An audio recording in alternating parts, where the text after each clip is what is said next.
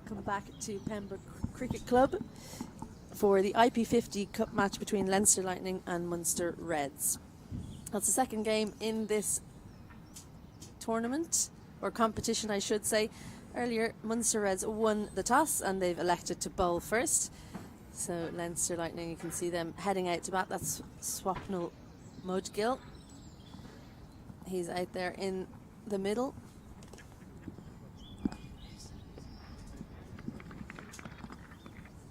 Tim Tector will be his partner for the day. Apparently he had an exam this morning that he had to try and change around so that he'd be here on time for this match. So good to see him out there in the middle. He's had a good start to the tournament. My name's Isabel Joyce and I'm delighted to be joined by Craig Senior. Craig, good to be back on Interpro duties. Yes, indeed. After all the excitement of the Pakistan series out in Clontarf, we're back to more domestic matters today. Leinster Lightning and the Munster Reds. And looking forward to a good game of cricket here. A few new faces around. Obviously with the internationals that are available for this fixture, but nevertheless I expect to see a good competitive game of cricket today. Yeah, lots of changes for both teams. Internationals, as you said, out. Balbirnie, Tucker, Tector, McCarthy and Dockrell out for Leinster. Players like De Freitas and Swapnil, who I've already mentioned, getting an opportunity. Philippe Leroux, the under-19 captain for Ireland, will get a chance now. He's been over in Loughborough playing his cricket. And David Delaney as well. It's good to see Delaney back in the blue of Leinster. Fine player, one of the quick ones.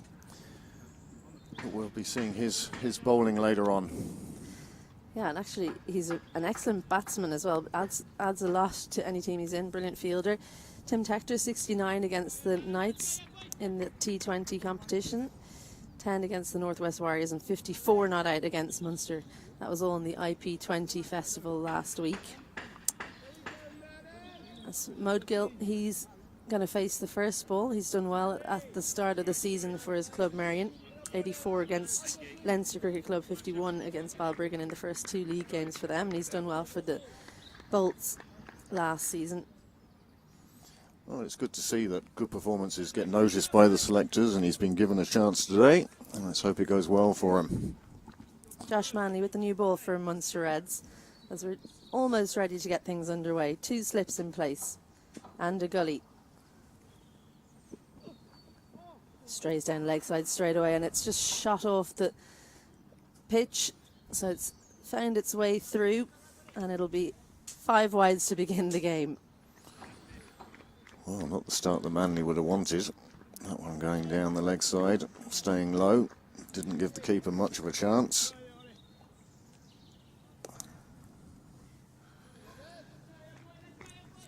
And Leinster off to a flyer.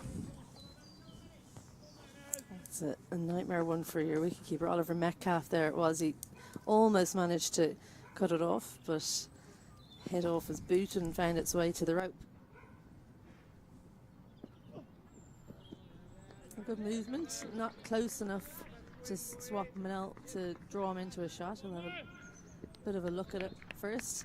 Changing into 50 over mode after that festival, and also after a brilliant series between Ireland and Pakistan. Players here weren't there, but you tend to, as you're watching a certain mode of cricket, you get into that mindset. So they have to change into 50 over mode here today.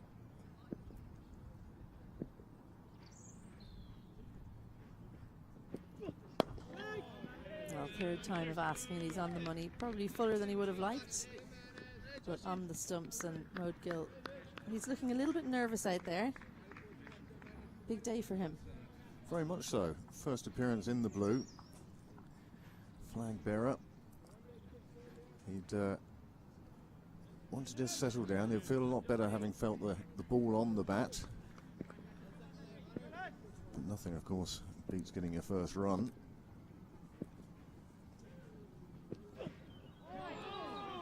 Just flashes at that one outside off, and that's the kind of delivery that Manley will have been looking for. He's trying to bring in the outside edge, but he needs to bowl close enough to the stumps to force Mudgill to play. Tim Tector, this is his home ground now. Detective brothers anyway, having moved to Pembroke Cricket Club this season. Their sister Alice playing in Phoenix, so the split in the family for the moment anyway. Clipped off the legs with style from Mo Gill as he gets his first runs into the leg side. Confusion in the deep as that one's not able to be reeled in by Zubair Hassan Khan. Well, Gill will feel a lot better for that now. One just drifting onto his legs, clipped it away. Kept it far enough away from the fielder to find the boundary, and that may settle a few of his nerves. Absolutely, the fielder in the deep, Zubair Khan, has been moved squarer.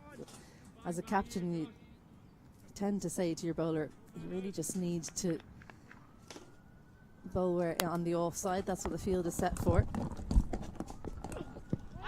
Big shout, and it's given a 4 and then out for Swapnil Modgill, and Munster, having chosen to bowl first, well, they get the early wicket. Well, it was full, it was straight, a little bit of movement but not enough to save him, Modgill, and he goes for 4. Leinster Lightning are 9 for 1.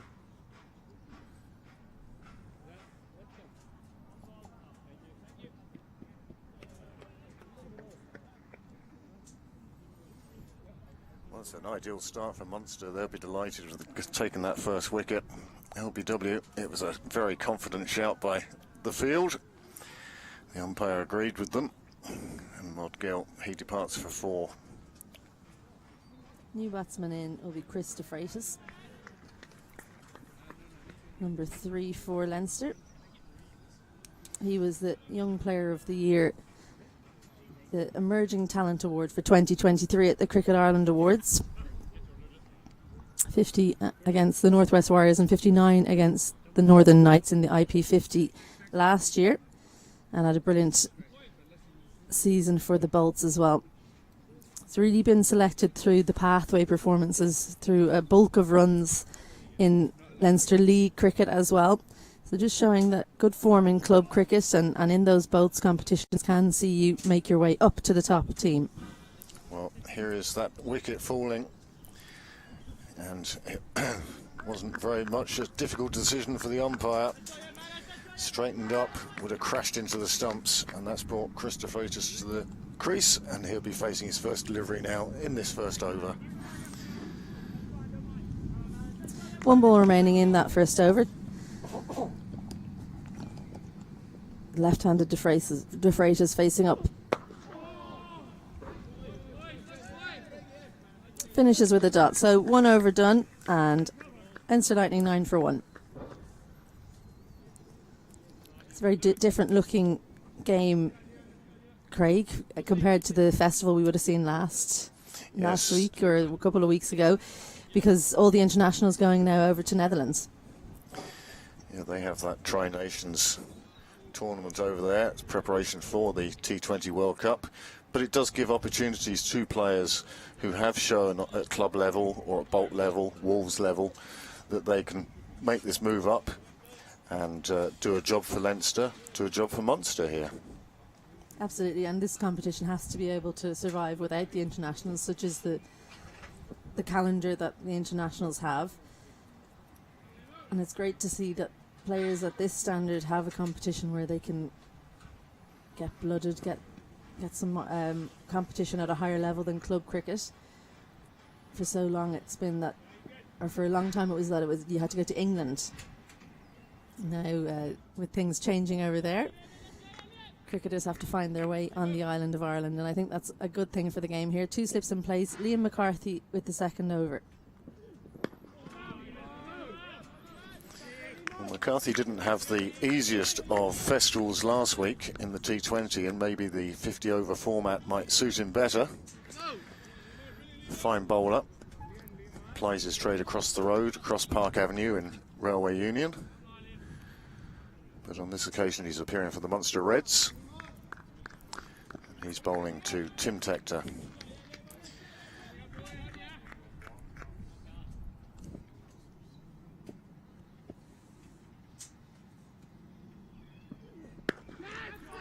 Pull shot just over the mid-wicket fielder. Didn't get much of that one, Tim Tector, but went through with the shot. That was the important thing. And that meant that he just about lifted it over the fielder in mid-wicket. Well, it was one of the things we noted during the festival last week was the number of people who just clothed those pull shots, and about 4 or 5 wickets fell, usually in the first game.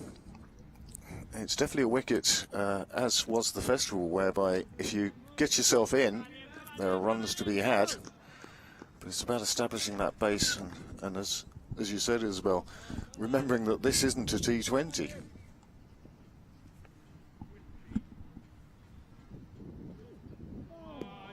A good movement away from the left-hander from McCarthy there, taking a leg stump guard, Chris de Freitas.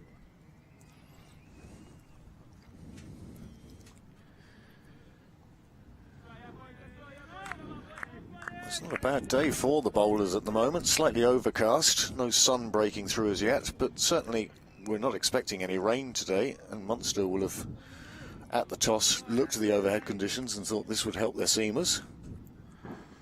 Yeah, but as you say, it doesn't look like it's going to change through the day. Quick single into the offside, well taken. Good communication from Tector and de Freitas. Just found the gap between the fielders and ran as soon as he hit the ball. That was the key there. Certainly showing positive intent with the running and the calling, and good amount of trust between the two players. That once called, no questions, just went. And it's not a bad ploy either, with the left-handed, right-handed combination batting, to show both to each bowler as much as possible. That one doesn't swing into the swinging arc of Tim Tector, though, as he eases that one through the covers for his first boundary of the day. Well, Tim Tector, he started this season in tremendous form for his club and for Leinster. And such a positive player as well. He's driven that one all along the ground. Lovely shot for 4 runs. It was there to be hit, truth be told, but you still have to do the hitting. Good balance from Tim Tector as well. He sends that one down leg side, looking to bowl straighter, and he strays another wide.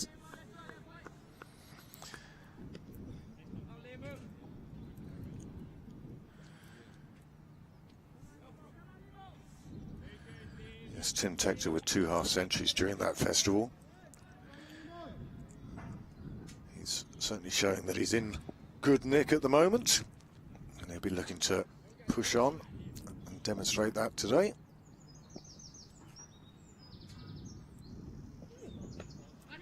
Edge and down.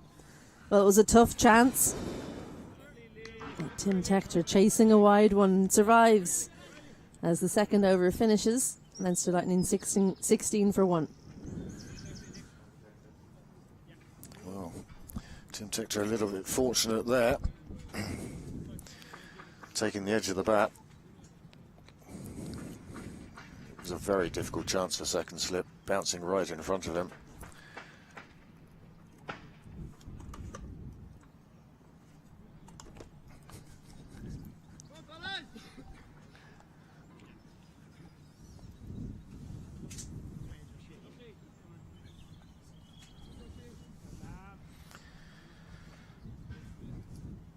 Josh Manley to continue. Just making sure that his field is correct. 2 slips. Third and fine on the boundary. Both quite wide. Better length, much better length at that from Josh Manley. Well, de Freitas recognising a good ball when he sees it, deciding just to keep that one out. Plenty of overs to go. And although we want to see positive strokes and good clear running, you also have to realise that there is a long way to go in this innings.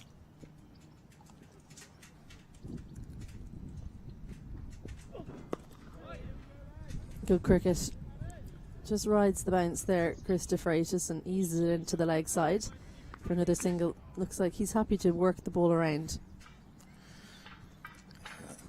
Manley dropping that one a bit shorter. But as you say, de Freitas just getting on top of it. And again, the alertness that not only are you playing a defensive shot, but there's a chance of a run, we'll take it. Yes, very much placed into that gap at square leg. Almost always a single in there.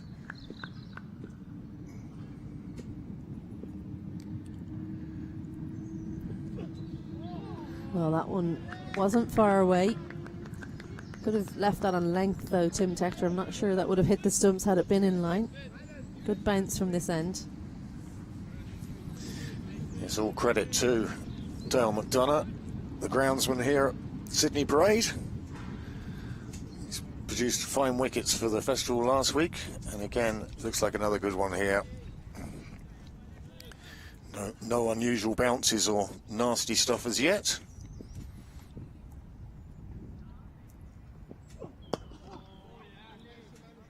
Goes for the Yorker. Tector keeps it out.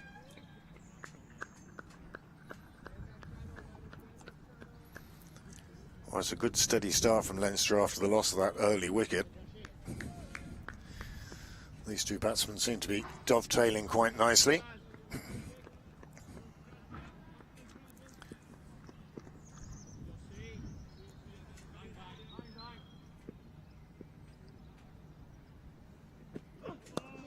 No ball, and it's full on the legs. So a little single for Tim Tector, but de Freitas will get to face the free hit. I always like to have an idea where I think they're going to hit it. What's your thoughts, Craig? Is there a shot he's got in mind before this free hit? Will he wait to see where the ball pitches? Which way would you go about it? Well, premeditation is always a dangerous thing. I mean, it's a free hit anyway. Will he go for something like Lorcan Tucker or Curtis Camphor and try and ramp it? Or is he going to go for power? My thought is, at the moment, that he's going to go for power down the ground. Well, they've changed the field. Third has come up, square goes out.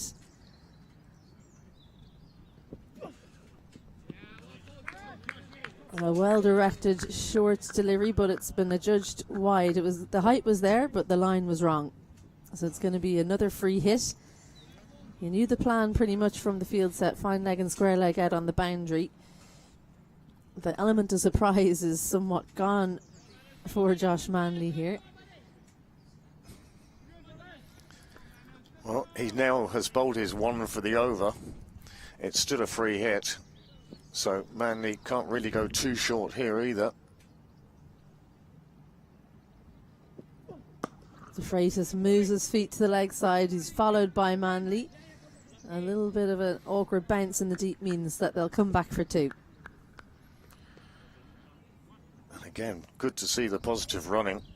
As soon as the fielder bobbled the ball, they realised a second was on and took it. It's always a frustrating one, isn't it? If you think I'll jog the single because it's only going to be one, and then there's a mistake in the outfield and you haven't run the first one hard enough, so you can't come back for the second.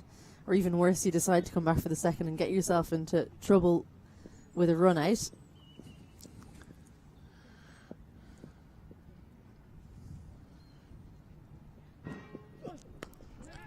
In the air, a great fielding in point.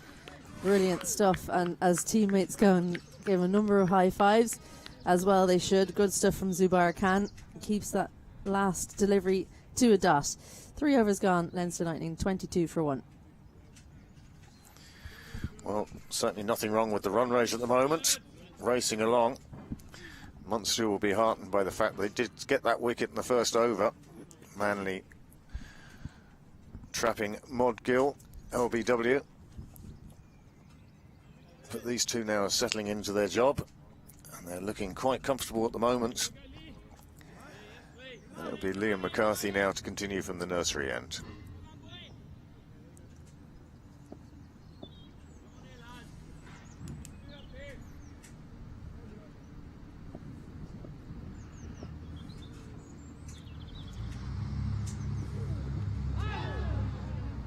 Just gets that one to move in off the pitch. He does swing the ball in, does Liam McCarthy. That one looked more like it seemed in than swung in. A little bit of a shout, but hit him very high. Tim Tector, so no real danger. Did take Tector a bit by surprise. You could tell from the position he ended up in, almost not folded in half, but heading that way. Just caught by that one coming back off the pitch. But as you say, too high for a shout. Well, that one was too short. He was ready for it that time. Tim Tector keeps his balance and eases that one through the leg side for another boundary. Well, that's a beautiful shot. McCarthy straying on this occasion. Just a little short, and Tector was onto it straight away.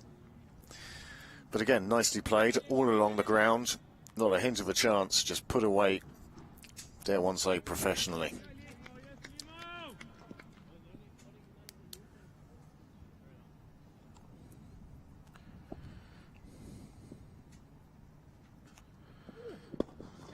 Clipped this time into a similar area. Not as much power in the shot, but it's a long chase into the deep, and the ball will win the race. Back-to-back boundaries for Tim Tector. Well, this is one of the things about McCarthy is sometimes he can be a little bit loose as well as being dangerous opening bowler. Just that occasional delivery. On this occasion, well, it was the placement. Just about beat the fielder in the ring, and that meant there was no cover behind, and the ball could trundle its way for a second successive boundary. Just overcompensation from McCarthy. Too short and then too full. Will he get it just right on the third effort? Well, Yorker length means that Tim Tector can't get much power onto that one.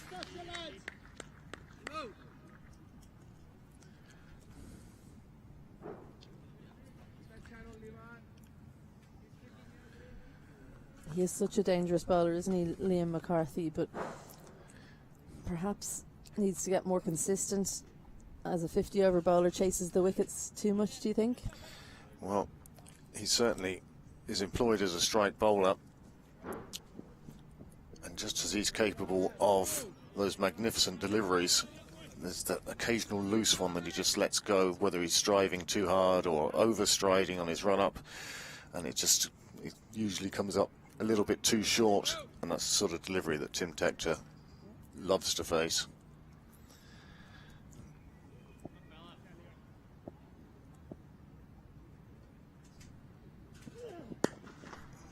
Well, it's short again, but because it's outside off, Tim Tector chooses the wrong shot, you'd have to say. Probably should have been looking through the offside, looked to pull it, and could only find the fielder in mid-on. Again, there is a huge danger playing pull shots so early that you won't get all of it. We've seen over the Interprovincial T20 Festival a number of wickets falling in that regard.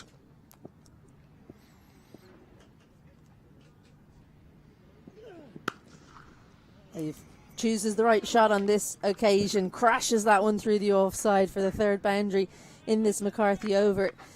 It's an expensive one, 12 from it, 4 overs gone, and Leinster Lightning are moving along nicely, 34 for 1.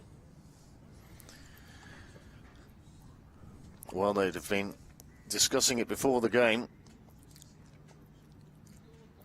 and that's another one just too short and wide. Tector getting up on top of it, playing it away on the offside, and again, once you get through the ring, there's no cover on that boundary during this power play. 3 fours from McCarthy's over. Not the start he would have wanted, but then again, strike bowler, he could come back with his next over, take 2 wickets.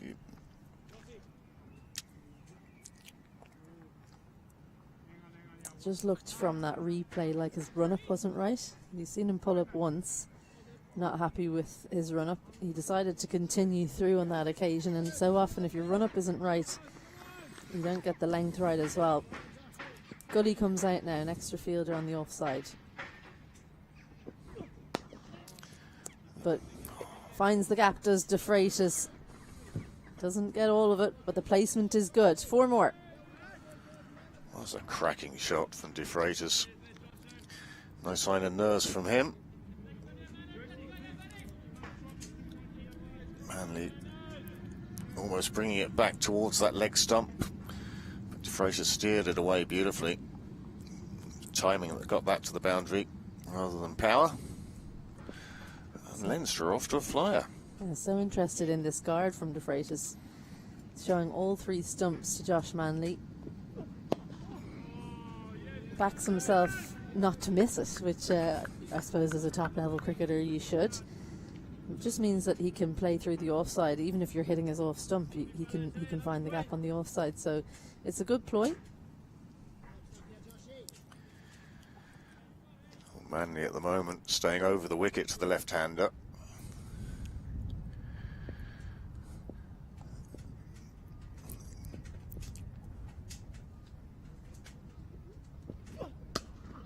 Too short, crunched into the leg side.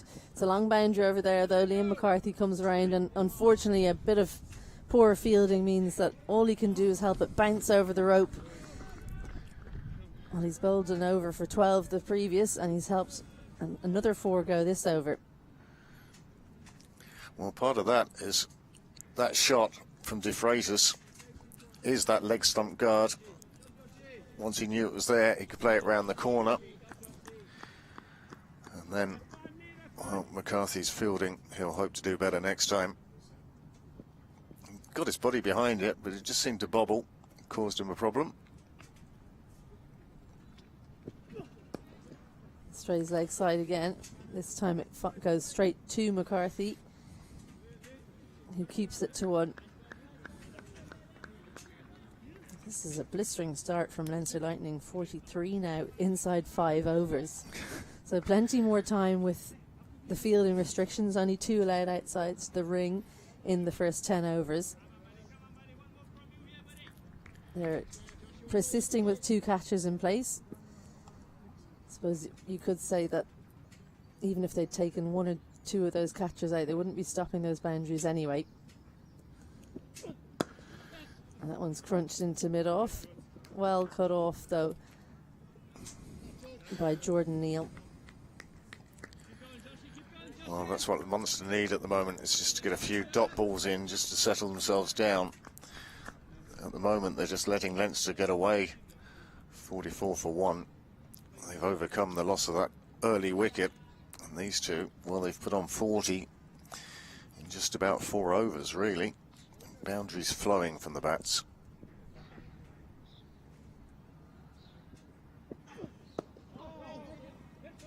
Well, full shot from Chris De Freitas, but finds a little gap in the leg side. Another expensive over for Munster Reds, 11 from it, and after 5, Leinster Lightning 45 for 1.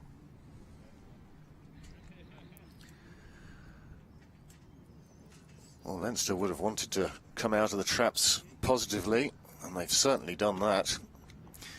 That's a lovely shot you see over the top of the houses, the Aviva Stadium. Not something we see too often, but the camera's at such height. And you can see the flag now. Well, it's being blown. A bit of a sea breeze coming in. That will keep the clouds high, hopefully, over Sandymount. Liam McCarthy continues. With renewed vigour. Much better length that from McCarthy. Bowling across the left-handed De Freitas. He'll be looking to swing it past or take the outside edge of De Freitas. Still 2 catches in place, which is good positivity from Munster Reds. It was difficult as a captain when you're opening the bowling, you choose to bowl first if the opposition gets off to a flyer like this. So Josh Manley will be desperate for Liam McCarthy to pull things back here.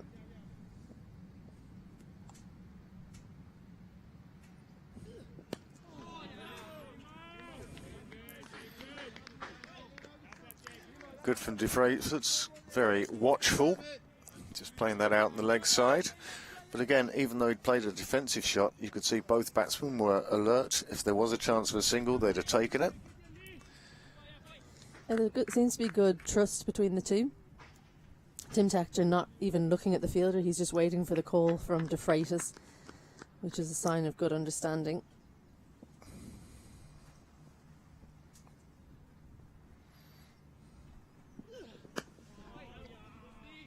Well, we spoke about Leinster Lightning having plenty of players that have made their way out after the IP20 games last week. Munster also missing players, internationals like Curtis Camphor, Gareth Delaney, Ben White. They'll be heading over to Netherlands tomorrow, so they're not here. PJ Moore as well, injured, so he's not in the team. All the teams having to grapple with players coming in and out due to international duties.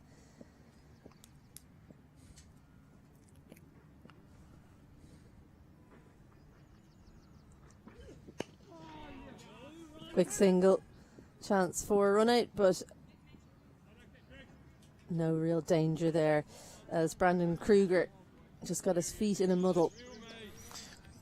And much better from Liam McCarthy here. They're 3 dots and a single. He'll be happy with that comeback. He will, as will Josh Manley as captain. Just 1 run from the first 4 balls of this over. Somewhat of a contrast to his previous over. But Leinster, having made such a magnificent start, it gives them the option of keeping out a couple of balls if they feel they need to.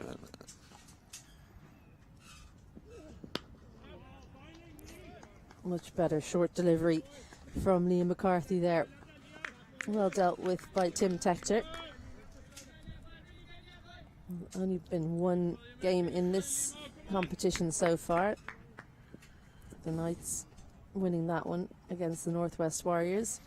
They made 244. Warriors only able to amass 126 in reply. Of course, the Northern Knights, the double champions in 2023, they'll be looking to back that up in 2024. But Leinster Lightning, the ones who started the brighter in the T20s, they won 3 out of 3 in that festival. That was right here in Pembroke Cricket Club.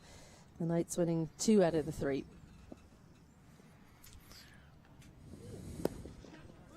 Well, Mid-on was just taken out of that position, and of course, straight away Tim Tector finds that gap, and the chase is on for Mike Frost, who manages to keep it to 3.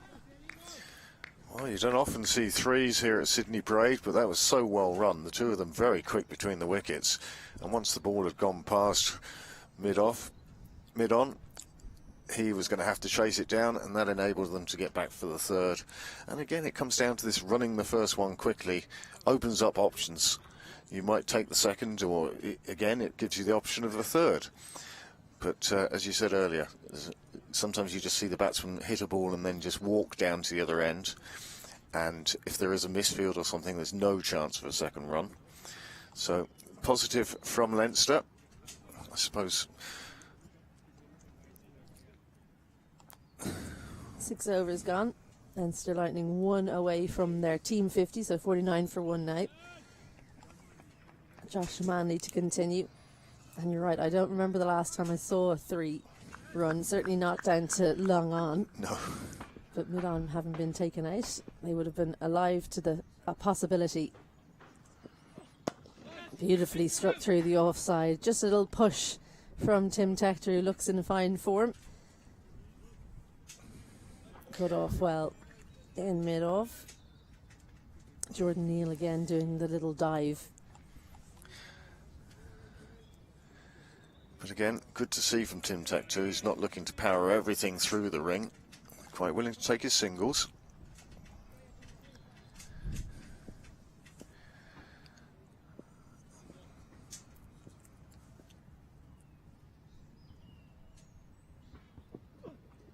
Edged and gone. Well, they stuck with that opening pair, Manley and McCarthy. And just after the team 50 came up, De Freitas played at 1. That just kept going across him.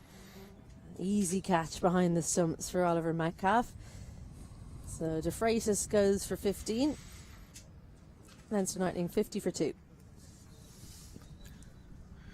Well, De Freitas makes his way back to the pavilion, and now you can see why. Manley persisting with over the wicket to the left-hander, putting the ball across him, and this one went straight on, took the edge, flew through to Metcalf, and the second wicket down with 50 on the board.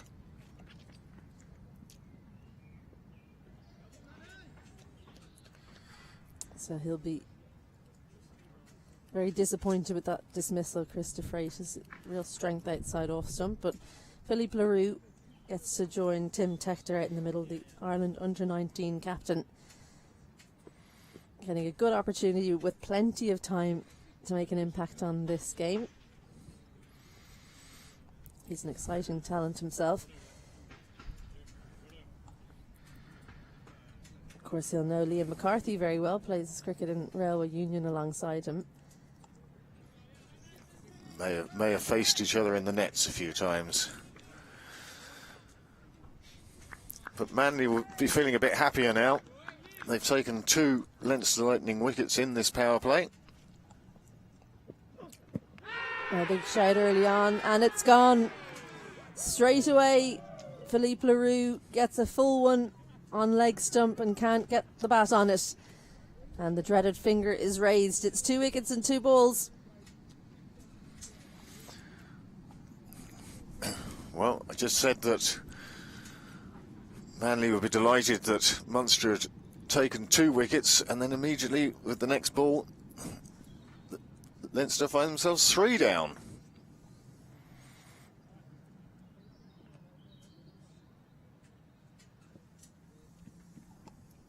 No real foot movement there.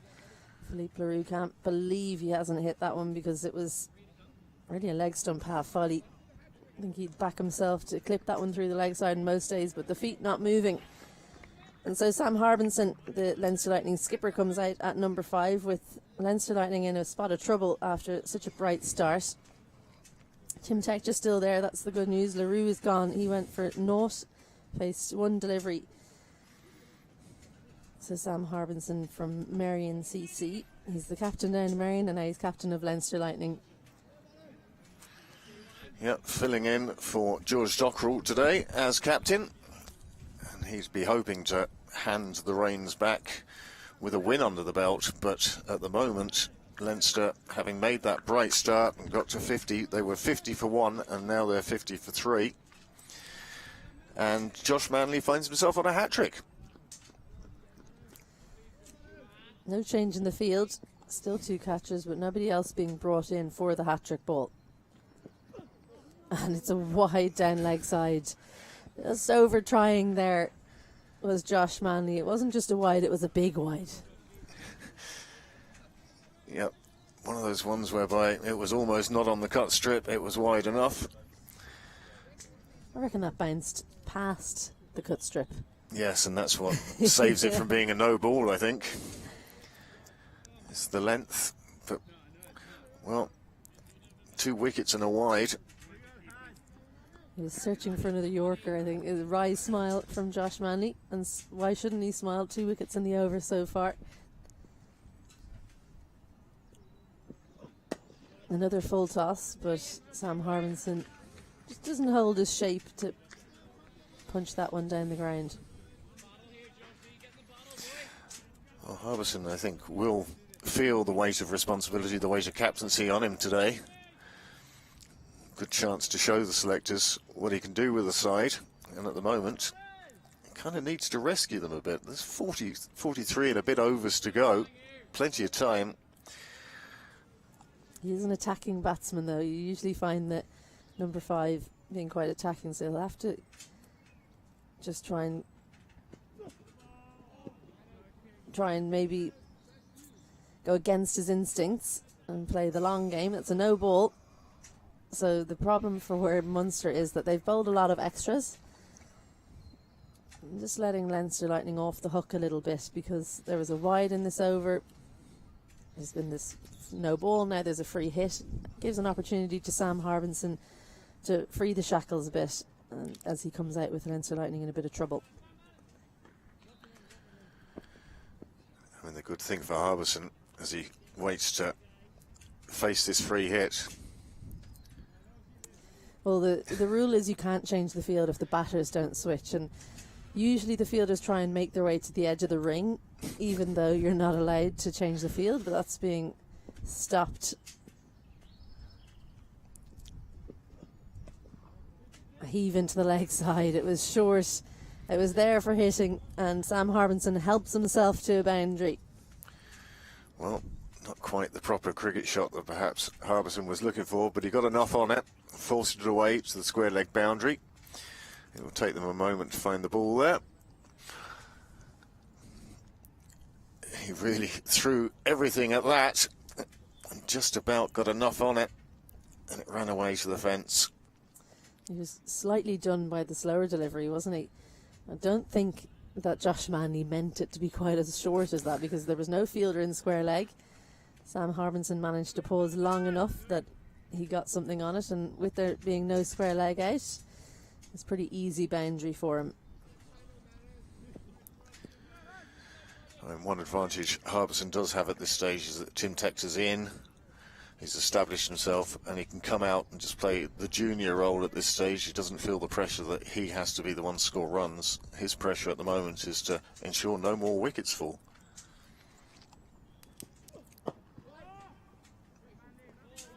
So dot to close out an eventful over. 7 runs and 2 wickets in it. After 7, Leinster Lightning 56 for 3. Perhaps the Leinster Lightning now starting to put another partnership together. But they lost a couple very quickly. There is the card so far. Modgill, well, he fell in the first over to an in-swinging ball that hit him in front. And LaRue, well, he went first ball. But Tector and De Freitas, they went off like they were in a rush somewhere, like they didn't realise it was a 50-over game. And they got Leinster up to 50 before De Freitas fell to that caught behind by Ollie Metcalf, and that's brought the captain out. But it's Tim Tector facing now.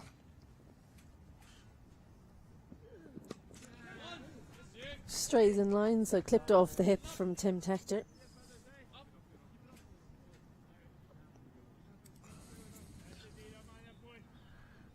Ian McCarthy, he does look dangerous when he gets it right, but probably too many loose deliveries for his captain's liking. Josh Manley bowling at the other end. It's always difficult if your partner in crime isn't building pressure. The over before, though, Josh Manley took 2 wickets. Liam McCarthy did bowl a good over. Just shows the value of bowling in partnerships. Sam Harbinson now.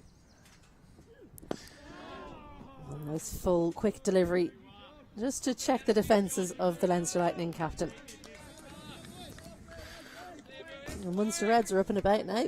There's a bit of noise in the field now. 3 wickets down. I wonder if perhaps McCarthy and Manley are both strike bowlers. And as you say, sometimes you bowl in partnerships where one is the strike bowler and one is the I'll build pressure at my end. But with 2 strike bowlers, perhaps there's 1 or 2 loose deliveries that have been put away, and it gives opportunities to the Leinster Lightning batsmen. Well, missed out. Sam Harbinson didn't get up as high as he was expecting. I think that was the problem for him there. And also, probably a 4th, 5th stump line, so might have been better served looking through the offside. There's plenty of gaps there, just point, cover and mid-off in place. So if you can miss the cover fielder, it generally goes for boundary here. So quick the outfield. As the summer goes on, it's just getting quicker and quicker. Another no ball. Well, they're going to run to the keeper here. Ollie Metcalf manages to cut it off, but couldn't get rid of the ball. Couldn't get rid of the glove off his hand, first of all. Couldn't get rid of the ball then to effect a run out. Tim Tector, clever thinking from him. He heard the no ball shout and thought, I want to face this. Well, he's been at the striker's end for a couple of no balls and then missed out on the free hit. So, chance for him to throw the hands at the next one. So they're going to change the field. This is because they swapped ends. The 2 batters, Third and Fine, come up inside the ring. Cover and square leg out on the boundary.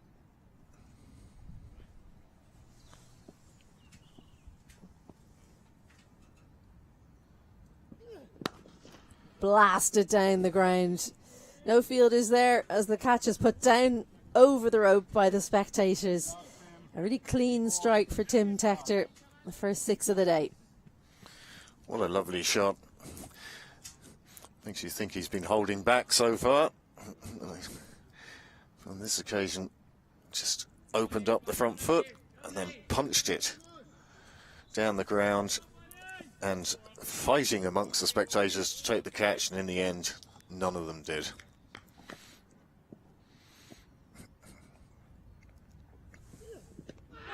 Big shout, nips back in, and it's given. It's a big comeback for McCarthy. No ball and then 6, but then he takes the wicket of Tector, the set batter, as Leinster Lightning reeling. They lose their 4th. It was an excellent delivery. Just got the ball to move back in, did Liam McCarthy. Tim Tector goes for 30, Leinster Lightning 65 for 4. Well, they're definitely in a bit of trouble here, and it's a result of this delivery.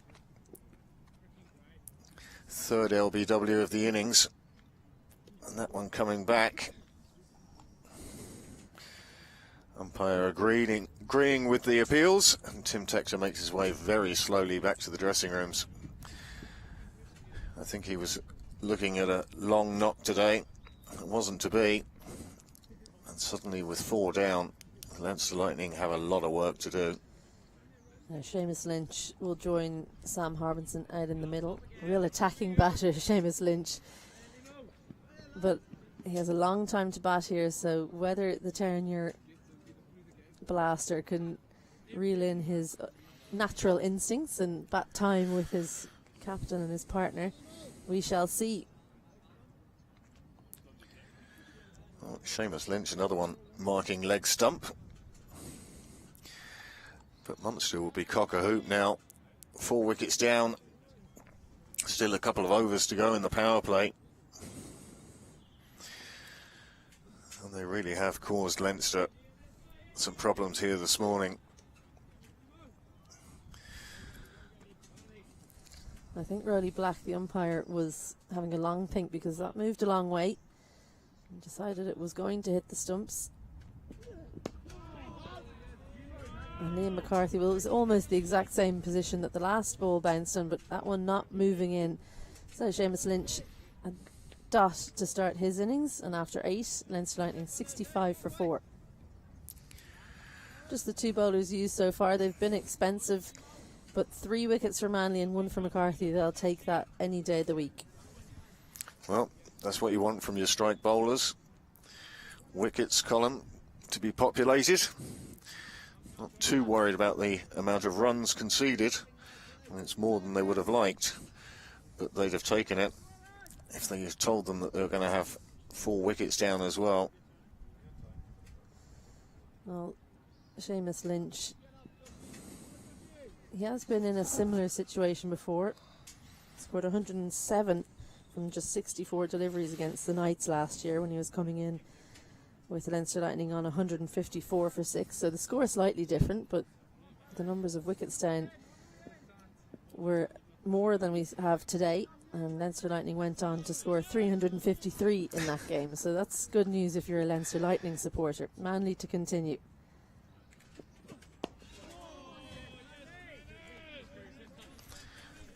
Harbison's timing slightly off on that, just travelling back down the wicket. But yes, there's a definite spring in the step of the Munster players now. They sense that this could be their morning. And 3 for 33 from just 4 overs. They're not figures you're used to seeing. Not in 50 over cricket anyway.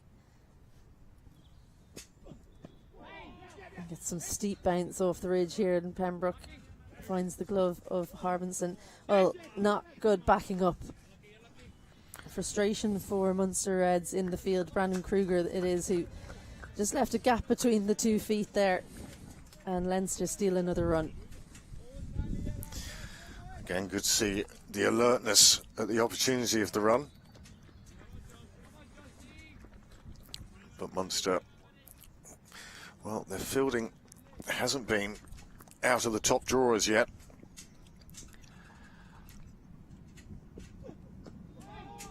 There's that steep bounce again. Sam Harbinson struggling to get on top of that bounce. Well, Manly started the day with 5 wides, and things have certainly improved for him since then. He's taken those 3 wickets, and with 4 batters already back in the pavilion, the Leinster Lightning, well, they need a partnership just to push this score along now, just to see off these 2 opening bowlers. They need to bat time, don't they? They want a platform to launch in the last 10-15 overs. You can't launch if you've only got a few wickets in hand, so these 2 need to spend time.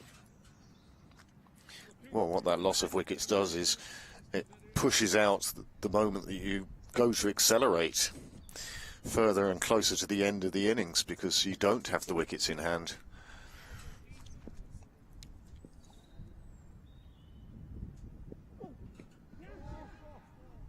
A steep bounce, and he hits it late. In fact, I think it came off the glove over the wicketkeeper for an unconvincing boundary for Sam Harbinson. Yeah, he'll be glad for the 4 runs. He doesn't really get onto it in time. I think it just takes a top edge of the bat and sneaks its way down to the boundary. No fielder in that vicinity. 4 more gone to the total. The score moves on to 71 for 4.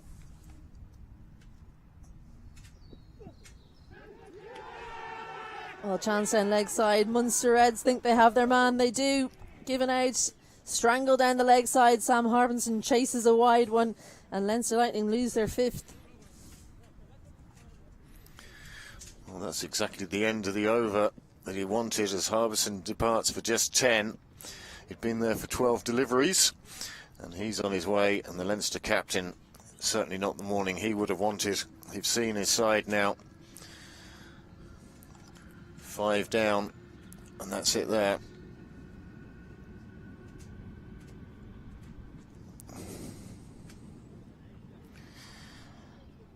Well, captain back in the hutch, 5 wickets down, just 71 on the board. And it looks so promising for Leinster.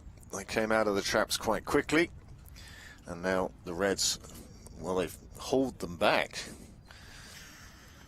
Quite the turnaround. 50 for 1, 71 for 5, as Gavin Hoey will make his way out into the middle. A great spell so far for Manly. 4 for 39 from his 5 overs. We might see him continue in this spell. Liam McCarthy will bowl the final over of the power play. 2 youngsters out in the middle. Gavin Hoey, the leg spinner, but also an excellent batsman. And he's joining Seamus Lynch, who'll have the gloves later on, with Lorcan Tucker out on international duty. Great to see Lorcan Tucker getting an opportunity to captain Ireland yesterday against Pakistan. A proud day for him, no doubt, and his family, and for Pembroke as well. Very much so.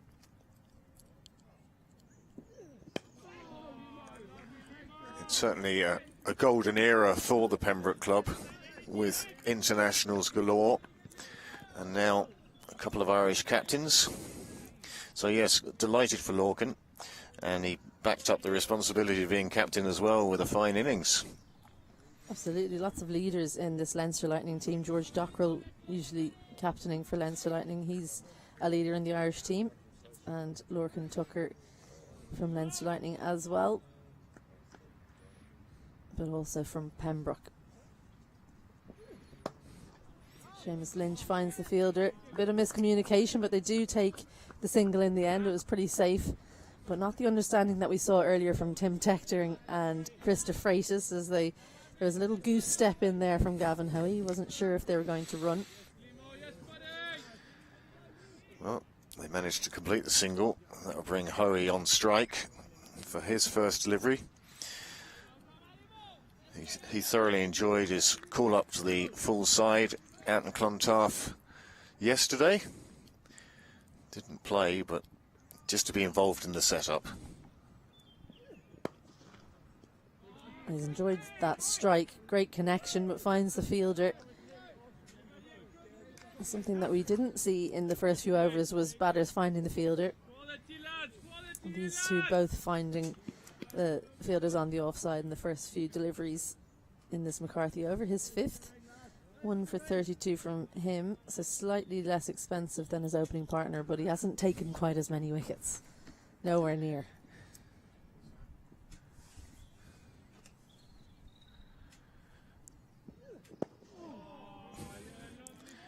Well, Hoey showing a very straight bat at the start of his innings. He's another batsman who has power and timing and can take an attack on. But right at the moment, Leinster need to bat some overs, ease up some time, see some different bowling, just change things up, because at the moment it's the Manley and McCarthy show, and Leinster have lost those 5 wickets inside the power play. Well, a short delivery. Gavin Hoey thought about it, opted not to play at it. I think that's a symptom of the fact that there have been so many wickets. Well, this is the thing. Now that 5 are falling, the bowlers go from settling into a good line and length into chasing a wicket, and they started off that way, and that's what let Leinster get off to such a good start. Gavin Hoey not feeling like he can go on the attack for that short delivery. Back into a full length, so a good over from McCarthy, just the one from it. He finishes his 5th over, 1 for 32, and after 10, Leinster Lightning 72 for 5. Well, that's the first 10 overs done, and what a 10 overs we've seen. There's been a bit of everything. Just the 1-6 from Tim Tector. Tim Tector, he departed for 30, and wickets have fallen to these 2 opening bowlers. 4 to Manley, 1 to McCarthy, and Leinster going from a position of being 50 for 1 in the 7th over after 10 overs. They're now 72 for 5. And I'm joined in the box. Dwayne, good morning to you. Great, good to be with you. Yes, what an interesting opening 10 overs. That opening power play was certainly a tremendous one for the Munster Reds. Sydney Parade wicket has treated them kindly, and 5 wickets down, 4 for Manley, 4 for 39 from his 5, 1 for 32 for McCarthy. Manley will continue. And you've got a bowler with a rich vein of form, as Manley seems to have coming into this tie. You want to keep him plugging away from one end. Yes, it'd be interesting to see what change Manley makes in the bowling as we sort of approach. He's now bowled half his spell, he's into his 6th over. How far will he go? How much will he want to keep back? We saw something similar with the very opening Interprovincial Cup match of the season against between Knights and the Warriors, with Foster and Pretorius bowling so well.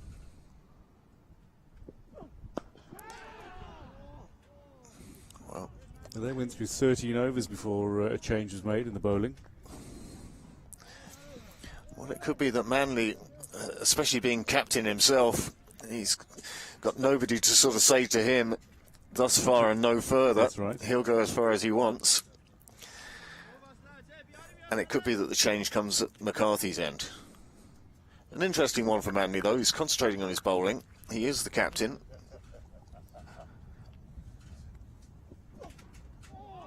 Well, that one flashed at outside off stump, nearly carrying through. 2 slips in place, waiting for an edge. I do like that they've maintained the attacking setup here, the Munster Reds. They find themselves with virtually everybody in. Only 2 men back on the boundary. A couple of slips in place still. Yeah, they'd be hoping if they can just take another wicket or 2 with this opening pair, it will make the job for the change bowlers that bit easier.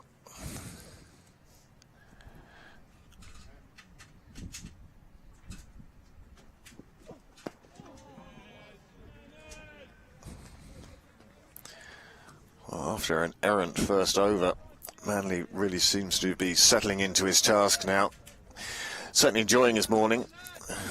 He'd have certainly taken 4 wickets before midday. 4 for 39.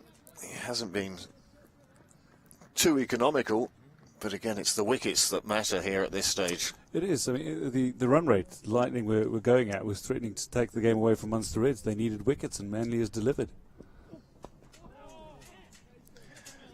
Again, you get the feeling Manley searching for LBW on that occasion, going very full, stump to stump.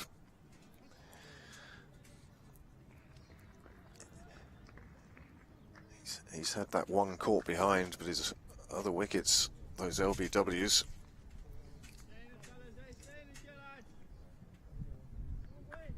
Certainly made use of the wicket today. And he'll be delighted at his choice of choosing to field, to bowl first, having won the toss. And now, dare I say, there seems to be a bit of sunlight out there.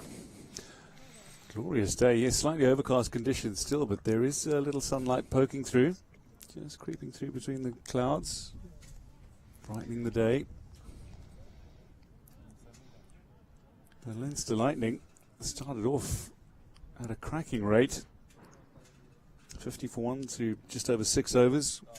But then the wickets started to fall. Going along at such a tremendous rate. Munster needed something to happen for them, and it did in the best possible way. We are going to see a change now in the bowling. Mike Frost is going to be introduced. Man who turns 23 this month. Youth.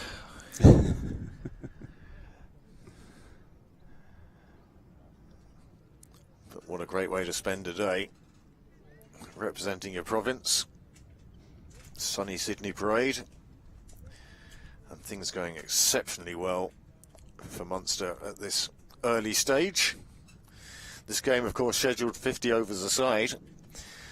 Well, the way it's going at the moment, you'd almost think the teams were thinking it was a T20 still. Certainly the way the Lightning got out of the starting blocks. Runs on the board very early, very quickly. Tremendous partnership. Tim Tector went for 30 from just 20 deliveries before he was trapped LBW by McCarthy. McCarthy's sole wicket. McCarthy being replaced now by the spinner, Mike Frost. Rowley Black and Mark Hawthorne, the standing umpires. Rowley Black on the nursery end.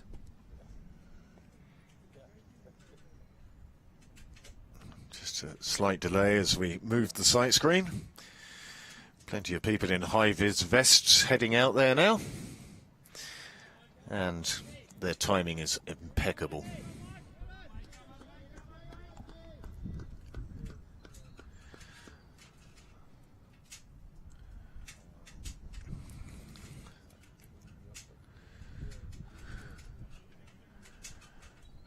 It could be that there's going to be a double change now. Frost bowling from the nursery end. We'll see how he goes.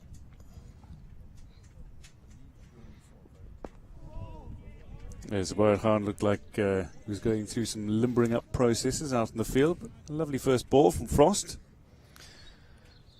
Well, sometimes that limbering up is to show the captain you're ready. That's it. On other occasions, it's because the captain has told you to be ready. I suspect it's the latter on this occasion.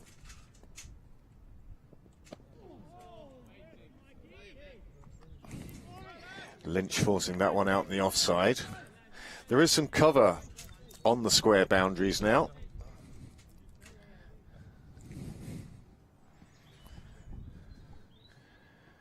Just the one slip in place for Frost. Well, there is a man out there. He steadies himself and he's put it down. Well, that was another chance. Chance to send Seamus Lynch back to the hutch, but it went down on this occasion. Liam McCarthy not having the best of days out there. We saw him misfield one along the ground earlier on. And now he's put down that catch, and you can see the head has dropped a little bit. Hands on the hips.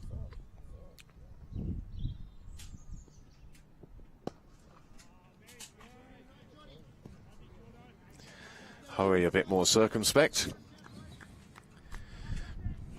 Was an interesting change going to spin as the first change from the nursery end. It also nearly worked for Manly.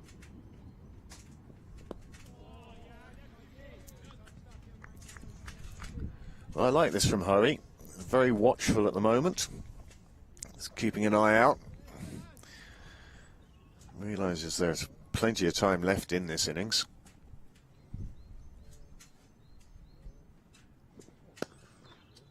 Well, that was just short.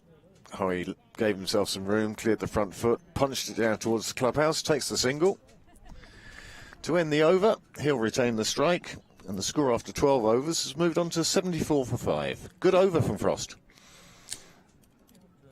Very good over from Frost. Could have had a wicket midway through the over, but for the drop on the boundary by McCarthy, just never seemed settled under the ball. That said, Frost bowled good line and length until the last delivery that he dragged down a little. Now going to see a change in the bowling. Manly will be replaced by Zubair Khan, the Cork Harlequins man who's been given the ball. Comes steaming in from the St John's end. Well, it's great to see the newcomer given his chance, given the ball.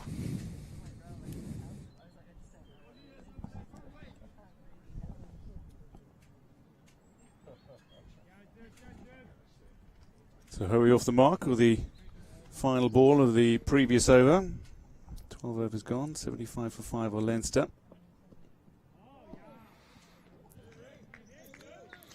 Hurry pulling out of that shot, just letting it go through to the keeper.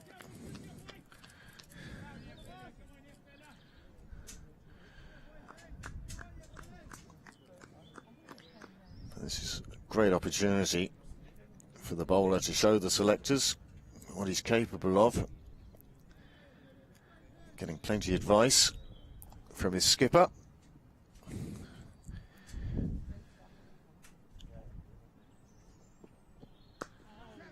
Well, that's nicely played. Somewhat unorthodox from Hoey. Plays it down to third. They take the single. He's at the basics right and getting up over the top of the ball, did Hoey. Good connection on it. I just got the impression that Manly was telling Zubair Khan the pitch is going to do something for you if you give it a chance. Maybe just a little too short with that previous delivery, but well played by Hoey. Albeit unorthodox, as you say. Brings Lynch on strike.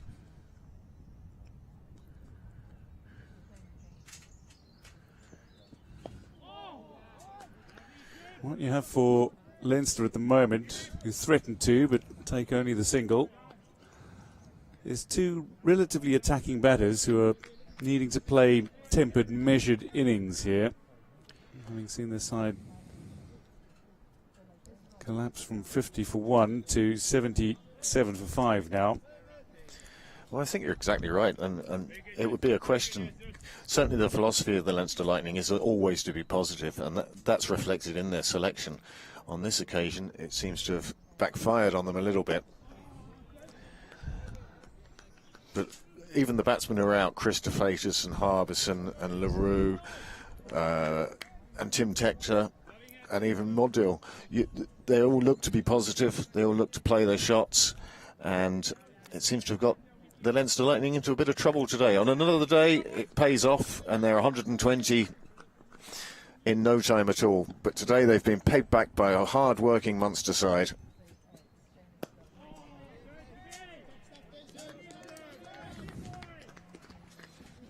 Looks to be a little more settled now. Lovely delivery from Zubair Khan. One ball to come in his over, and the run rate has dropped now to exactly 6 and over. As you say, early on it was up at 9s and 10s from your 2 and 3. But Munster really have pegged that back now. Oh, that's a good shout. Well, that's a good opening over for your interprovincial career. I think Zubair Khan will be delighted to get a first over under his belt. There'd have been some nerves, I think, as he saw those first 11 overs, 12 overs go by. I think so. Despite the fact that he looked very settled in the field as a fielder. I mean, that one save, he saved 3 with a tremendous dive to his right. It's always nice to feel involved, get into the game. It does allow you to settle when you're involved in certain elements of the game, whether as a fielder, bowler or batter, depending on what your side is doing. But for Zubair Khan, the opportunity to field well in the early stages would have given him some confidence, settled the nerves. Because, yes, sweaty palms, heart pounding, those feelings are very difficult to get rid of when you are making your first appearance in List A cricket. Mike Frost to continue. Fine over, only 2 runs coming from it. And that's the sort of pressure that you want at one end and enable Frost to weave his magic at the other.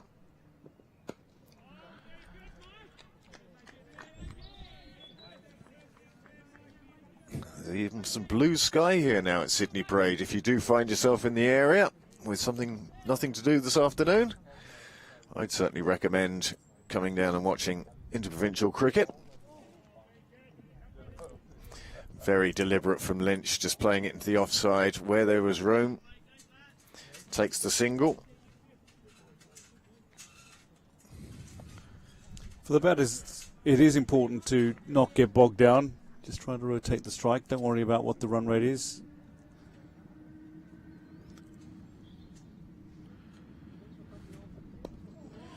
It's an almost uneven look at the scoreboard time at the moment, so they just need to spend a bit of time in the middle, establish themselves. Yes, they'll get the bad balls, put the bad balls away, but just rotate strike when you can.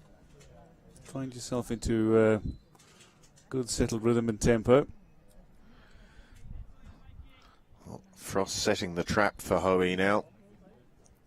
Long off, long on, back on the fence.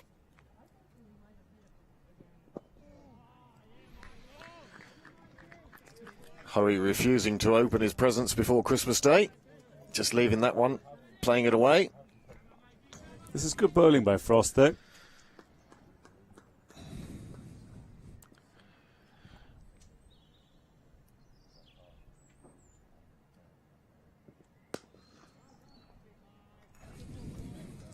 There is the fielder deliberately placed there.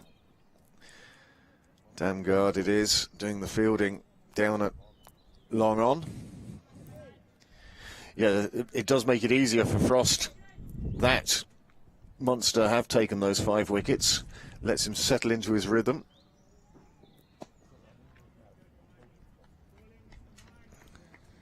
High ball cut away by Lynch.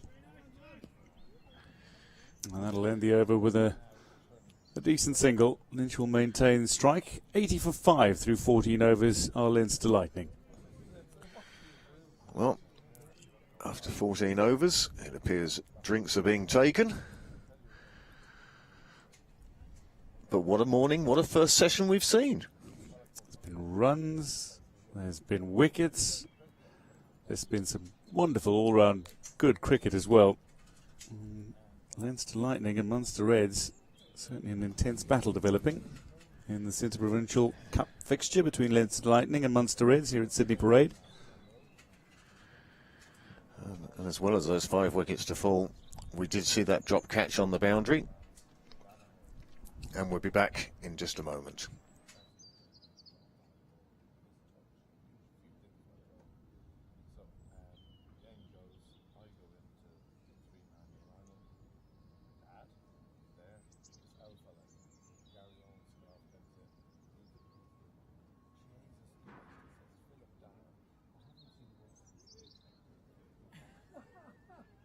Not a word of a lie. Honestly, worse than the detector in 55. And I said to him, I said, I don't mean to be rude, but that's by Dan, and that's Phil Tector. The following year, Dan spoke to Gary Owen Dinner. Yeah, and told that story. It's a great story, I think. Yeah.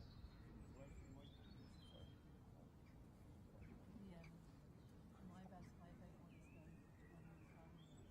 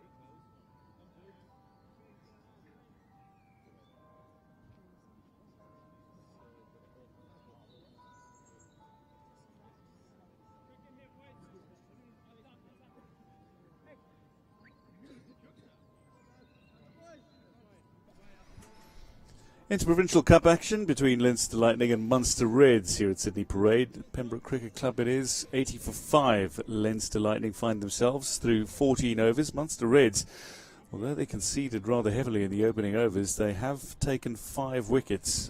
And Destroyer-in-Chief Josh Manley, the captain of the Munster Reds, with 4 of the scalps so far.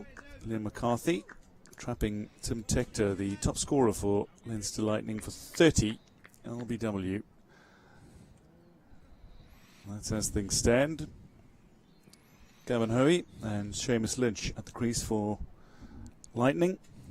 Zubair Khan in for Munster Reds. And a Corton bowl to start the 15th over. A glorious bit of work from Zubair Khan, pitching that ball a little shorter and forcing the error from Seamus Lynch. Just a little top edge. And Zubair Khan has his first List A wicket. Oh, what a moment for the young lad. He'll be absolutely delighted with that. Well, I spoke about it earlier on this wicket. We've seen a number of batsmen fall to this exact shot. Tried to pull it, it was too close to the body, it just went up in the air. And despite the attention of 2 of the fielders, the bowler was never going to let anybody else take that one. No, that was his all the way. And with that, Fionn Hand makes his way to the crease for Leinster Lightning. Hand is also very handy with the bat. He's somebody who spent around half an hour this morning in the nets just practicing pull shots and drives, pull shots and drive. The man from Clontarf will be looking to help steady the innings. 6 wickets down now are Andre Buerta's Leinster Lightning. Well, he certainly wouldn't have expected to have found himself in the middle this early in the innings.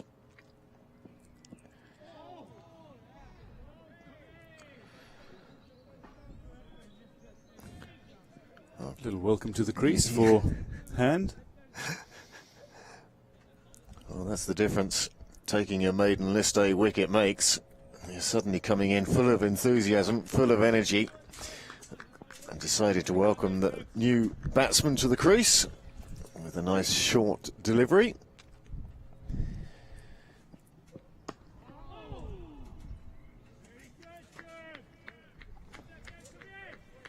It's hard to believe that we still have over 35 overs remaining in this innings. It's a Provincial Cup match, the IP50 match between Leinster Lightning and Munster Reds. We're only into the 15th over. And Lightning 6 down, despite having 80 on the board.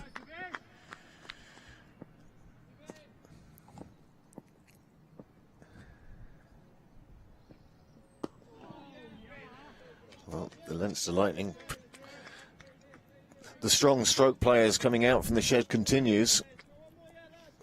Hand capable of putting back to ball in a big way, but at the moment, myself and Hoey, they need to spend some time in the middle.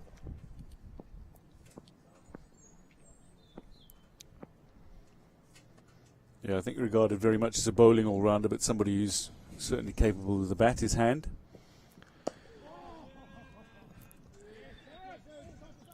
Nice straight back to that one. No difficulties for hand there.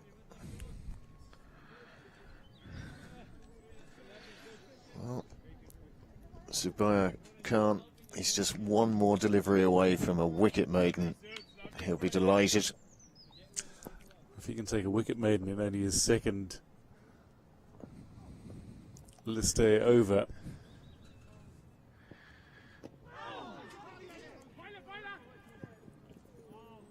Hoey making the call for a quick single there. Breaks up the maiden. The wicket maiden disappears, but Khan will still be delighted. That first wicket in list day cricket on debut in his second over. And the only person who'll be as happy as him on the ground at the moment, I suspect, is Josh Manley as captain. I suspect you're right, and I also must give credit to Manley for the way he's gone and spoken to Zubair Khan between the deliveries. It seems there's a great deal of communication, good communication between the captain and bowler. It's paid off for Zubair Khan. 1 for 3 from his 2 overs. Mike Frost to continue.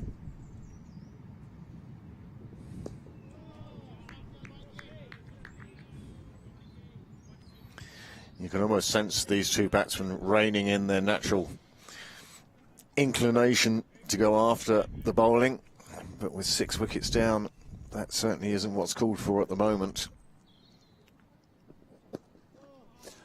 But if there are a couple of players for Leinster Lightning at the crease who can withstand pressure, who can play with resilience, these two, given their international experience as well, certainly have the ability to do exactly that.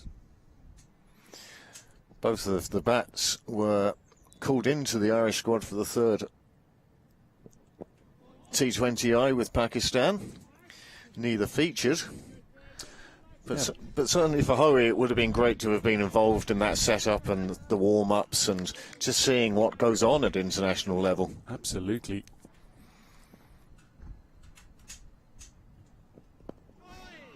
Yes, being part of the international setup at any level is always tremendous.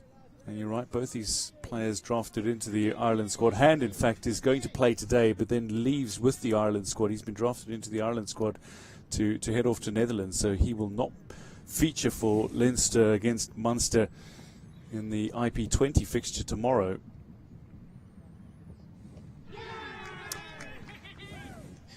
Gave himself room, did Fionn Hand, and he's gone and played all around that delivery, and Frost has his first wicket. He might have had one earlier, caught on the boundary by McCarthy, but McCarthy grasped it. He's done the job by himself, though, after 4 dot balls. Sends down this glorious delivery. Takes out off stump. And Hand is gone for 1 off 10. bowled by Mikey Frost. Hand cleared his front foot. He wanted to push it away on the leg side, but didn't make contact. And then it crashed into the stumps. And he's gone for just one. And 81 for 7. Well, this is probably better than Munster dare dream of. New batsman now, David Delaney, Clontarf. Great to see him back in the blue of Leinster. Yeah, I think this is tremendous. Man, he's back from Australia where he spent the summer playing abroad. He only landed a few days ago. Hasn't played competitive cricket in nearly 2 months now, has Delaney. But again, spent a good amount of time in the nets, just practicing his batting, going through a couple of warm-ups as well for his bowling, but practicing his batting a lot. Plenty cover drives. And we know he can bat. That's 76 for Leinster in his most recent innings against the Knights, albeit last season.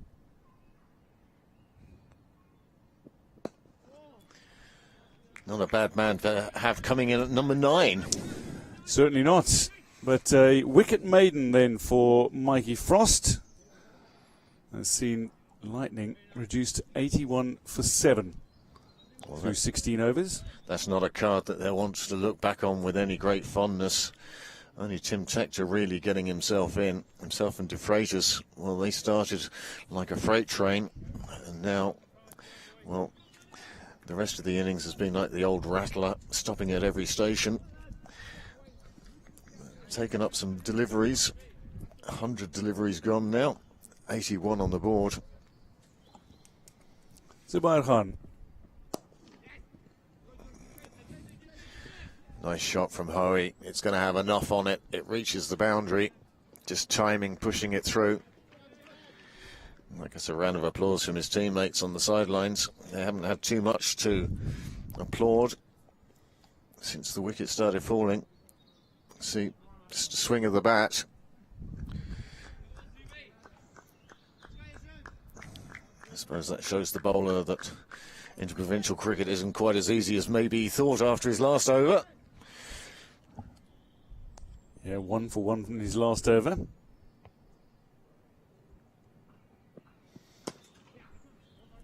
A couple of fuller deliveries, and how he's looking to go after Zubair Khan. Nicely fielded.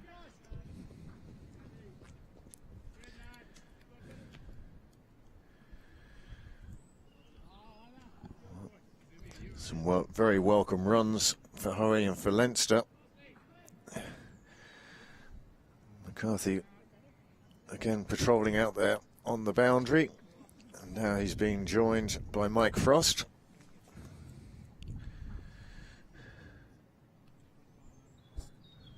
Second time in the innings we've seen a 3. It's not too often you see those with a great deal of frequency, but there is space to be exploited. And if you run hard, you can gain the additional run.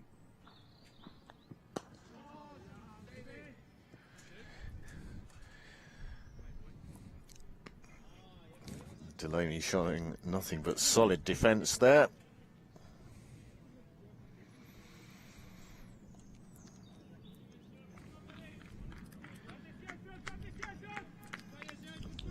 Delaney, plenty of experience with his side, Clontarf.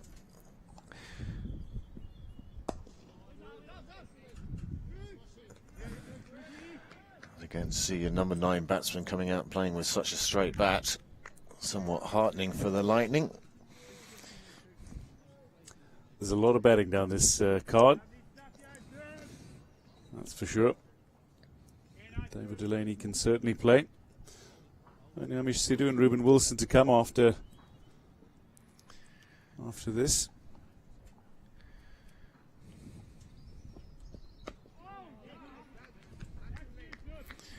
Well, at the moment, you get the feeling that Leinster would have their eye on keeping Leinster under 120 or so.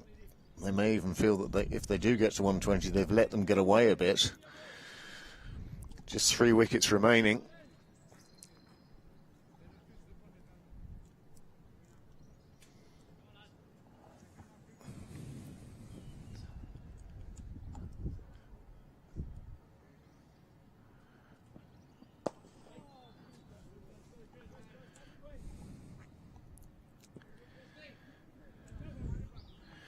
This has been very good from the two change bowlers from Munster. They've not let up the pressure. They've not let Leinster get away. And there you see that initial partnership between Tector and De Freitas.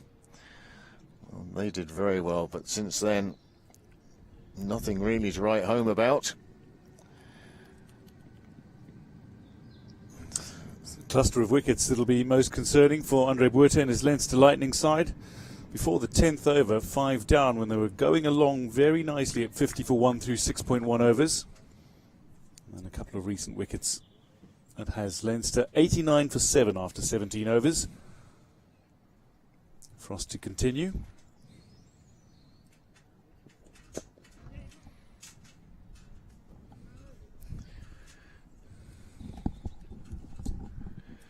Manley doing a good job as Munster skipper at the moment. He's still attacking in the field with his spinner on, but also he's given him some cover. Square the wicket on both sides. McCarthy it is on the leg side, the railway line side of the ground.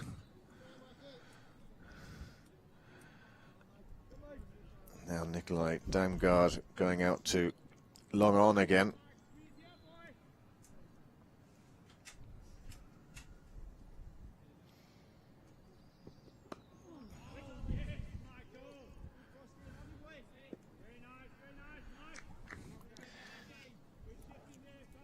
Oh, he's faced 21 deliveries now.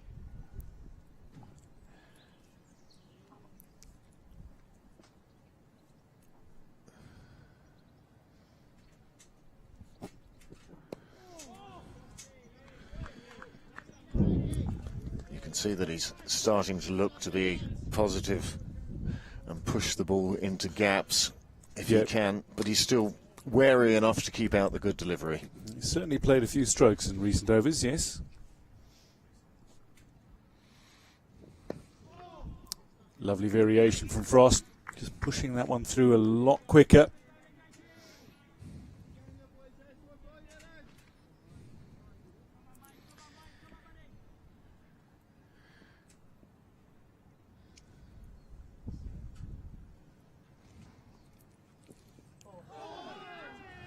And then after that ball that he speared in, just floats one up.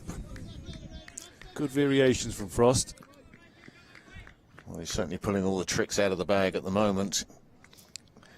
Good variations, good changes of pace.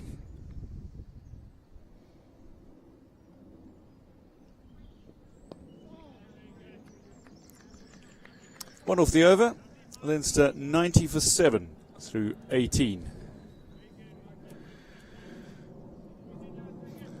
Well, early on we saw a run rate in excess of 9 and over when it was Tector and De Freitas, and that has been pegged back by the Munster Reds to such an extent that it's now only at 5 and over. And they've done really, really well, not only in taking those wickets, but the change bowlers have come on and, if anything, tightened up and dried up the runs. They certainly have. They've really tightened up the scoring. We've seen, one boundary since the change bowlers have come on. Zubair Khan will continue from the St John's end. Bowling to Delaney.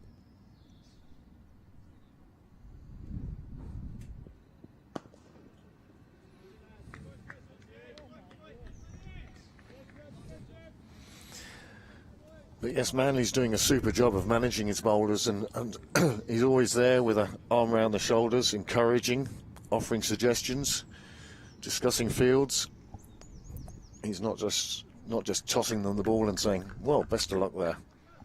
Plenty of communication, particularly with the debutant Zubair Khan. It's a good looking shot from Delaney. Straight to the fielder, but good bat on that. Well, Kruger's Brendan Kruger, yeah. brought the ball to the umpire. I'm wondering about it. Various discussions. I'm sure we're only just short of bringing out our gauges and measuring. But everyone seems, well, the umpire seems happy enough with the ball anyway. Mark Hawthorne happy to return the ball, and Zubair Khan is studying it intently.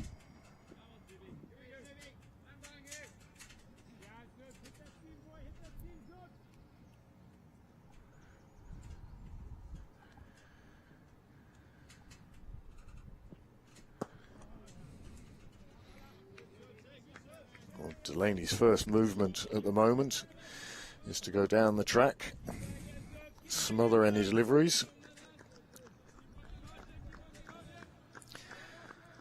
Still over 31 overs to go in this innings.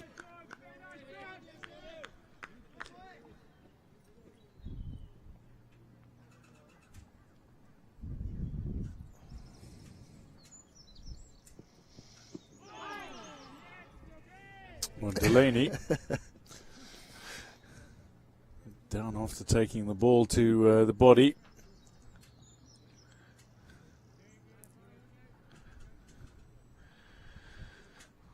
Take a moment just to take a couple of deep breaths. Lovely delivery from the youngster. Going round the wicket to the left-hander. Very straight run up. But then smears it in, and the inside edge then going into and crashing against David Delaney.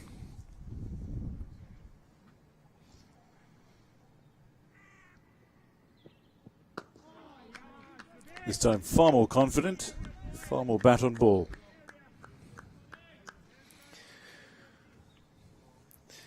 And good self-control as well. So often you see a batsman get hit and his first thought with the next delivery is to reassert his position and to go chasing after a delivery.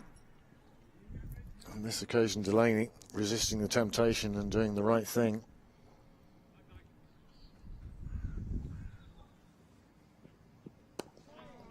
That is a really exceptional over. Good line and length from Zubair Khan. It's a maiden over from him. 90 for 7 on Leinster Lightning after 19 overs. But the line that he bowled, just outside off, was exceptional the entire over. Yeah, no wider than fourth or fifth stump. Absolutely consistent. And there are the bowling figures so far.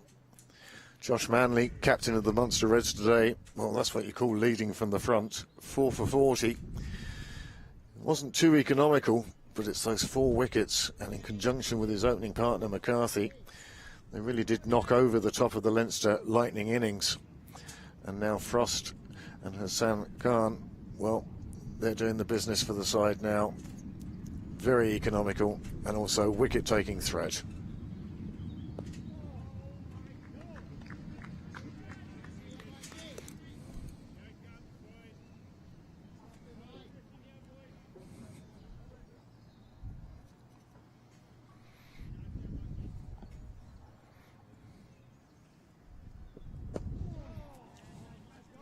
Another excellent delivery from Frost.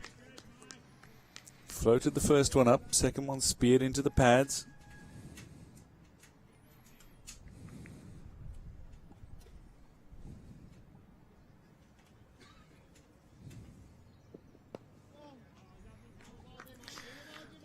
Well, Gavin Hoey, his natural instinct is to attack, and I've seen him play some wonderful innings on this very ground. But at the moment, he is doing a super job of reining himself in and just taking some time.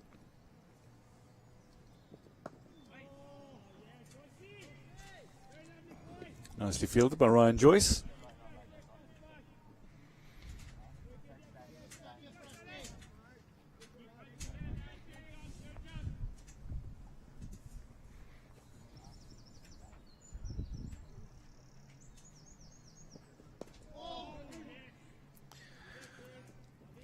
Well, that one just drifting down the leg side of it.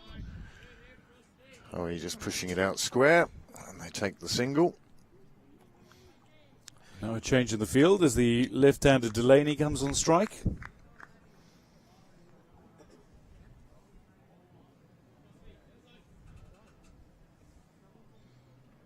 For the last ball of this 20th over.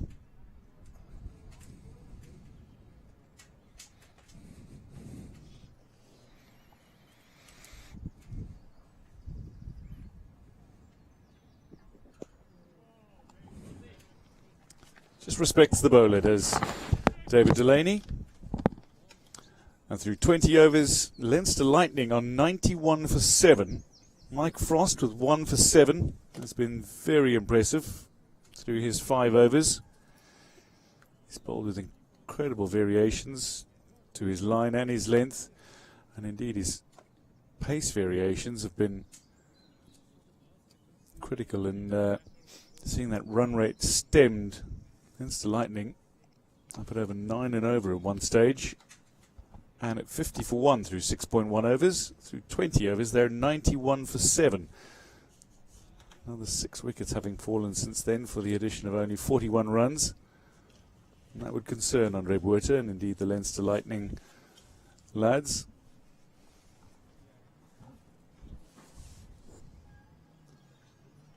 Isabel Joyce returns to the commentary position. And you've seen two very, very different periods of play. The opening 6 overs, which is all about runs for Leinster Lightning, and since then, all about wickets for Munster Reds. Absolutely incredible difference. I mean, after 15 overs, Leinster Lightning 81 for 6, just 10 runs added in the next 5 overs. This time a little fuller from Zubair Hassan Khan, and that driven comfortably to the boundary. 4 for Hoey. He goes to 15. He's been playing in recent overs, playing his strokes, finding the fielders with some of them. But on this occasion, after bowling a wonderful line and length in his last over, a little too full, and taken to the ropes for the second time in his spell.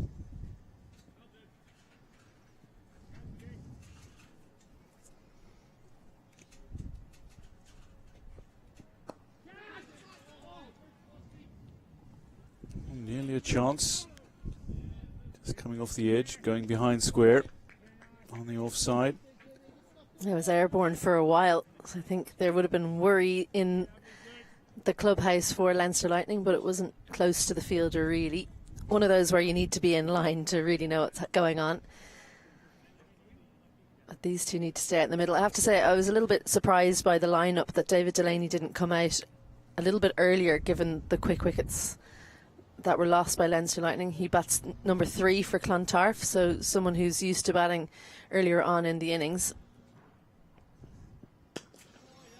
And misfield on the offside means that another run will be added to the total.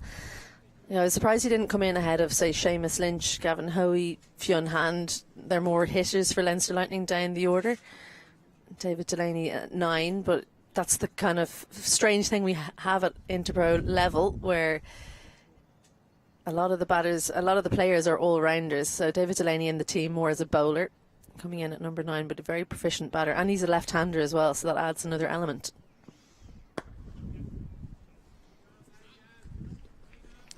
Nicely struck. Zubair Khan just offering a little bit of width, and Gavin Hoey gleefully accepts the invitation. He moves on to 20, and the 100 up for Leinster. Yeah, too full again, and the width was there. He flays that away through the offside. They've opted to keep the field up. Munster Reds, they're searching for more wickets with Leinster Lightning 7 down so early in the game, but could possibly give a little bit more protection, and they've decided to do that. Cover now out on the boundary.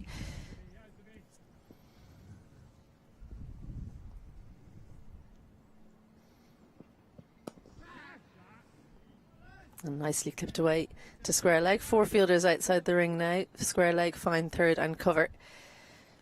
Zubair Khan just getting a little straight on that one. He's been able to settle into his bowling rhythm in earlier overs, but this over the batters have not allowed him to settle. Hoey playing his strokes, offered a little bit of width and taken Zubair Khan to the boundary.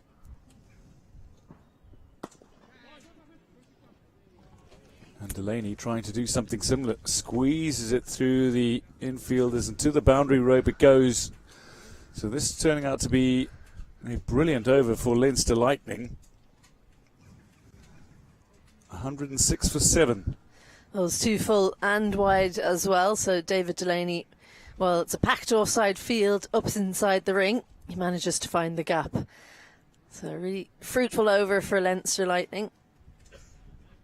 3 boundaries in it, 3 singles as well. So 15 comes from that over of Zubair Khan. And Leinster Lightning, well, they look to be loosening the shackles a little bit. Perhaps we'll see another change in bowling soon, but not this over. Mike Frost will continue. Yeah, Frost has been incredibly economical. Taking an all-important wicket as well. Bowling hand for 1. Just tucking Hoey up a little. You can see the plan for Hoey. Long on is on the boundary, so he wants to punch it down there for a single. For me, Frost probably, he's too up and down in his pace. He goes ultra slow to extra quick. Maybe just more subtle variations would be more fruitful. Certainly does bowl a range of variations, does Frost. Well, that was a nasty one off the artificial wicket there. That's always the problem when you're fielding on any ground really in Ireland. There's always an artificial wicket, and where you field in relation to that wicket or that pitch can be a tough choice. Whether do you go in front of it, do you stay behind it?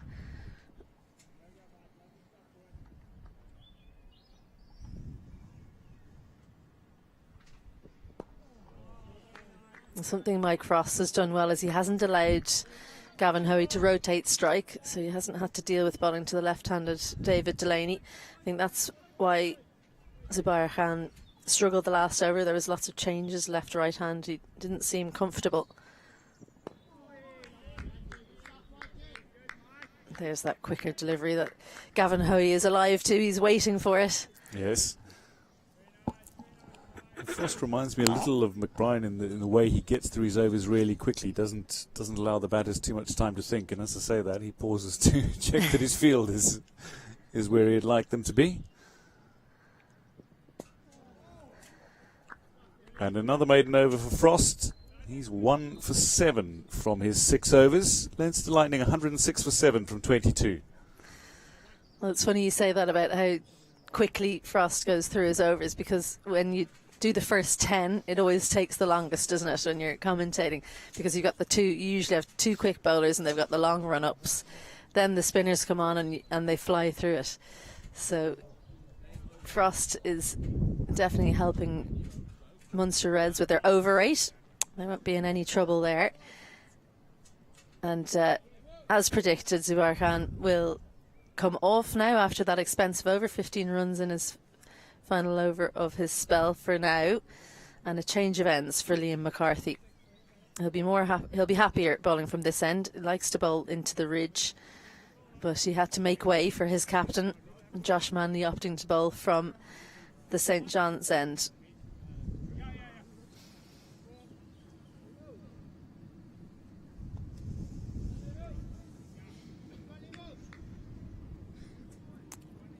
Just the three fielders out on the boundary, third, fine and square.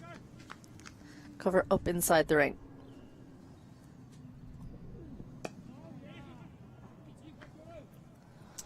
Calling 2. They take only 1. Well, that's the exuberance of David Delaney. He's like a ball of energy. And he sometimes says things like that, and his partner, I'm sure, Gavin Hoey, was just shaking his head hearing him go, there's never 2 there. But he's an enthusiastic player in all aspects, batting, bowling and fielding. It's good to see him back, David Delaney, after his time in Australia. Maybe a few question marks over how he would perform coming back into the Interpro setup. Oh. McCarthy with the short ball. It's well dealt with by Hoey. Just gets out of the way.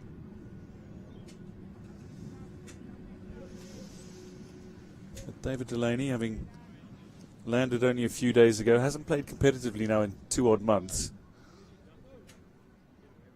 It'll be intriguing to see how he performs with bat in hand. Given the difficulty of the situation, there's certainly a challenge for him as a batter this innings as well.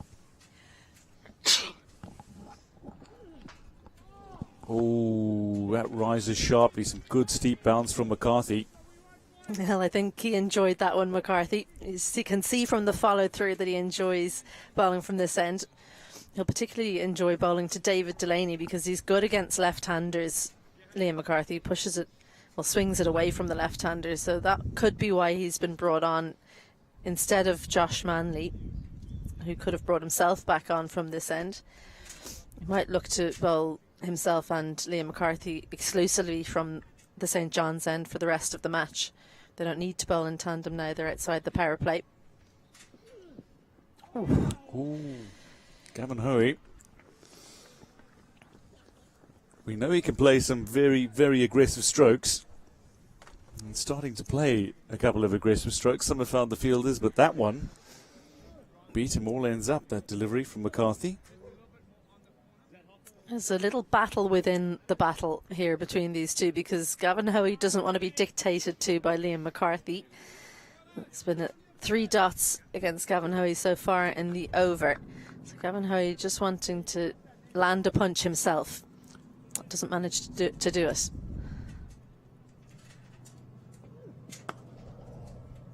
He does on this occasion. Well, had some West Indian flair about it. Doesn't move the feet, but the hands do the work as that's hit away with style through the offside.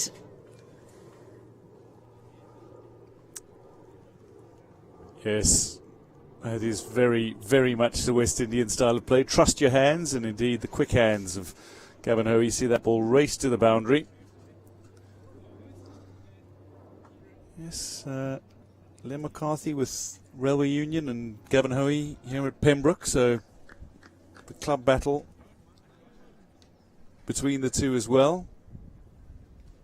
Here representing Leinster Lightning and Munster Reds respectively.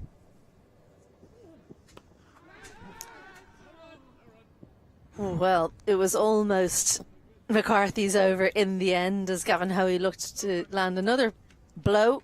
Hit it so poorly that it doesn't reach the fielder at mid-on. So it's all happening here in Pembroke Cricket Club. 5 from the over after 23. Leinster Lightning 111 for 7.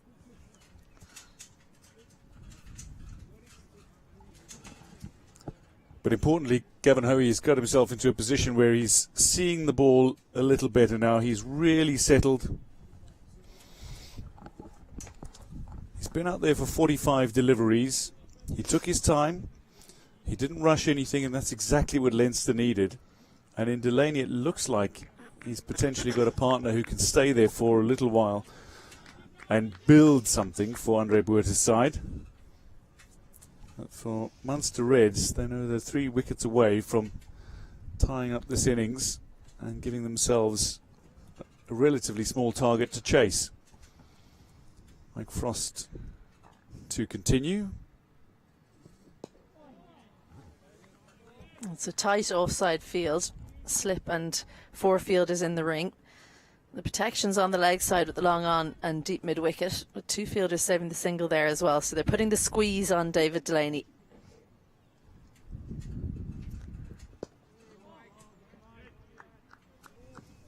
Yeah, still got the slip in place as well.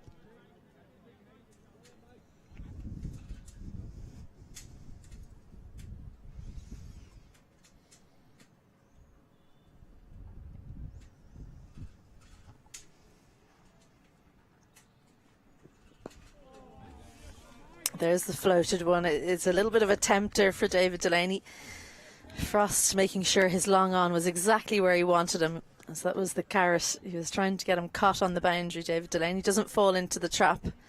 But 3 quick dots, and he's really building the pressure. Just 1 for 7 from 6.5 overs. This one a little quicker, a little straighter.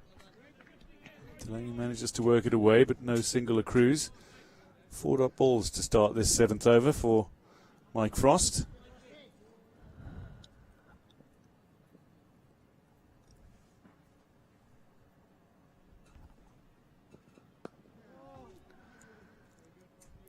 Pitching it a little shorter. Delaney shifted into position to give himself room, but didn't quite get the bat on that ball that he would have liked.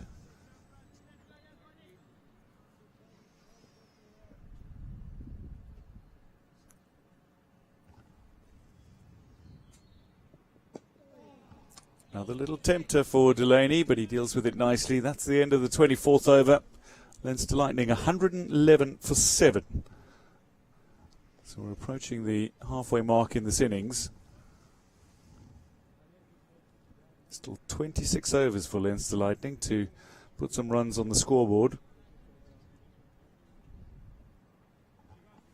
And this is the scoreboard. Only Harry Tector really got into his innings. Gavin Hoey is doing exactly that now, having faced 45 deliveries. Tector got to his 30 of just 20. While De Freitas and Harbinson both got into double figures, neither really got going. Modgill on debut. Just 4 to start. LaRue, the duck. Lynch 6. Hand just 1 off 10. Only Wilson and Sidhu to come. McCarthy continues from the St John's end. And this is high, and the fielder gathers himself. Saw it a little late. His movement wasn't quite so quick, but got into a position to take the catch. And suddenly Munster Reds very, very much back in this game as they take their 8th wicket. And Nelson strikes 111 for 8 now, our Leinster Lightning. And the man who is dismissed is Gavin Hoey. Just a top edge on this one, out to the square leg fielder. And Liam McCarthy strikes. Well, not a good option for Gavin Hoey. Decided to keep attacking Liam McCarthy, who had his traps set. Extra bounce and catches the top edge of Gavin Hoey, who had been so patient up until this Liam McCarthy spell. But he loses his wicket for 25, and, well, after some brief respite, Leinster Lightning continue to lose wickets. 111 for 8 now. So much time left inside this game. Carson McCulloch with a fine catch on the boundary. Saw it a little late, but he had time to set himself under the high ball and complete the catch. Well, it's good technique from him, because what you see often is people start running too early before they can get sight of exactly the trajectory of the ball.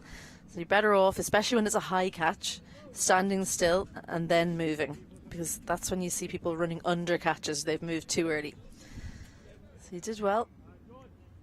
It was in the air for a while. Amish Sidhu is the new batter. Amish Sidhu from Phoenix, 27-year-old. Slow left-arm orthodox bowler. He's set to be played as a second spinner for Leinster Lightning. He's been in the system for a while, doesn't get a great deal of game time. But now, despite having bowling responsibilities, he's being asked to do a great deal with bat in hand. Strikes the inner thigh guard of Sidhu first up, does McCarthy. He's fired up. Munster Reds fired up.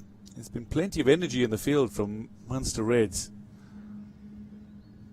There has, and it's no surprise when you're taking wickets and you have the opposition on 111 for 8.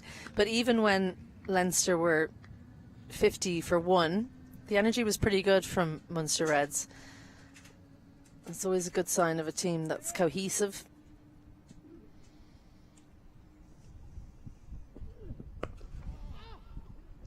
Still on the attack, slip and gully in place. No fielder on the boundary on the offside aside from that third man.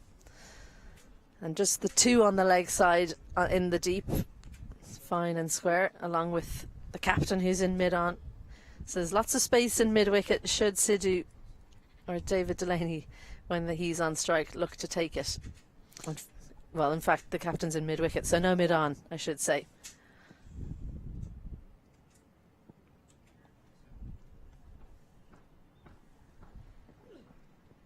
Short ball from McCarthy. That's 1.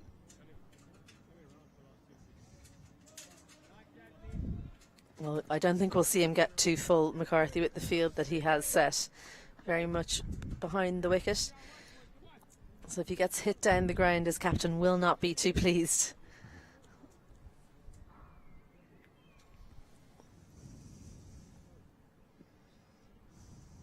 Yes, fairly large boundaries either side of the wicket, but a little short, particularly coming down to the St John's end.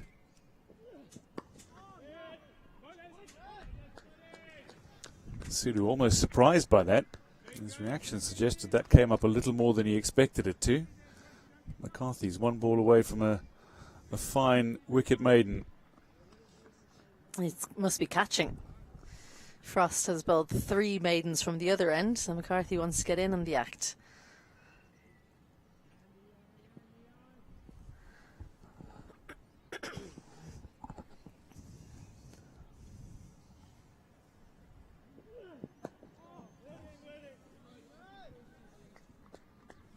He's certainly bowling to his field. It's a lovely, lovely over from Liam McCarthy. It's a wicket maiden.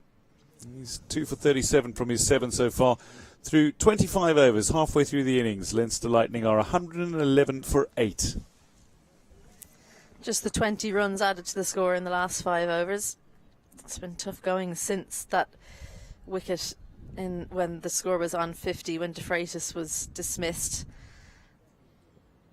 Amazing to think back to the beginning of the game after Modgill was dismissed, just how freely Leinster Lightning were scoring. And once De Freitas went back to the clubhouse, it's been a procession for Leinster, with odd moments where they managed to put a partnership together. But Gavin Hoey, well, you feel like that just wasn't necessary, that wicket, when he played the pull shot off Liam McCarthy.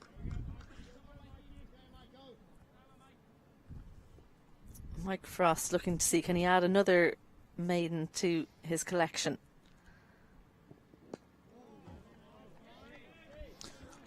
I always enjoy the battles between spinners when they're batting against fellow spinners.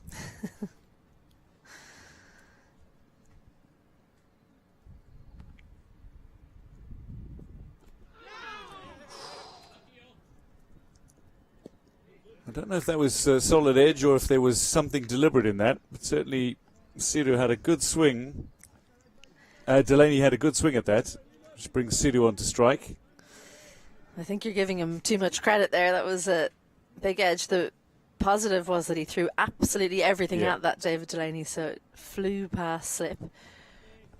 No real chance for Ali Frost to latch onto that. Cover comes in now to pile the pressure on Sidhu.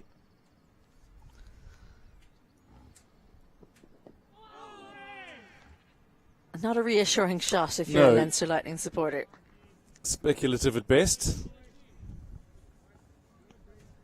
Well, both left-arm spinners, so you should be alive to the different possibilities here, Sidhu. The quicker delivery, the floated one. We've seen lots of changes of pace from Frost. Yes, this is the intriguing battle that I was looking forward to. Well, as a spinner, you never want to get out to your opposite number. Certainly and sometimes can make you a little bit too speculative. 3 deliveries to come.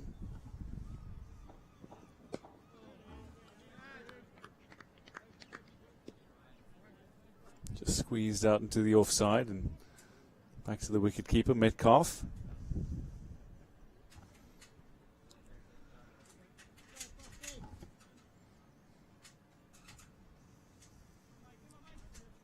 Just moving the side screen again. Well, he's coming round the wicket to Sidhu now, so change of angle.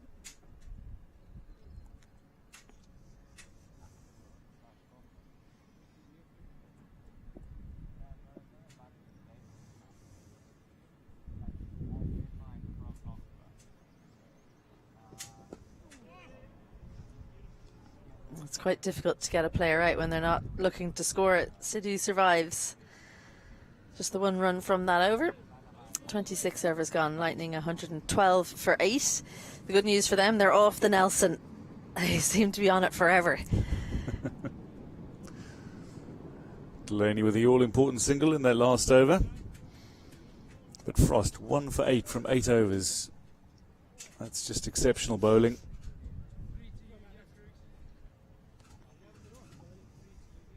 He came in at a time when Leinster had lost a host of wickets.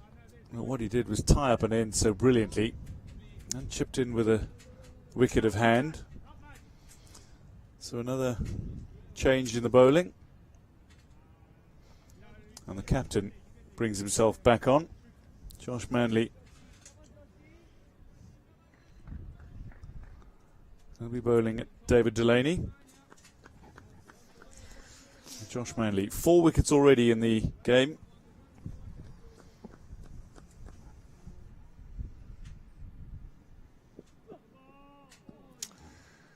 Ooh, starts out with a no ball. Too eager to get another wicket. He's eyeing up a 5 for here, Josh Manley. So Liam McCarthy wasn't too pleased to have the ball whipped out from his grasp. No, particularly not after the aggressive last over that he bowled. Back in for his second spell and picking up an all-important wicket. Gavin Hoey out for 25. This is a free hit though. David Delaney on strike. Big top edge that's gone straight over the keeper, and that'll have a couple of bounces before reaching the boundary. So 4 added to the tally. David Delaney goes to double figures. Just rushes David Delaney. Every free hit we've seen Manley bowl, he goes to the short delivery. So you can expect that from him. But finds the gap, David Delaney. Not on purpose, I'm sure. But the runs count the same in the scorebook, he'll say.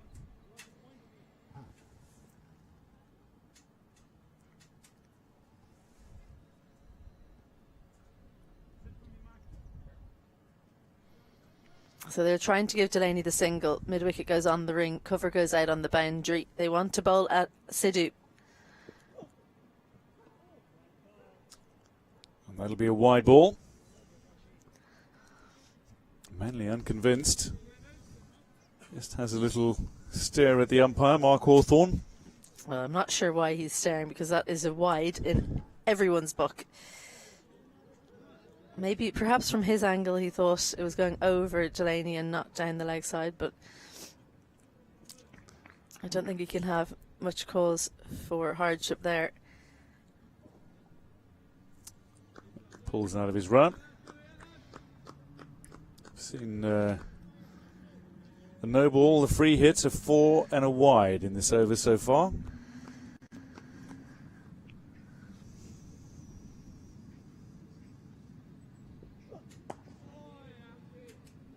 And then an excellent delivery. David Delaney gets forward to it.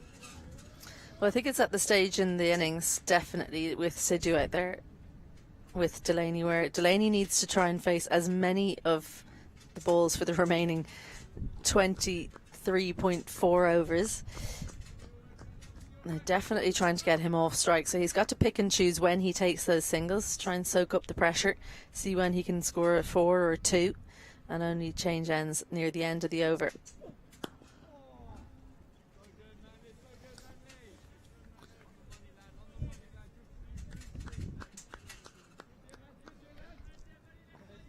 Delaney again, solid bat on that, but not interested in taking a single.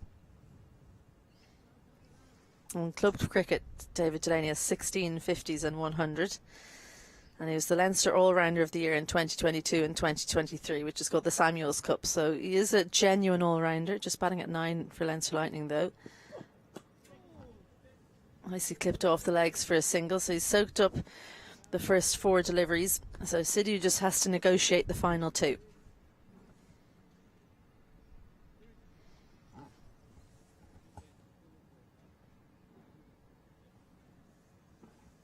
Plenty of communication between the batters as well. Delaney coming down the wicket, chatting to Sidhu, not for the first time in this innings. Well, you get that from David. He almost plays the game for himself and for everybody else on the field. Just constantly thinking. I don't know how that man goes to sleep, because it's just his brain is whirring all the time.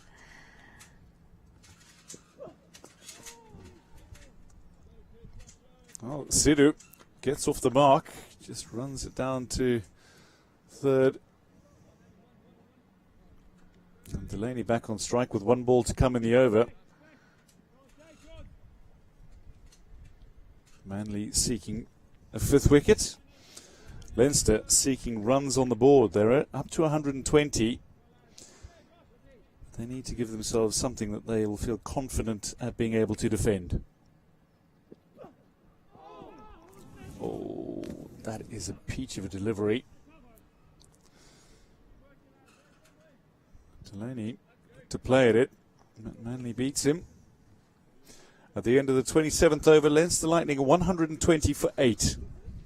Well, that was an excellent delivery to bowl on that final ball of the over, because, as we were saying, they want David Delaney off strike. He actually brought the cover fielder inside the ring to try and make sure that Delaney couldn't get an easy single through the offside. I didn't need to worry about that because he's just beaten the edge instead.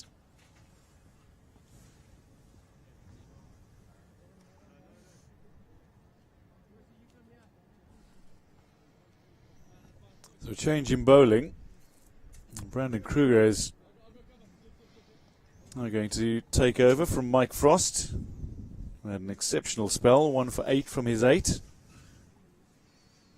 Brandon Kruger plays for the Hills. Right arm off break bowler. Not an enormous amount of list A cricket experience, but somebody who has bowled in a few innings. Has yet to take a wicket though.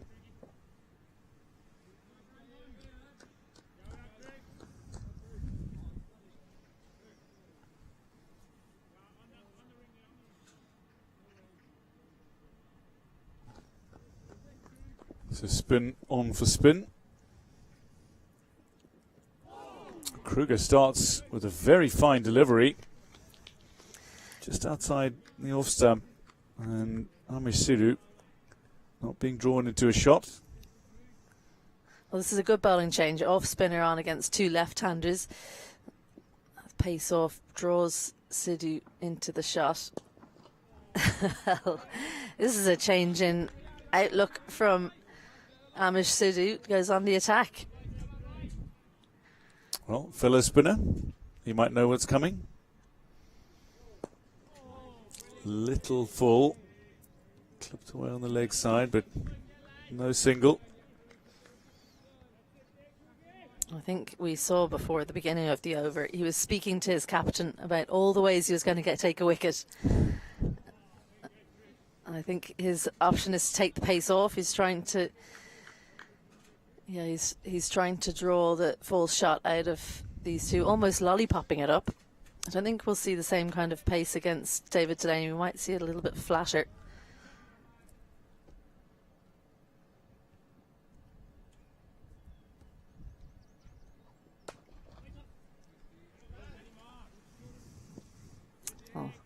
Looks that little cut behind square.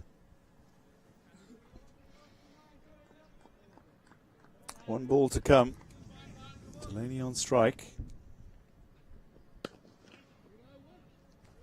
Finds the fielder, and it'll be Sidhu on strike for the 29th over. 28 overs gone, 121 for 8 are Leinster Lightning. Well, that's an interesting over from Kruger. Taking the pace right off, making Leinster Lightning put all the pace on. They weren't very successful at it. And the good outcome for Munster Reds, Sidhu on strike, and it's going to be Manly to continue. He's already got 4 wickets under the belt. He'll want to take these final 2 and come away with excellent figures. They're already pretty good, pretty expensive, 48 so far in his spell, but he'll be happy enough considering the wickets tally.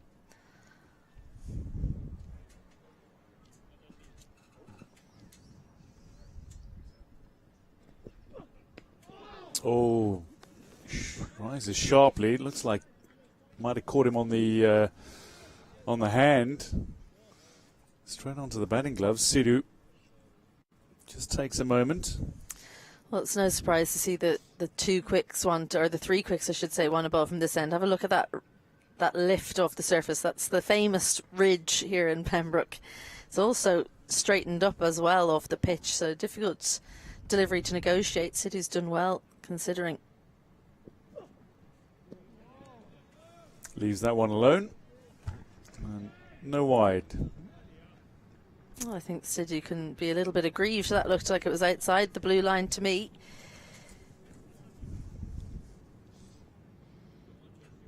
It's good, a good idea really from Josh Manny throwing it up wide just to see can he draw Sidhu into a false shot. There's only one fielder in cover there, Slip and Gully in place for the catch, so there is space if he decides to play it that wide one. Another wide delivery attempted, and again he's flirting with that wide line is Manly. 3 dot balls to start this over. First one rising sharply, and then 2 wide deliveries from Manly. Wider deliveries. Sidhu's not been drawn into chasing after one. That's put well outside off. Well, I think he should leave those because Slip, Gully and even third and point would be in the game should he throw the hands at it. Better from Manly.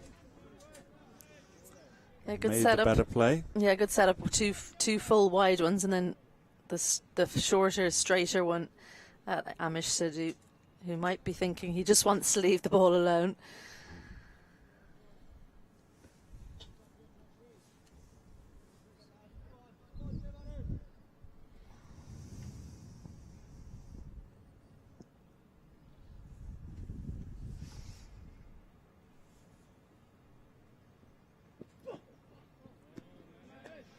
Well dealt with by Sidhu.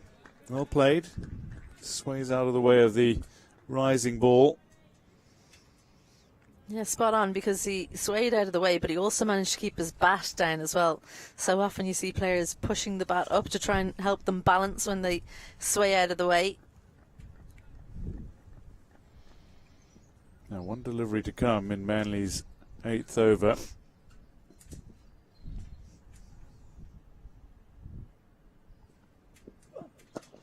It's up-ish, and it's through the field, and it'll race away for 4, so Sidhu goes to 6. That will not please the bowler. And Sidhu and Delaney, they come together in the centre of the pitch, but this was up-ish for a while. The result is quite simply a 4. How deliberate was that stroke? Well, he definitely wanted to block it, but I think even he was surprised with the power with which the ball came off the bat. Definitely wasn't placed with any real purpose. It's not a good looking batting card for Leinster Lightning, but they're still out there. Delaney and Sidhu looking to make the tail wag. Tector looked good up top, Tim Tector, before he was adjudged LBW. And then the wickets started to really fall. LaRue gone first delivery, and no one really making an impact. Gavin Hoey looking good before he was dismissed again by McCarthy. A real floater from Brandon Kruger, but gets the outcome he wants. David Delaney off strike. And actually the way that Amish Sidhu is attacking him, he'll feel like he's in with a chance to take his wicket. Didn't seem interested in playing any shots against Mike Frost. Different mindset against Kruger.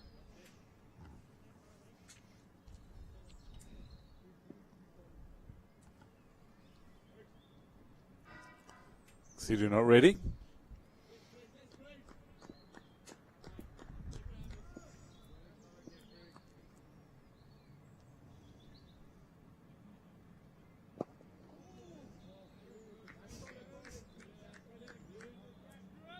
Sidhu happy to play his strokes, as you say, against Kruger. And that might just offer the Reds a chance of a 9th wicket. Well, that's not the way you want to play that delivery. Going on the back foot to such a full ball. He's just reminding himself there on the side. Come forward. You'll rarely get a delivery from Kruger that you should go back to. He tends to be on the fuller side.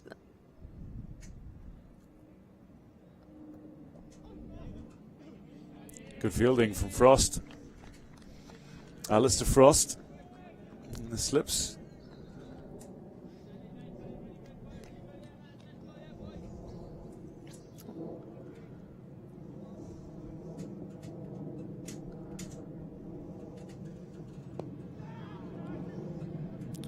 delivery. That's been squeezed through the ring. And the batters take 2. Some good running from Delaney. Well, I think that call for 2 took Delaney by surprise. He was almost at a standstill at the striker's end when Sidhu called him through for a second. He's one of the quicker guys around though, so just managed to get home.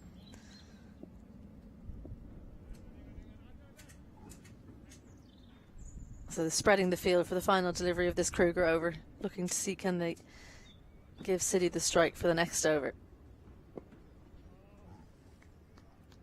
And he does not oblige, instead drops the bat down on the ball. 128 for 8 are Leinster Lightning through 30 overs.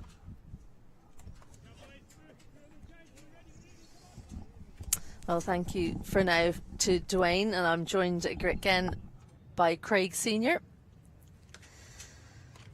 5 overs since the last wicket, so a little bit of late runs being added by Leinster Lightning. They're 91 for 7 after 20 overs. Just the one wicket has fallen since then. They haven't been scoring too freely, but they still have another 20 overs, would you believe? 8 wickets down. David Delaney and Amish Sidhu out in the middle. Are they going about this the right way, do you think, Craig? Absolutely. It's all about occupying the crease at this stage. As you say, just every single run they can add to this total takes them closer to something that Leinster will feel that they have a chance of defending. Liam McCarthy comes back on, so just short spells is the order of the day for Josh Manley. He's bowled a couple, didn't manage to take a wicket, so he brings Liam McCarthy back on, who's bowling, well, he will bowl to David Delaney once he gets his run up right. He's got a deep point, third, fine and square on the boundary for David Delaney. Still has 2 catchers in. That's Slip and Gully. Starts with a full toss. Not a bad outcome because Delaney hits that straight to square leg. Well, almost the ideal outcome for Munster there. They get Delaney off strike. They seem to be definitely targeting Sidhu's wicket. That's the one they're looking for. But this is good from Manley. He's led the side really well. He's moved his bowlers about. He's used his resources so very well today. And it's reflected in that score of 129 for 8. How Munster would love to just get these last 2 wickets.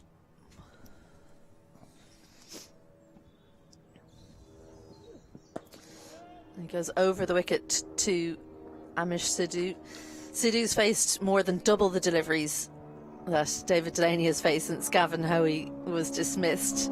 So Munster are being successful at forcing Sidhu to face the bulk of the deliveries. What they haven't been successful at is dislodging him. Yeah, some might say he's riding his luck, but he's playing very well, very sensibly. He knows what his side needs, and that's what he's trying to bring. Steadfast defence.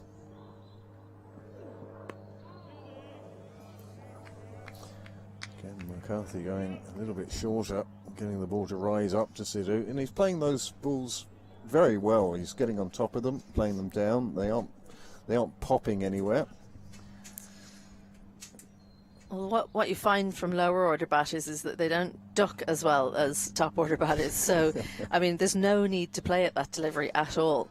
Sidhu would be much better served getting out of the way of it and forcing Liam McCarthy to bowl fuller to him to try and take his wicket. Well, he does go fuller, but much too full, and also down the leg side. David Delaney getting a little bit excited there. Thought he could steal the strike back, but thinks the better of it. Still 3 balls to go in this over, and then there's a further 19 available to Leinster, and they want to use as many of those as possible. They won't mind maidens. It's just keeping the wicket, keeping the partnership going.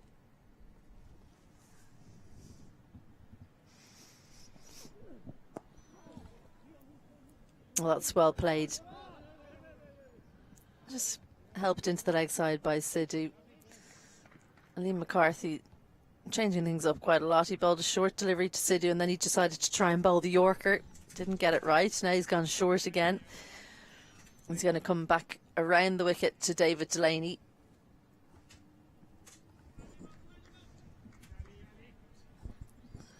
Well, as you said earlier, McCarthy really does enjoy bowling to left-handers.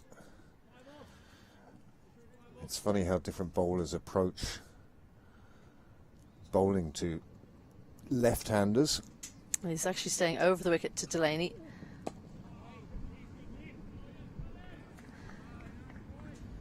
But yeah, you're absolutely right. Horses for courses, I guess. Very much so. So one delivery remaining in the over. Munster Reds will be keen to bowl a dot ball. They don't want Delaney on strike for the next over. They feel that Sidhu is the easier one to get out, so they want to bowl as many as they can to him. Around the wicket now for McCarthy. And yeah, he just doesn't seem comfortable in his run-up at all. He hasn't looked comfortable all day, truth be told. Yeah, he suffered the same way from his first spell, which was from the nursery end. He's now switched to the St John's end, and I thought that change may have made things easier for him. But he's just having trouble finding that rhythm of his run-up. He does manage to bowl a dot to close out that over. Just the 3 runs in it. 31 done and dusted. Leinster Lightning 131 for 8. Well, these two have put on 20, what I would call absolutely vital runs for the Leinster Lightning. Well, they deserve a little bit of a break. So do the fielders and so do we. As there's a drinks break, we'll take a short break. Join us again in a couple of minutes for more live action.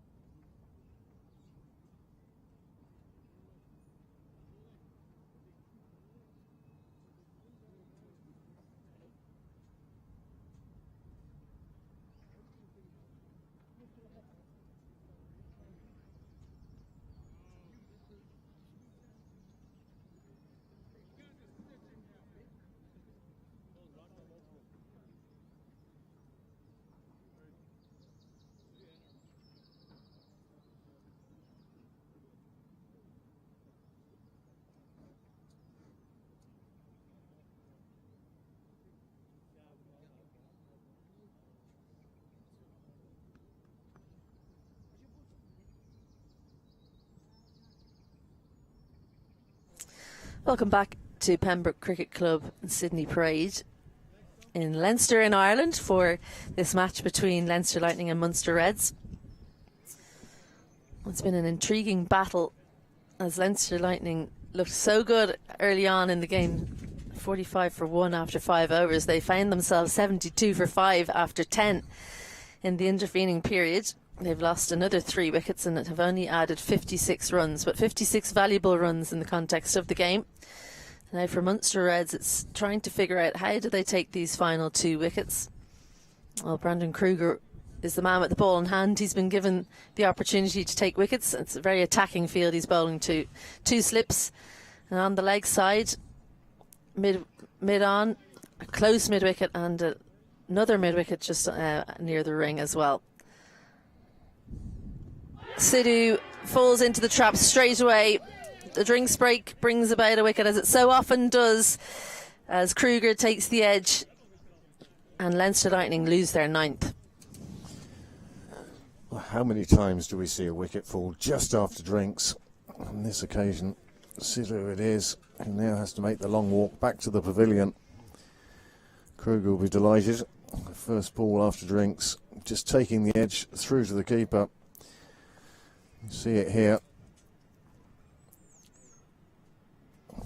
Very attacking field.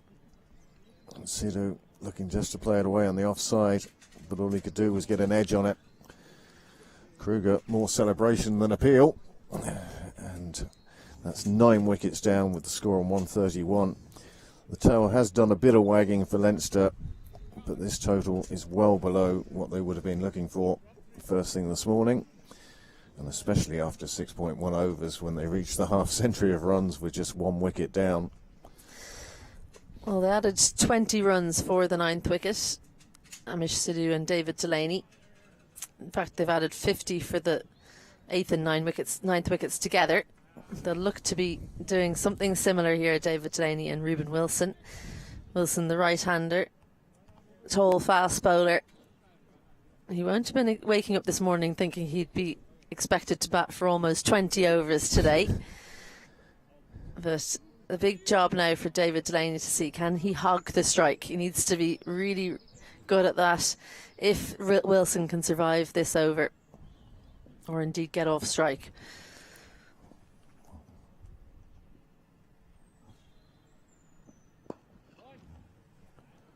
Should be able to. He's not a bowler who'll get you out so much as you'll get yourself out against him. So if Wilson can be patient, just look to keep his wicket. He'll be facing deliveries like that one, very floated and tempting him into a false shot. Almost tempting him into any shot. The problem for the Leinster Lightning is that their wickets have fallen in clumps. That's the kind of shot that Brandon Kruger will be looking for. He'll be happy to see that. Slightly quicker, shorter of length, pushes Wilson onto the back foot. The quicker one as well. So 1 ball to negotiate to see can Delaney get back on strike. The field spreads, as you would expect. Cover on the boundary, square leg out, mid wicket halfway between, long on out. But it's a dot ball, so wicket maiden for Brandon Kruger.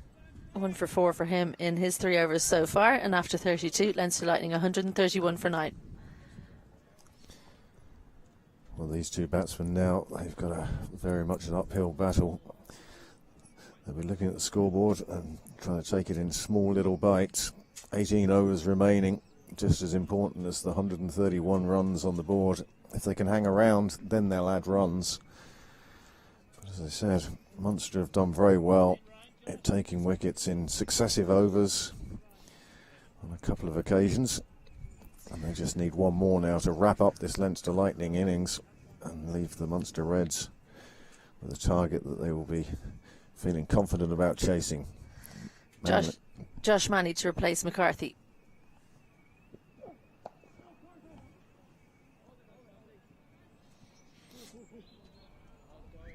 Just not letting David Delaney get settled here. Josh Manley keeps on changing his bowlers around, especially from the St John's end.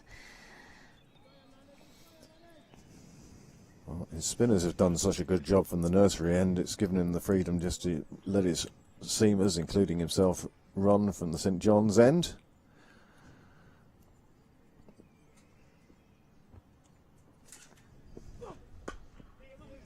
Well, they'll look to get 2, but they won't get them. Good work from Liam McCarthy in mid-wicket. Makes sure that that's just 1.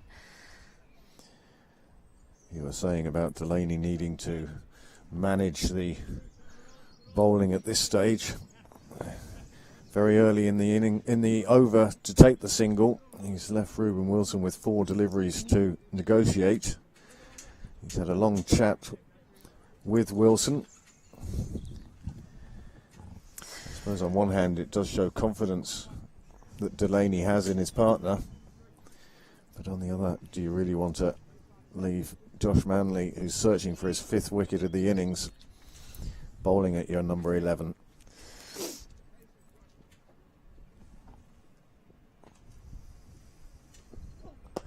Well, full toss, push down the ground. Good thinking from Ruben Wilson. They'll come back for a second. Well, Kruger takes a spill in the deep, but he manages to get it back to his partner in crime, who's followed him out to the boundary. And just the 2 runs, which means Wilson stays on strike. Ryan Joyce it was who went out with Brandon Kruger. It's good thinking from him, because it would have almost certainly been 3 had he not chased the ball down with Kruger. It just shows the importance of supporting in the field.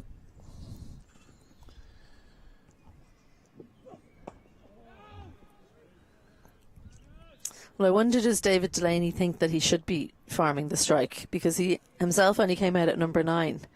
But we all know that he's a proper all-rounder. He's not a number 9 by any stretch. But he could be out there in the middle thinking, well, you know, I'm 9, he's 11. What's the difference really between us?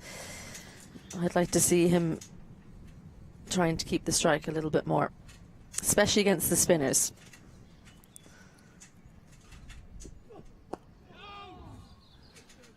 Wilson showing resolute defence here.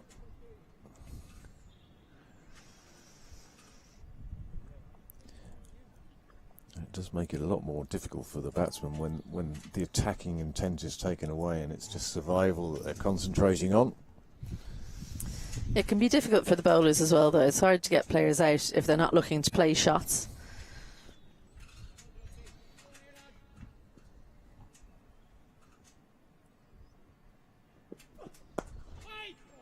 And kept out again by Wilson. So another over comes to a close. 3 runs scored in it. And after 33, Leinster Lightning 134 for 9.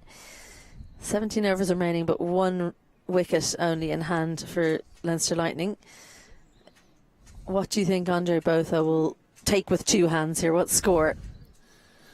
Well, if these two can get it up to 150, I think that would be excellent from the tail. Again, the Lightning were 81 for 7. Since then, the tail has wagged somewhat. I don't know whether it's because batting has become easier or whether the Munster bowlers sort of fallen into the trap of chasing the last remaining wickets, when what had worked for them before was just consistent bowling there or thereabouts, putting pressure onto the batsman. Kruger continues. He's got to try and score boundaries here, David Delaney. If you can get one boundary and over, 1 boundary every 2 overs, then they will get to that 150 mark. And he looks to go on the attack. Well, he does. Gets all of that one. The quicker delivery from Brandon Kruger, but David Delaney with the quick hands blasts that one down the ground for 4. What was particularly nice about it was how he used his feet. You'll see it here. Picks it on, comes down, picked it on length, and then just drove it down the ground. He knew there was no fielder out there. That's what you want to do against David Delaney. You want to get him playing on the back foot. So strong down the ground, and he is someone with strong wrists as well, so he can get himself out of trouble if you bowl too slowly. If he plays on the front foot, he can hit well straight down the ground, and he goes straight down the ground again. This time just hacks at it a little bit. Straighter delivery means it comes into the area where he'll hit it to mid-on. Perhaps he sees the writings on the wall, thinks he wants to score some quick runs while he has the opportunity.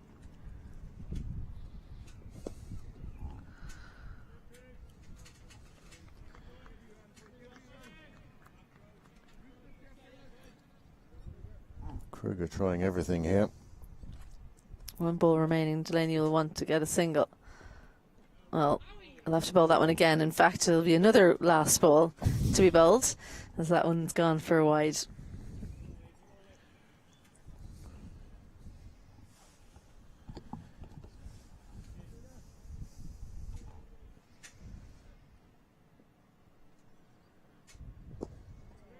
A good delivery to close it out. So that means that Wilson will be on strike. There was a 4 in there, so we'll have to correct that because the score is actually 139 for 9 after 34. There was a boundary in that over of Kruger.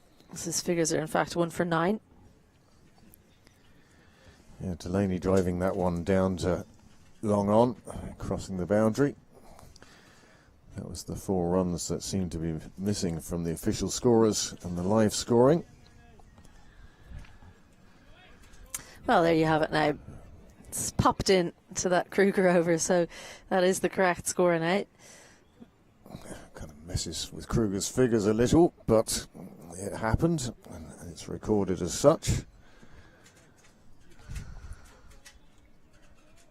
Well, the captain, Josh Manley, will continue from the St. John's end. He fancies another wicket, looking for his 5th. Wilson clips at that one. Just have a little bit of a worry about his defensive shot because he never seems to hold his shape. He's always pushing at it. So he's a candidate to fall to a slower delivery. Might just draw a false shot if Josh Manley can take the pace off in his final over. He just seems to sometimes walk into the ball and as a result doesn't have a solid base. He snatches at it with the bat.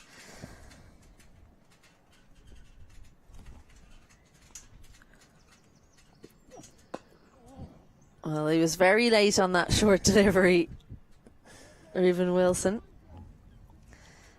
That would be something that Josh Manley will be happy to see, that the youngster is willing to go on the attack.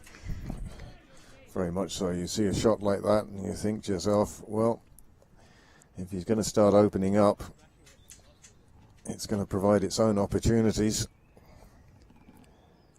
The field is all up on the offside. It's pretty crowded, but if you can find the gap, that's probably a better option. Well, it's a little tickle down the leg side as Reuben Wilson catches up with it and gets his first boundary and valuable runs. In fact, it's a leg by. Still goes in the scorebook as 4, but it won't go to Wilson's total.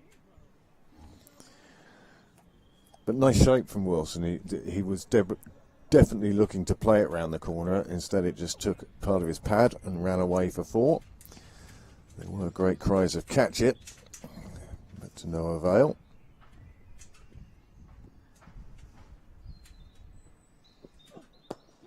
In the air and just finds the gap. Well, he was through the shot too early, and a little bit of miscommunication almost meant that he didn't run the second. David Delaney, well, he's definitely not trying to farm the striker if he's taking that second run. I think runs on the board more important to Delaney at the moment than farming the strike. He's more than happy to let Wilson face. That one was a bit uppish, but it was wide of the fielder.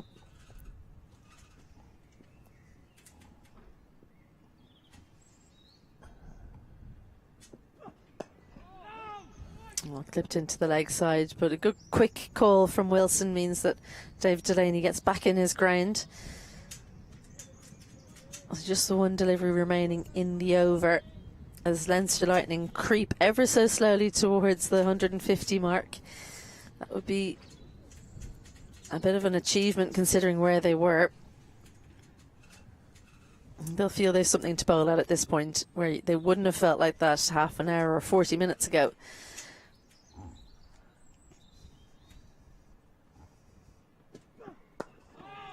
Dugout. A good Yorker, but Manley doesn't manage to take his 5th wicket. He finishes his spell 4 for 57. 35 overs gone. Leinster Lightning 145 for 9. Well, with 35 overs gone, this pair, they came together just 4 overs ago. But already they're getting close to that, as we said, that first target of 150. There are Josh Manley's figures for today. He's done exceptionally well. His 10 overs, they did cost 57 runs, but most importantly, he took those 4 wickets right at the top of the order, and that put Leinster into the difficult position that they find themselves now. And he's done well with the ball in hand, but also with his captaincy hat on. And he'll be delighted with his morning's work. Kruger continues. And Delaney, well, he was eyeing up that straight boundary. The length was good from Kruger, though, and he's managed to get Delaney off strike. So Reuben Wilson again having to face up.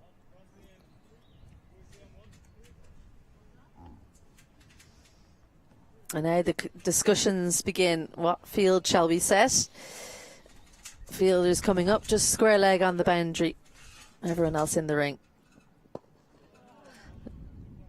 Just making it difficult to get the young man off strike. Even more difficult than it would be against a fast bowler, because he has to create the pace himself. So he has to decide to go on the attack if he wants to get off strike. Catcher on the offside and a slip. He does look to lift it over the leg side.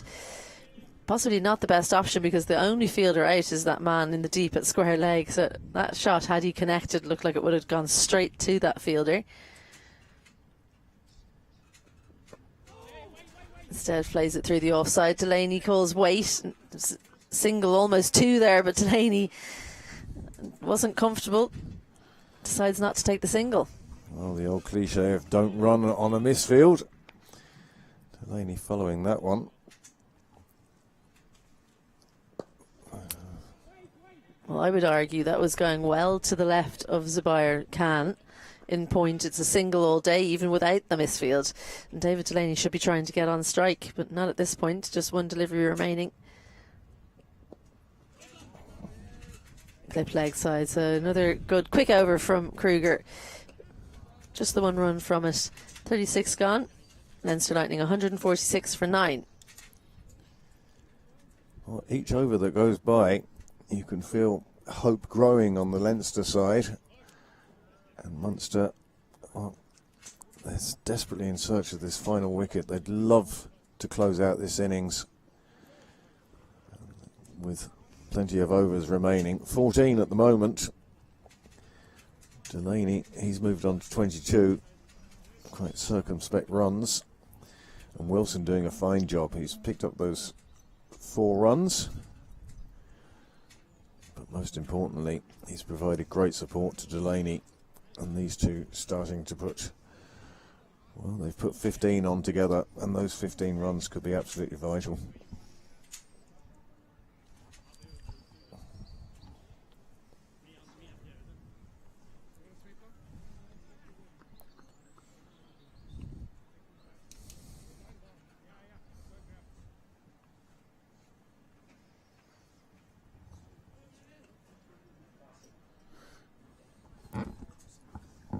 Carson McCullough now coming on from the St. John's end. Left arm spin again.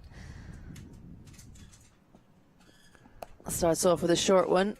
David Delaney can't quite get the power that he wanted into that one to send it past the point fielder. Fine bit of fielding at point, saving the boundary. Thank you.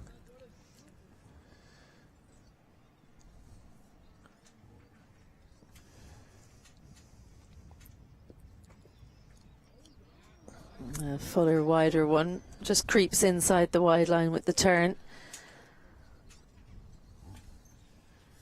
Point does go out to the boundary for David Delaney. A short, straighter one. This will mean work to do for Liam McCarthy, who can't cut it off. So a shorter delivery straight, and that brings up the 150 for Leinster Lightning in the 37th over, as McCullough goes for a boundary in his third ball. Well, McCullough getting a bit of turn, but it was too short. Delaney onto it very quickly. And despite McCarthy's best efforts, he couldn't quite get there in time. Caught between the dive and the foot out, I felt. You felt it was always leaving him, didn't you? Because David Delaney's got really quick wrists, so he tends to hit the ball in different areas than you'd expect. Well, they'll take the single this time, so 2 balls remaining for Wilson. They're falling into a little bit of a trap here, Munster Reds, of being too focused on bowling to the number 11. They've managed to get 9 wickets so far today, so why they feel they can't get David Delaney out as well as Wilson, not too sure. He has played well, 26 from 48. He's been patient.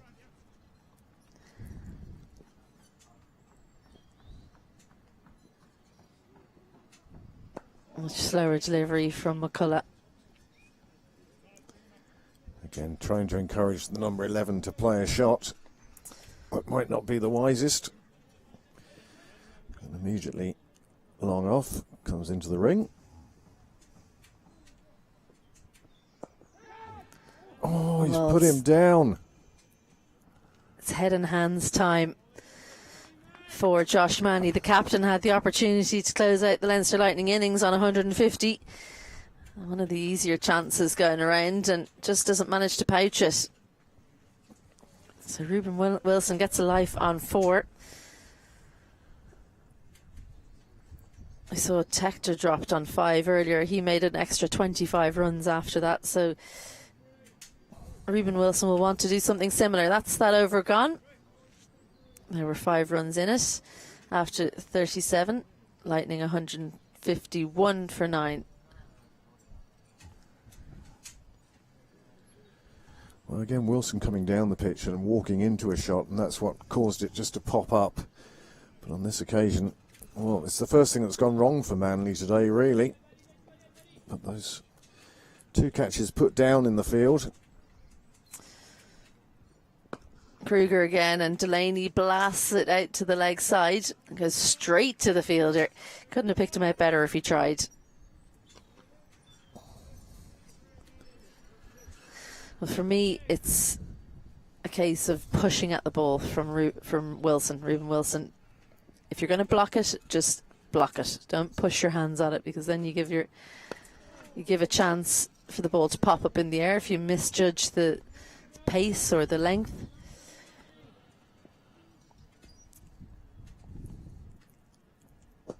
There's the fuller one. Does find the fielder though. Was there to hit, didn't find the gap. You often hear people talking about playing the ball with soft hands. Well, Ruben Wilson doing almost the opposite of that at the moment, and that's causing this situation where he thinks that he can play at the ball. Well, he's managed to find a gap this time, gets the bottom edge, and David Delaney, excellent running from him, turns it into a 3 as the diving Ryan Joyce couldn't cut it off. He had to get to his feet then and chase it down, and it's probably cost the run. Well, that's the thing, isn't it? You take the dive, and then you realise that, well, it's still yours. Well, that's why you dive in extra cover, because there's always a fielder behind you. You don't want to dive in 45 because you're the one who's got to go do the chasing. Delaney on strike now. And it clips it leg side again. I'll find the fielder, Jordan Neal, again as well. Well, this is a thorn in the side of the Munster team. 10th wicket partnership. Slowly growing. They've put on 25 now. That's vital for the Leinster Lightning's total. That's a much better looking forward defence from Wilson. Great head position to close out that over. So after 38, Leinster Lightning 156 for 9. Well, having reached the 150, they'll want to push it on by another 10 to 160, then to 170, and then suddenly you start wondering if perhaps Munster might have trouble chasing. It's going to make for a fascinating second innings either way. They still have so many overs to go. It's hard to believe there's still 12 overs that could be batted in this innings. McCullough starts with a straighter delivery. David Delaney thinking about two as Zubair Khan only half stops it, but he did enough to keep it to a single. David Delaney has fallen into the trap on so many occasions of taking a single off the first delivery of the over and then leaving it all to his younger partner. 7 from 25 for him now. Well, it was mentioned earlier, David Delaney hasn't played cricket in quite a while, so to find himself in this situation, he's doing a great job for his side. He's moved on to 29 now. And Wilson resolute in his defence. Well, yeah, Delaney 30. I reckon, though, he could just try and eye up a few deliveries in the first 4 or 5 balls. Stop looking to change the strike over. It's in the air and doesn't quite reach the fielder. Ryan Joyce at mid-off. There's that push again. There's no chance of a run from that. That's my problem with it. Why push at it at all? Just block it. Because the fielders are up on the offside, so you can't get a single there. There's the floated one down leg side. Wilson doesn't manage to play it fine as we saw him do in the last over. So 4 dots, and they'll look to see can they get Wilson on strike again.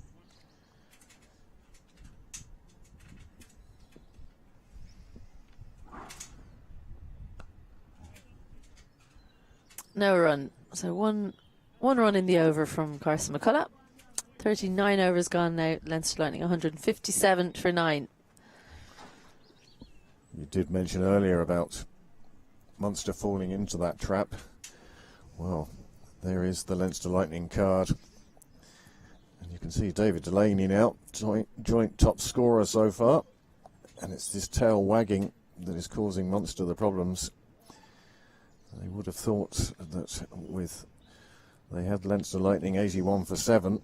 And now that somehow they've slipped away. 6 bowlers used. Spinners have been good, really miserly. Kruger 1 for 15, so an economy rate of 2.5, but the wicket takers up top, 4 for Manley, 2 for McCarthy, 1 each for Frost and Hassan Khan as well. But Leinster Lightning still out there in the middle. David Delaney steering the ship. He's been the one batter who you feel has played within himself. He hasn't allowed the pressure to get to him. I feel like Gavin Hoey, he just lost his head a little bit when he came up against Liam McCarthy, and Liam McCarthy was bowling short. He didn't want to allow him to just keep doing that. But he lost his wicket. We're going to have another change in the bowling. 7th bowler used, Jordan Neal now from the nursery end.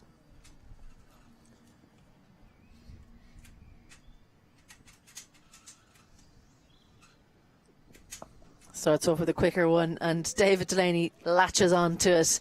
You can't bowl there, he says. 4 more.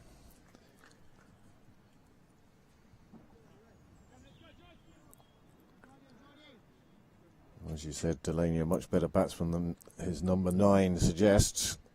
And he was onto that one very quickly. Played it away. Takes the boundary.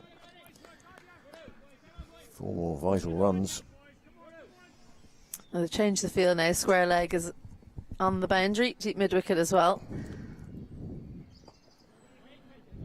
It looks to beat 45. Excellent work from Zubair Khan. Very athletic for such a tall, fast bowler.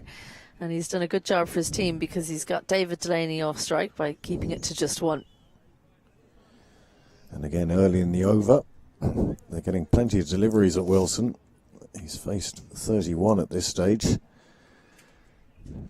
Well, I can forgive that one a little bit more because David Delaney thought that was going to go past. So they thought he was going to be running a 2. His athletic fielding that stopped it.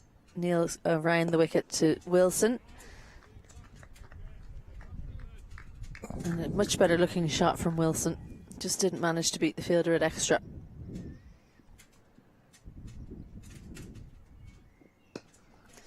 Good footwork from Wilson, and the fielder is out on the offside, so he'll get off strike. You can sense Wilson growing in confidence the longer he's out in the middle. These two working very well together for Leinster. There's that short delivery again, and Delaney puts it between the fielders in the deep. Just the one run to the total. Neil going for 7 so far in the over, 1 delivery remaining. It's the kind of time where all the bowlers, even the half bowlers on the pitch, are warming up and trying to get into the eye line of the captain.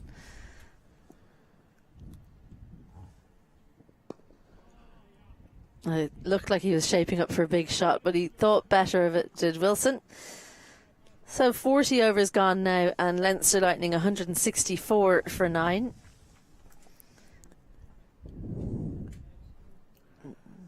Ten overs to go. Should Leinster Lightning manage to bat them out here at Pembroke Cricket Club in Leinster? It's Leinster Lightning's home game. They lost the toss and were inserted. And hasn't that worked out well for Munster, for Joss Manley?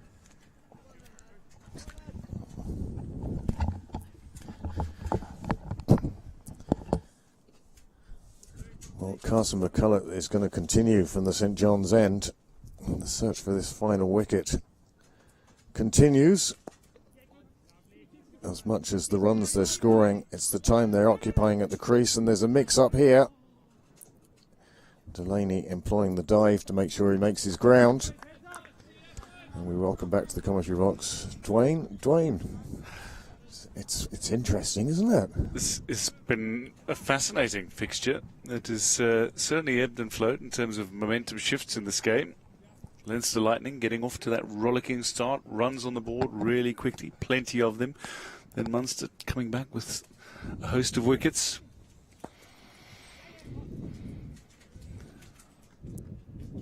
But we have been entertained through the 40 overs that have been played, but remarkably, Leinster has seen the proverbial tail wag.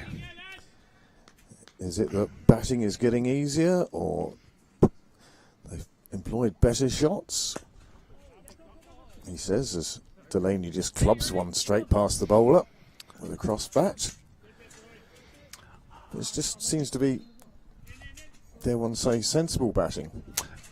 I was about to say it's the patient batters that have had success. When Hoey showed patience in the crease, he was getting the runs as well, punishing the loose balls. Similarly with Delaney. Gave himself time to settle. Once he got himself settled, has started to play some masterful strokes, really. And he's up to 38. And building partnerships with the tail enders.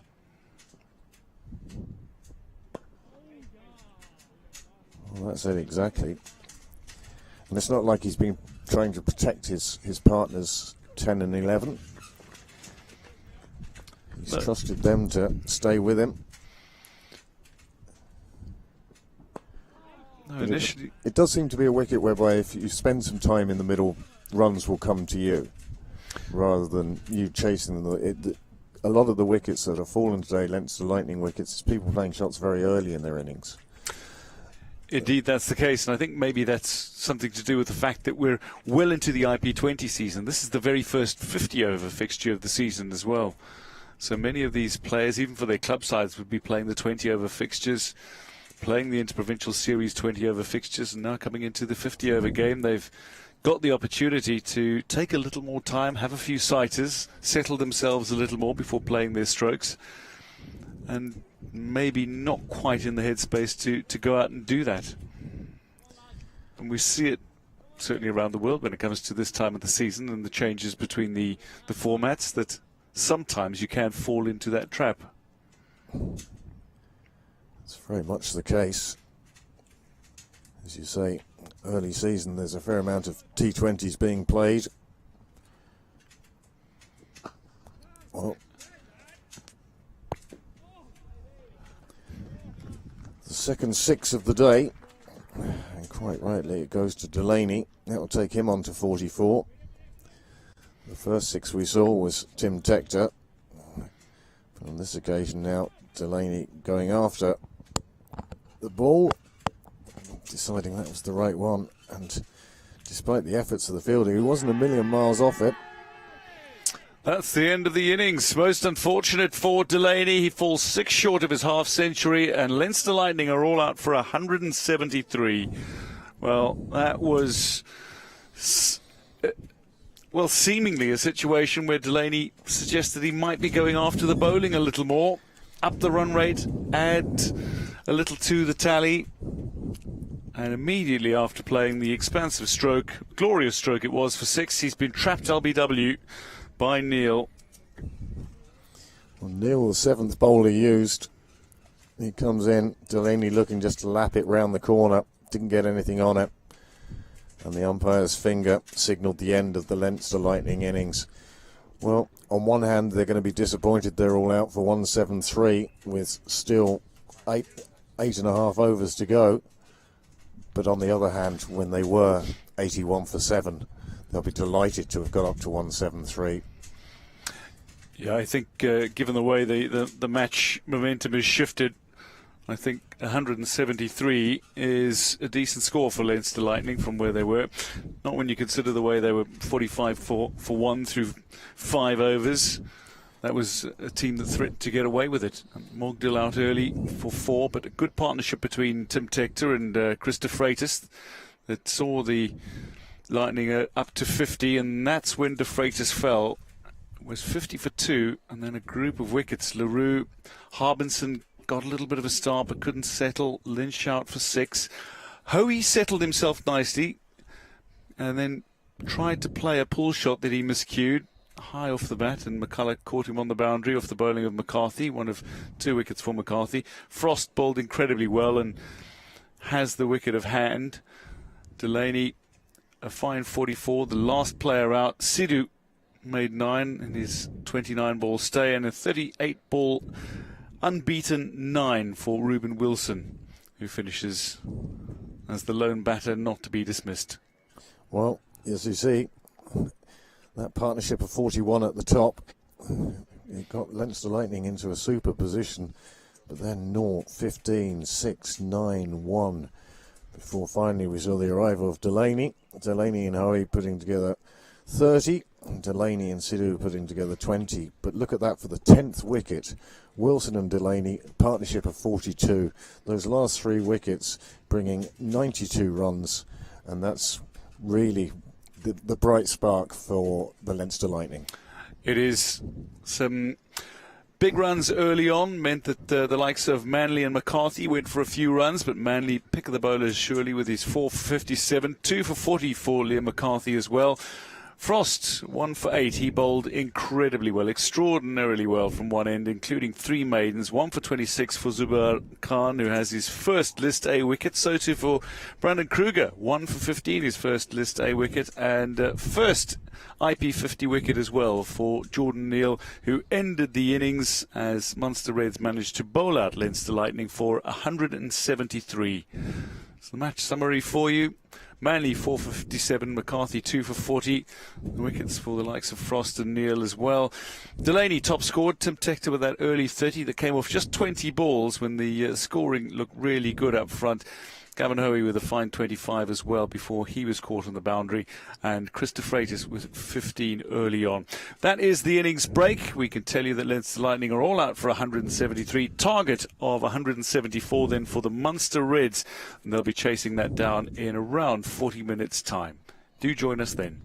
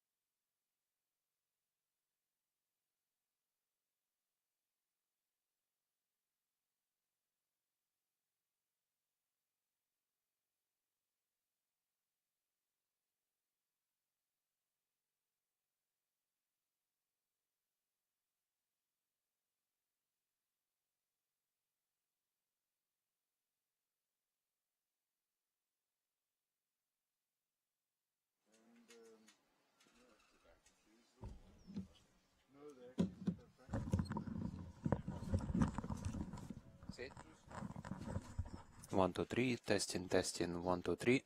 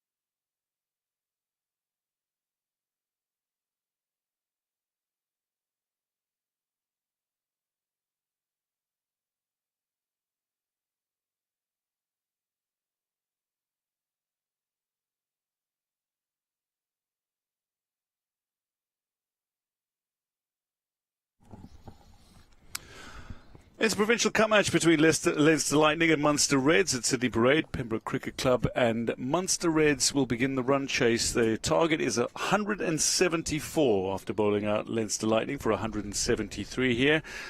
One of the stars of the show was Josh Manley, undoubtedly with the captain's armband for Munster Reds today, taking 4 wickets. But Tim Tector gave Leinster Lightning a really positive start. He blitzed to 30 off just 20 deliveries before he was undone by Liam McCarthy. Top scorer was David Delaney, who played a very patient innings, got going towards the end of his 44, but he was the last man out as Leinster were bowled out for 173. In a match that to and fro in terms of momentum shifts, but Munster Reds now know they've got a target of 174. Craig Senior is alongside for this IP50 match, and the Munster Reds innings set to begin. But I think one of the stars of the show with bat is going to also play a role with ball in hand. Fionn Hand, though, will open the bowling for Leinster Lightning.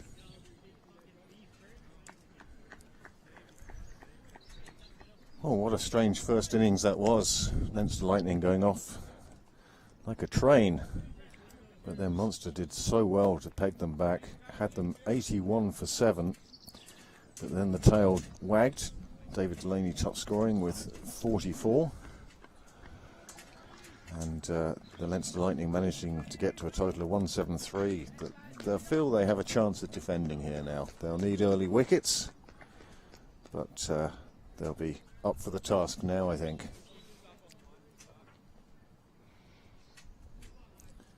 Well, we just wait for the umpires to call play.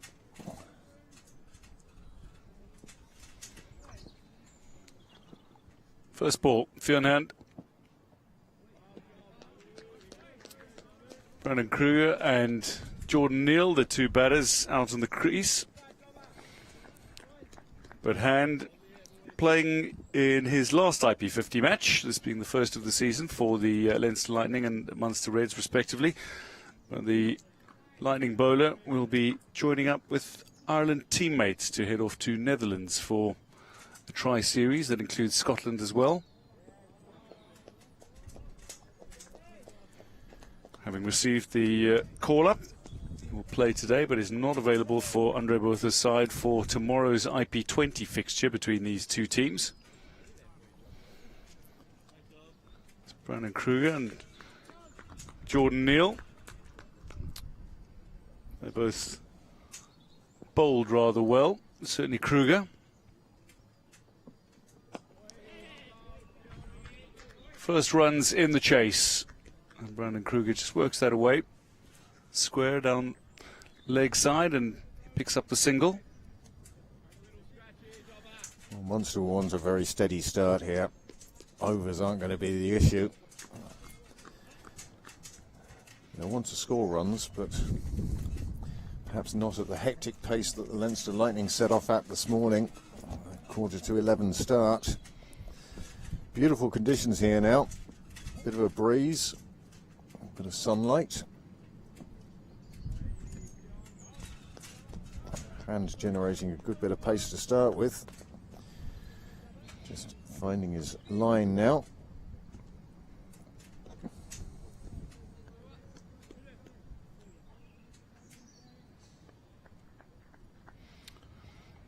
I think you're right. There's no need to rush. You know that your required run rate is 3.48 from the start of the game, so you've got plenty of overs.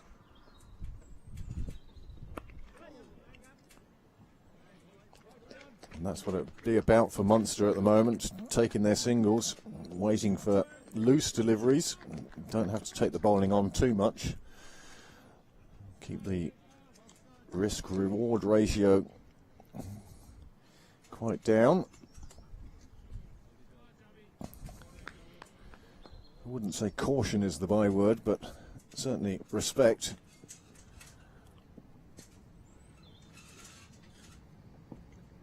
Ooh, just rises off the pitch. Some steep bounce there for Hand to finish the over.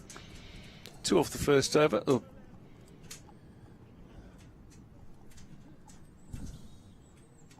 Two off the first over, was it? 3. final one. There we go. Just rising up. There is the correction. Neil 1, Kruger 1, 2 without loss through 1 over.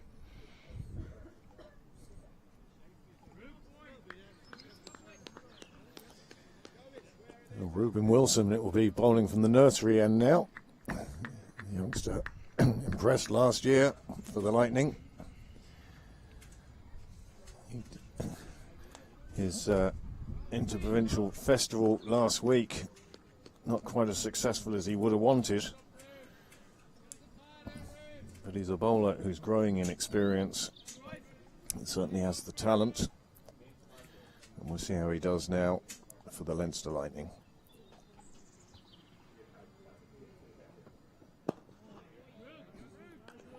Full delivery to start, but good line, almost yorked Neil.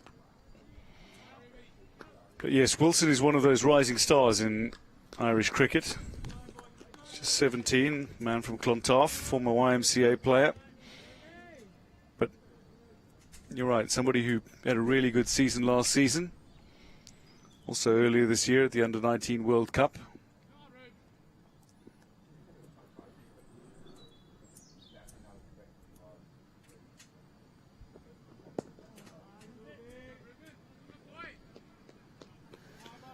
Good start from Wilson. Nothing too loose. Quite an attacking field set. Sam Harbison, the captain, organising his troops. He's down at mid-on, where he can have a word with his bowler if needed.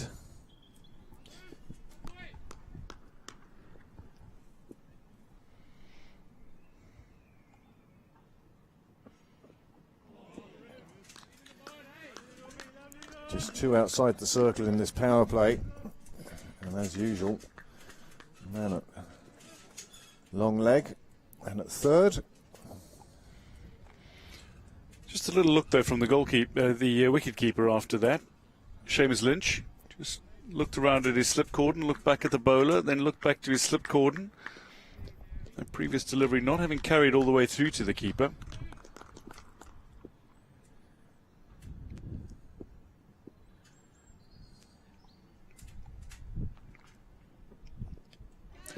And that's gone. The little nick, and first wicket falls in the reply. It's Jordan Neal gone for 1, and Wilson strikes in his opening over. That's a very fine delivery, just catching the outside edge, and Seamus Lynch picks up the catch behind the stumps. Well, Neil will be disappointed. You'll see the shot he played, and bat just leaving his body.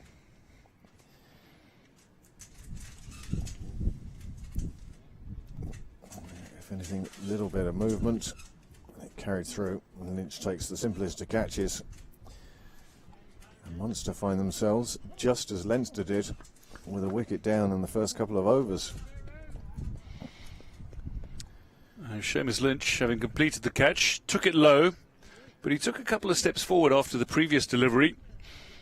What this does, though, is it brings Oliver Metcalf to the crease, the Munster Reds wicketkeeper.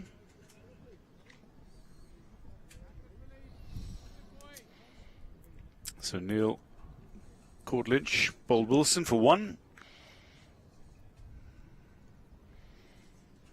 Oliver Metcalf. That will certainly give Reuben Wilson a lift.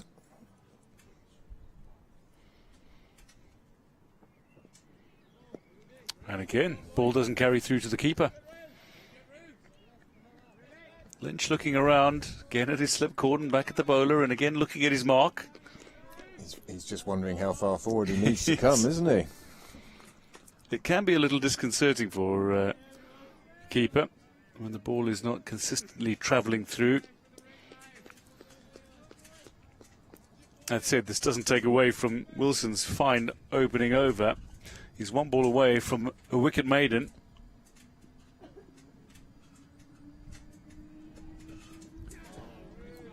And nearly a double wicket maiden with shots like that. Oliver Metcalf looking to go after it. The wider delivery. Yes, it was that bit wider, and encouraged Metcalf to throw the bat at it. Didn't make any contact on this occasion, and probably a good thing for him that he didn't. Well, it's a fine start for the Leinster Lightning. They'll be feeling a bit brighter about their day now. First wicket knocked over. And Wilson with a wicket maiden to open. So 2 overs gone, 2 for 1. Our Munster Reds looking for 174. That's the target. Hand will continue from the St John's end.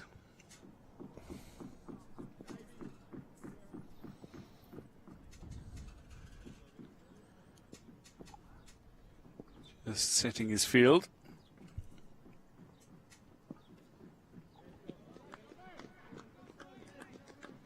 A little wider of Kruger, who doesn't fall to temptation and play a stroke to the wider delivery. Well, you get the feeling that that's just a little bit of experience, knowing which ones to leave here in these early overs.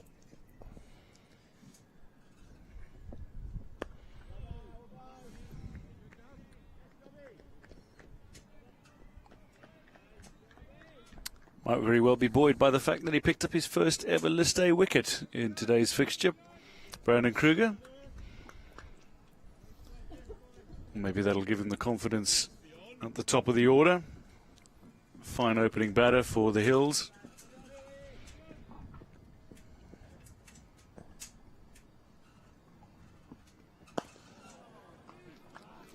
Well bowled, well played. Good cricket all round. Yeah, it was strange during the Leinster innings how many players decided to take on the bowling and perish as a result. And one wonders if the Munster batsmen have watched that and have been told, look, get yourself in. You saw what happened with David Delaney. He got himself in, ended up top scoring at number 9 with 44. And it's the experience of Kruger that Munster will be leaning on quite heavily today. A lot of new faces in the Munster Reds lineup today.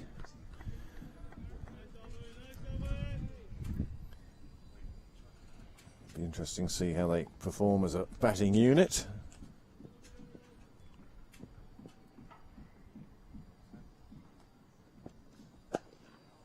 Solid. Kruger again, firmly behind the ball.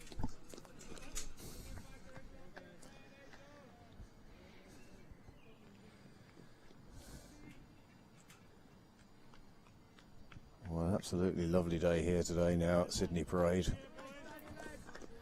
If you do get the opportunity to come down, well worth it.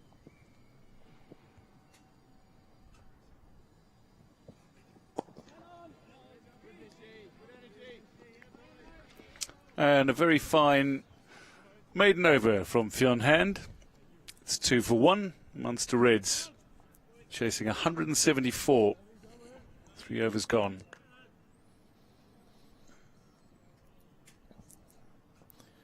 Well, the figures down on your screen at the bottom, that run rate of 0.67 and the run rate required, not really important at this stage. I mean, it may come into it later on, but this is about scoring enough runs or taking enough wickets. That's how the two sides will be viewing it. Wilson continues from the nursery end.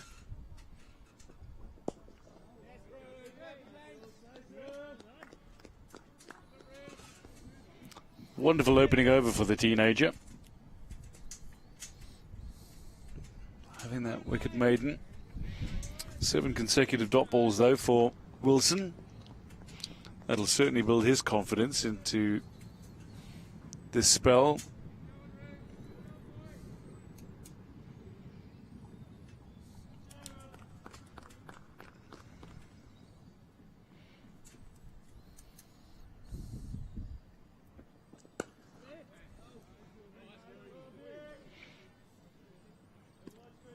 Just a little awkward bounce off the artificial pitch.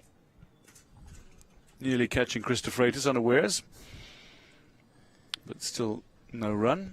And good fielding from the Freighters in the end. That's not the first one we've seen pop up off the artificial. Seems to have a bit of a lip on either side, and even the ball running along the ground is liable to pop, crossing that wicket.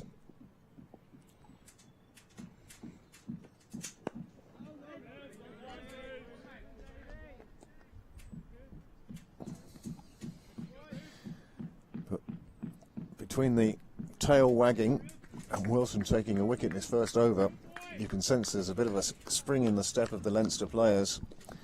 Feel they're right in this game. They can really make Munster work hard.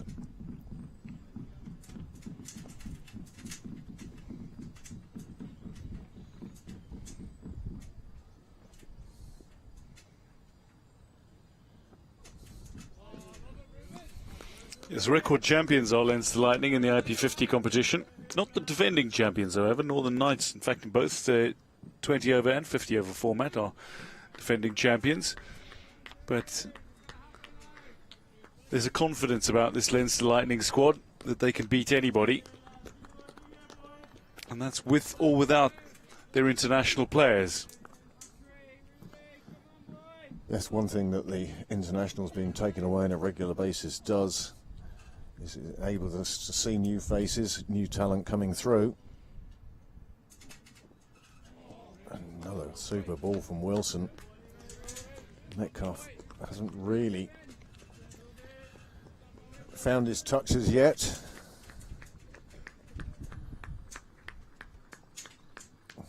And Wilson's string of dot balls continues. Almost into a second maiden over.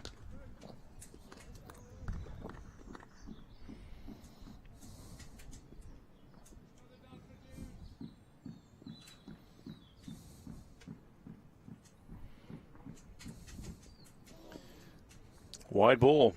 So still no runs off the bat, but he has conceded his first run now, has Ruben Wilson. Oh, that was very wide, and Metcalf still went after it.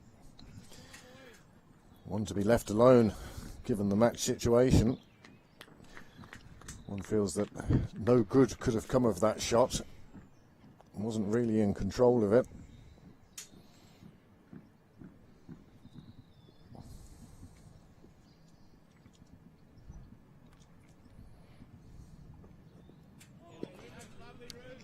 Beats the bat. And that ends the fourth over. Munster Reds are 3 for 1. Well, another fabulous over from Ruben Wilson. He really seems to have found that line and length. And Metcalf not entirely sure how to play with him. What a glorious sight that is on your screens now. Bit of fluffy cloud in the background, but blue skies overhead.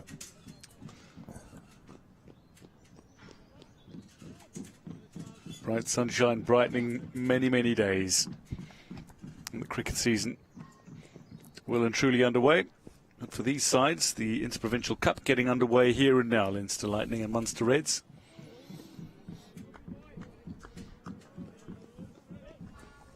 Hand continues.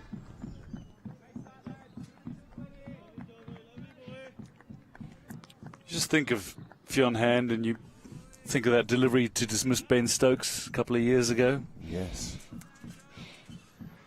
But you also think somebody who's just exceptional with a white ball in hand. Well, it was certainly the way to announce yourself on the international stage. Beautiful delivery. Yeah, in swinger at the T20 World Cup back in 2022. Playing against England and dismissing one of the finest in the game.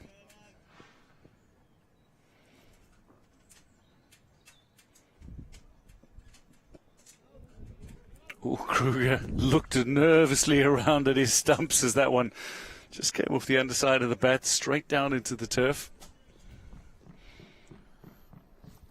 But he's looking solid at the moment, Kruger. He's not playing outside of himself. He seems to be well in. Just keeping the ball out at the moment.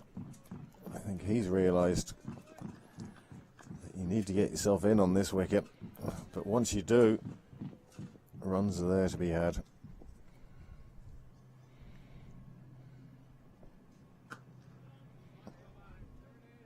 Nicely fielded. But yes, Kruger batting himself in is interesting, because his natural instinct is to play a really aggressive game. Even his list A cricket, he's got a very high strike rate. He enjoys getting after bowling, and he can play some wonderful strokes.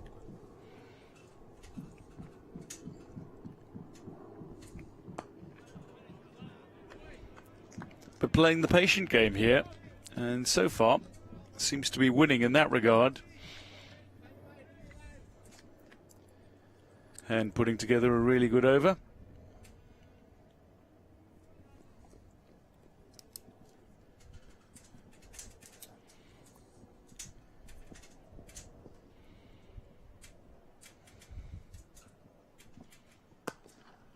And this is what we're more accustomed to seeing from Kruger. Gets one out into the onside, over the fielders in the ring, and adds 2 to his tally. He moves to 3 and disrupts what would have been a maiden over for Fionn Hand. Munster Reds 5 for 1 after 5 overs.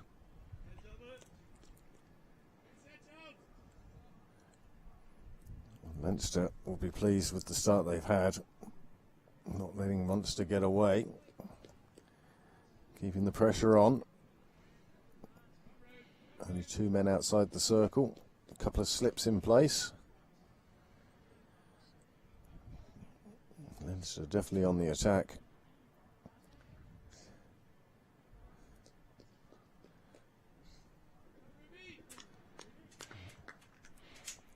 It'd be interesting to see how long Harbison lets his openers go for. Shot. Metcalf will take 4. Cut away firmly. That races to the boundary. Well, you'll see this shot here. Wilson on this occasion, just enough width. The ball powerfully played out to the boundary. Nobody was stopping that.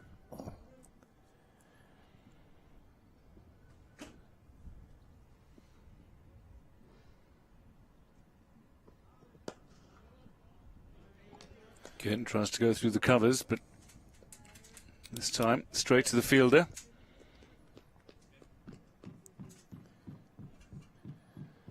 You get the feeling that anything outside that off stump, Metcalf is going to be going after. And Wilson won't be displeased either, because that opens up the opportunity, brings the slips into play. That's how he got his first wicket.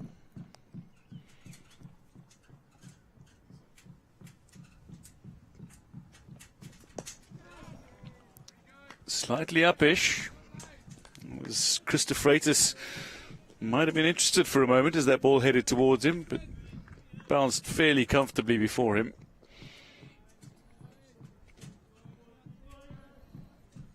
But Leinster Lightning, you're right, won't be disappointed with what they're seeing from Metcalf at the moment. And Wilson's bowling a fairly disciplined line outside off. Still the 2 slips in place for Wilson.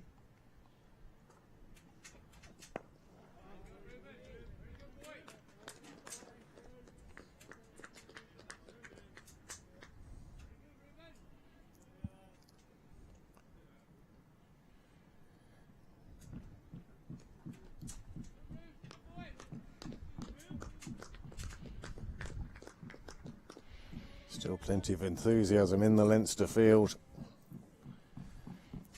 Metcalf looking around at the moment like a batter who is about to go after the bowling. Looking around and familiarising himself with all the field placings. Just turns it to the onside.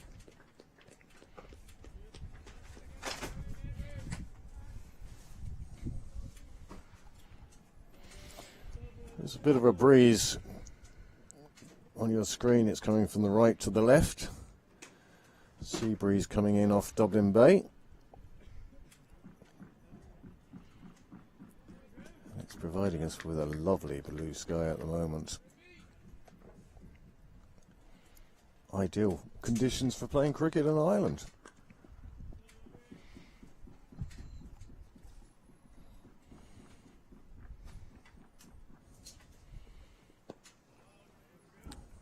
First time that Wilson's bowling at Kruger. And Kruger just plays that back to the bowler. The end of the 6th over. Munster Reds chasing 174 are 10 for 1.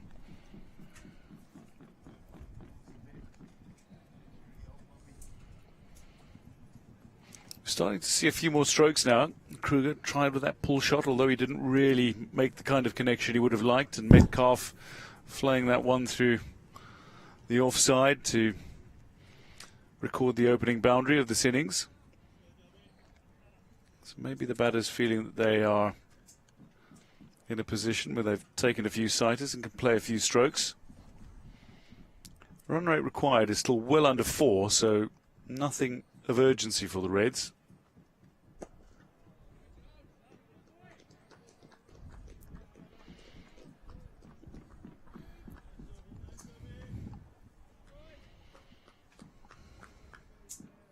But again, the longer these two can stay together, with or without scoring a hatful of runs, the more it will drain the enthusiasm from the Leinster fielders.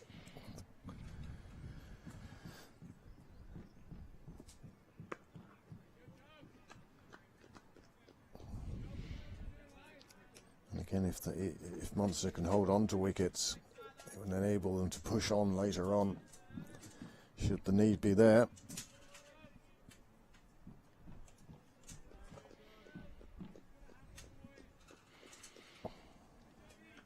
Shanahan, a reminder that he's going to be travelling with the Ireland squad to Netherlands.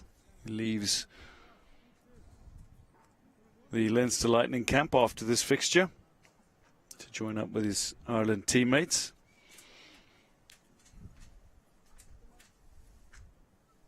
And he went on to play in his first test last year when he was included in the team that faced England at Lord's.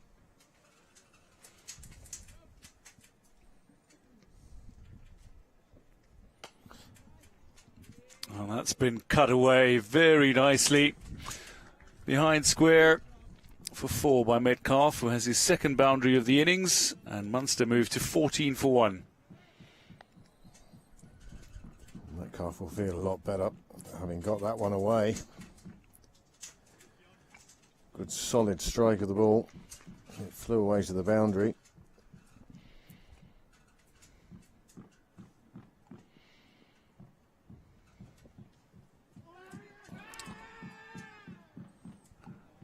Any appeal there was strangled by the ball hitting the turf.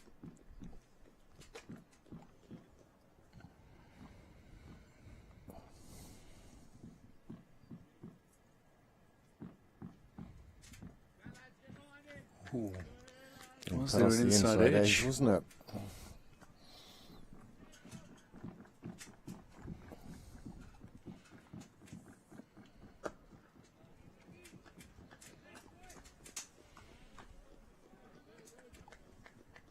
Disciplined bowling from hand after that possible chance earlier.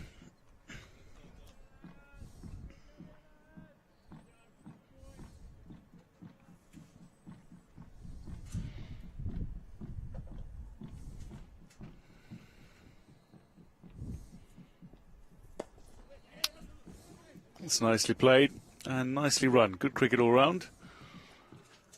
Quick single for Metcalf, gets him into double figures.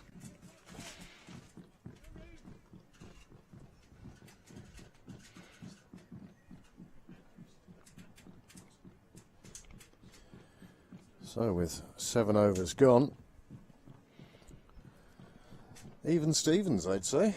Leinster had the benefit of that early wicket for Reuben Wilson, but Munster, well, they're sticking to their task.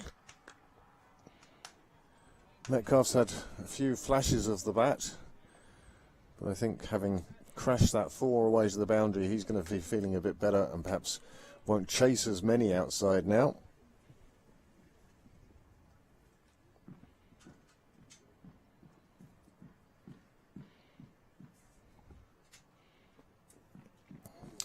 Wilson continues and Metcalf takes one on the body.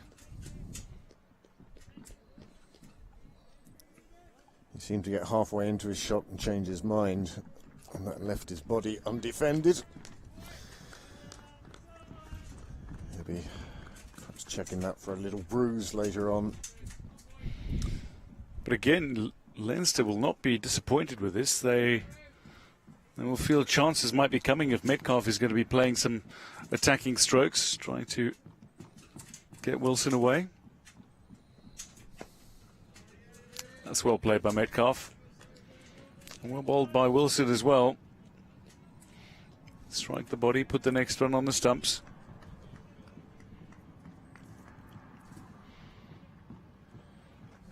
David Delaney just having a word with Reuben Wilson.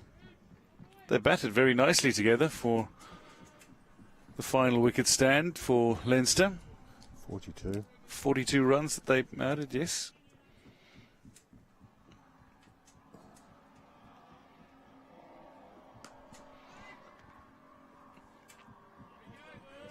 One bounce as Hand fields brilliantly on the boundary. Whips that ball back in, and now Kruger has a chance to face Wilson again.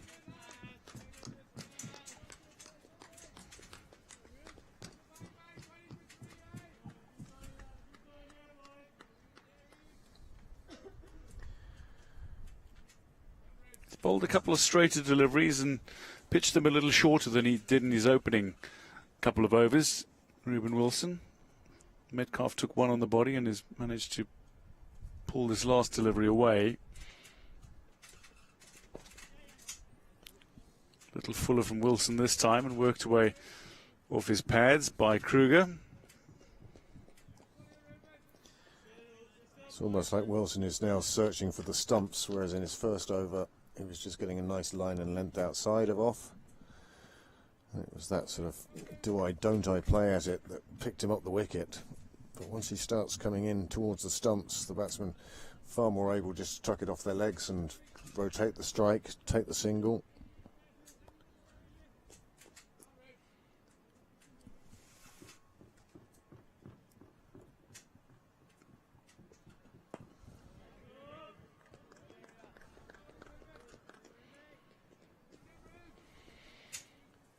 Still plenty of encouragement from his teammates for Wilson.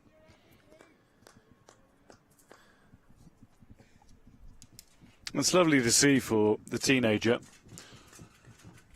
He's bowling with a great maturity here. That belies his age of 17.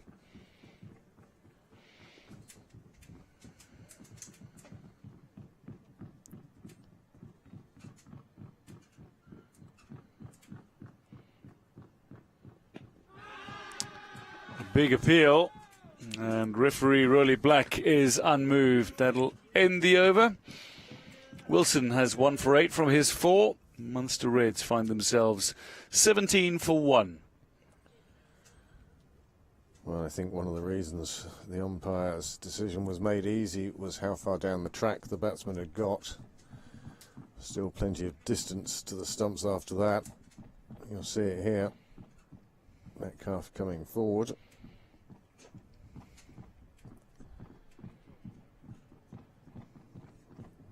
Not out the decision.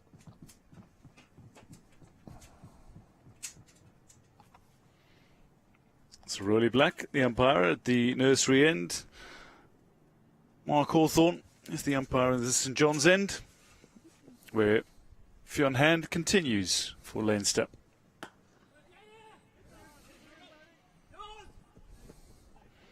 Good call, quick single. Kruger with a nice early call. Metcalf with a pace going through to the keeper's end. A well-judged run. Fielder managed to pick it up cleanly and get rid of it quickly, Sam Harbinson. but the single was still there. It was taken.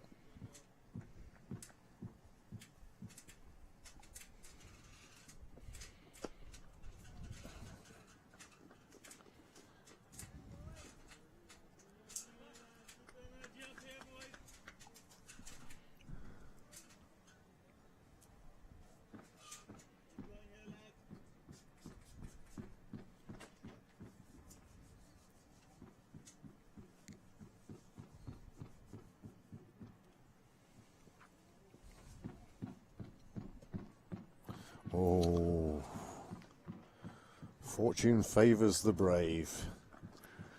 So they say. Well, didn't get much bat anywhere near that, did Metcalf. Gloves this and over the keeper. A couple of bounces into the side screen. Oh, off the bat. Well, that could have flown anywhere. It flew to the boundary. It's 4 more onto the Munster total as they chase down this 174 for victory.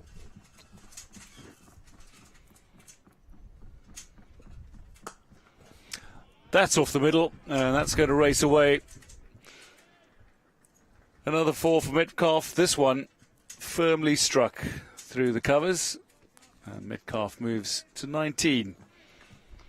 His 4th boundary of the innings.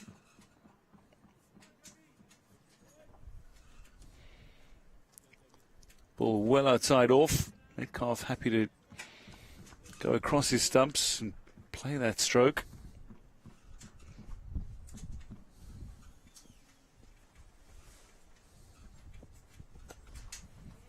Short ball dealt with, and he pulls firmly, does Metcalf. And 3 successive boundaries here. And this is providing a little impetus for the Munster Reds innings. They've nearly doubled their total in the last 3 deliveries. Just too short from a hand, pulled away square. 3rd boundary in a row. Well, perhaps there are more similarities with the Leinster beginning than I thought.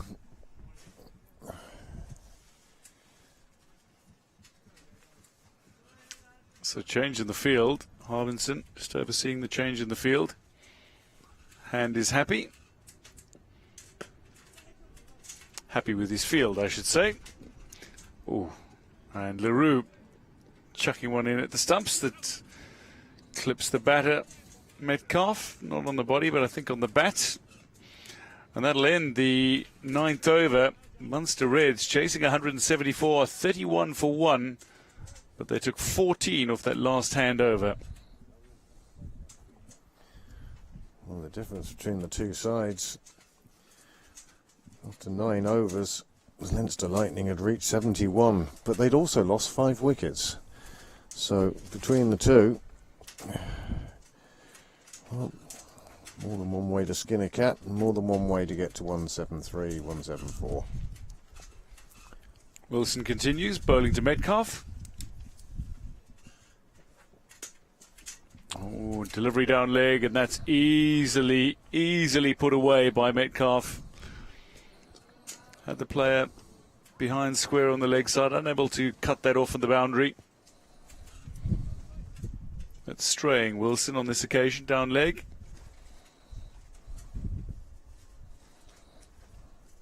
Not difficult for Metcalf to get something on that.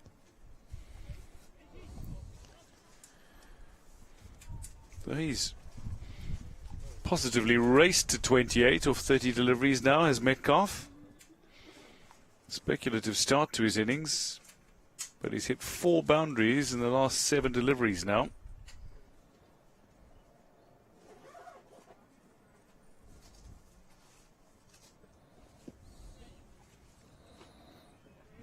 Hand has moved into fine leg position, and this time fields.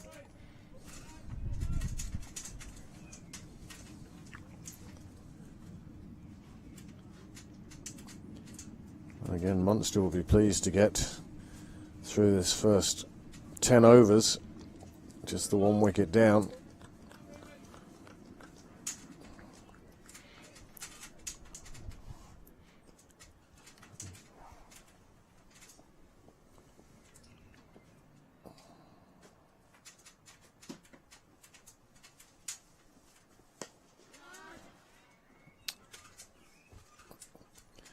Well, an unconvincing shot from Kruger. It was in the air. There were cries to catch it, but nobody could get close enough. Was it a chance? Not really. No, I think too far from Delaney, to be fair. It was uppish. It was well bowled. It was miscued by Kruger, certainly. But I don't think you could call this a chance for Delaney. Admirable dive in the end to get something behind it. That should be put away. There's a fielder out there. LaRue runs round, collects, and it'll be 2.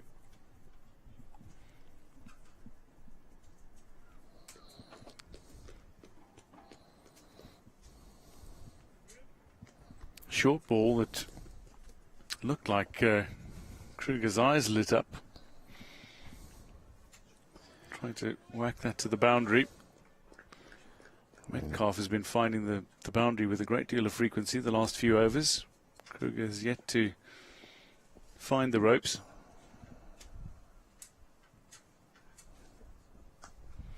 He'll find it now. It's a glorious 6. Behind square on the leg side. Just lifted it up. And he moves on to 13. This Wilson over has gone for 13. Still one delivery to come. Well, this is a super shot from Kruger. He's onto it so quickly. Picked it on line and length. Knew where it was. And it was just a forearm jab, really, that took it across the boundary. He didn't have to extend the follow through to get the power in. He got exactly enough on it.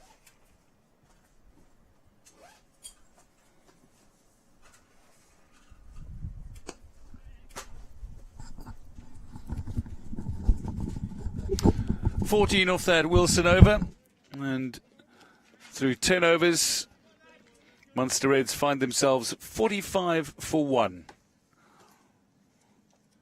Ruben Wilson, his opening couple of overs, not a single run from the Munster Reds players off the bat. He did bowl 1 wide, but 12 dot balls around that. And somebody who was bowling a particularly disciplined line and length. But with that last over, he's seen the Reds batters just dictate a little to him and put away some bad balls that he bowled a little too short and a little too straight, you might argue. Isabel Joyce is back in the commentary position as we take a look at the Munster Reds batting card here at Sydney Parade.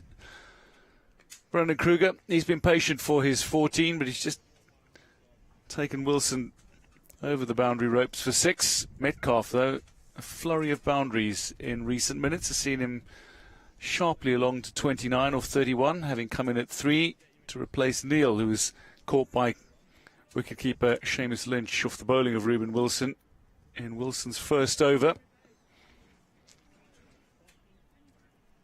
So 45 for 1 are Munster Reds through the opening power play into the second power play. And a change in bowling. Delaney is on.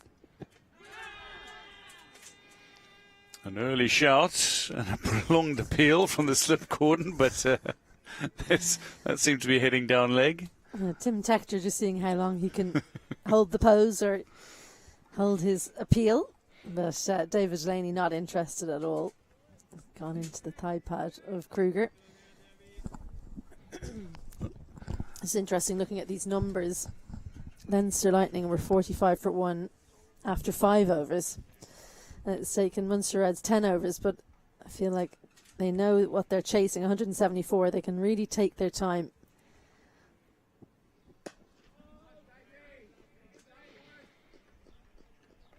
And 28 runs scored in the final 2 overs of that power play, so they waited until the very last couple of overs to make use of the fielding restrictions. Just the 2 allowed outside for those first 10. They can spread the field more should they choose to, Leinster Lightning, but still keeping a pretty tight field. They do have cover a third and a very square fine leg on the boundary.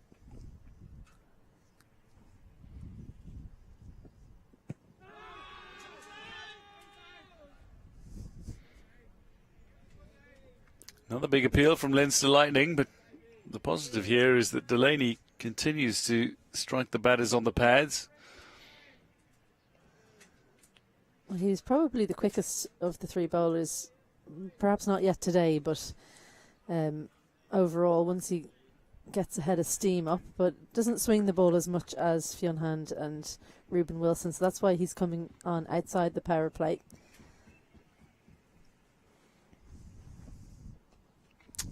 And that's very nicely worked away, just the faintest of touches. And as Delaney strays down leg, Kruger capitalises. He moves on to 18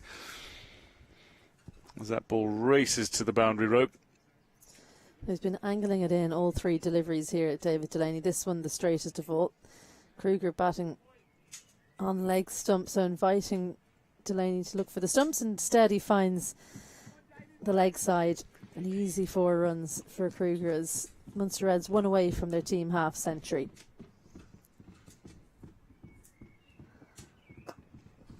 And that's a way to bring up 50. Firm positive stroke. Ooh, and that looks like it's clipped the fielder and over the boundary rope for 4. Just hobbling along is Ruben Wilson. No, not a nice one. That's absolutely flown off the bat. The extra pace of David Delaney just flays this one away. That's flown across the ground. 1-2 bounce that skidded into the shin of Ruben Wilson and deflected over the boundary. So that's the 50 up for Munster Reds in the 11th over.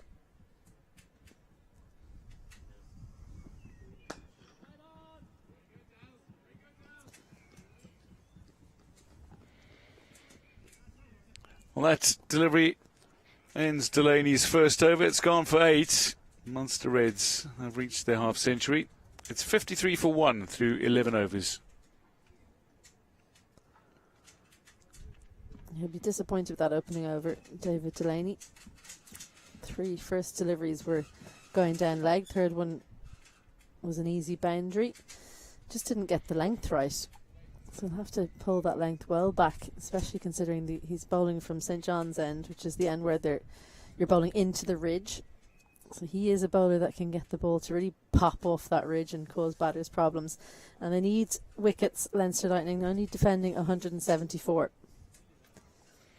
Gavin Hoey, no surprise to see Leinster Lightning bringing on spin as soon as they can outside the power play. Leg spinner Gavin Hoey coming on now from the nursery end. Somebody who's very familiar with the ground. That's a good move as well when you consider the success that Munster had with their spinners early on in the innings. This looks like it might very well be a good move for Leinster as well. And like Delaney, I spent some time playing cricket in Australia, playing some grade cricket in Sydney.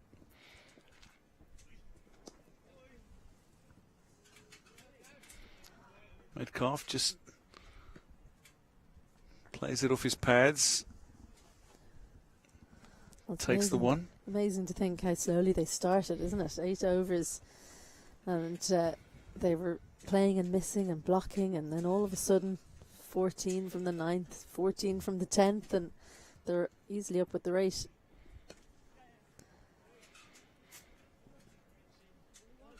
Well, I've got a couple of the first couple of Hoey deliveries here.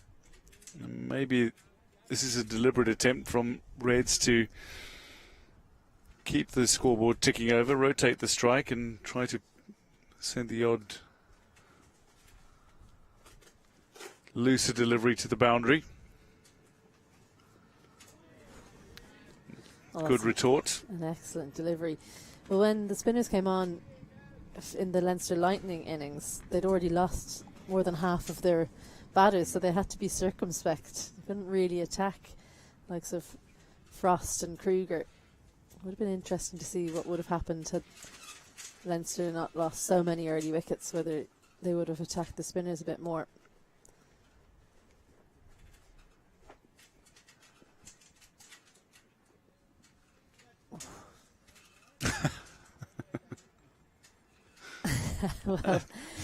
Tim Tector takes that. as a batter, you feel a little bit aggrieved, but it did pitch inside the wide lines. So Ollie Metcalf being told by umpire Roddy Black that it's a playable delivery.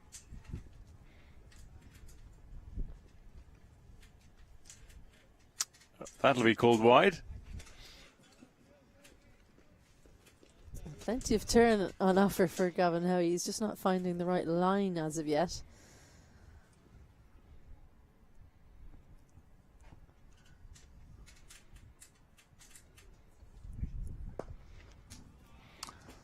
He's a wicket taker, is Hoey, but that is some runs. 6 to the Munster tally. Metcalf going straighter this time. He moves to 36. Well, he got the line right here, Gavin Howe, but the length was all wrong. Too full, too straight, and gets the hands right through that one, does Metcalf, for a good-looking 6.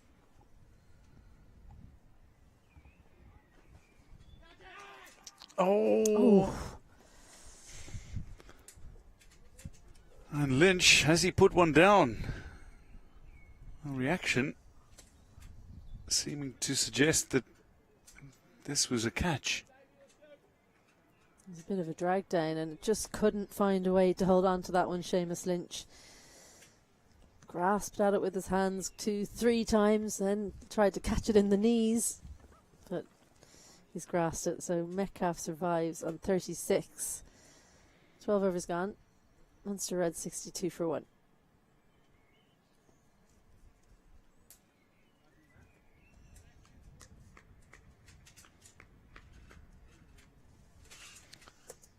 So Kruger and Metcalf both having found 6s in their innings so far. Metcalf going along at a runner ball, 36 off 36. Kruger on strike as Delaney continues.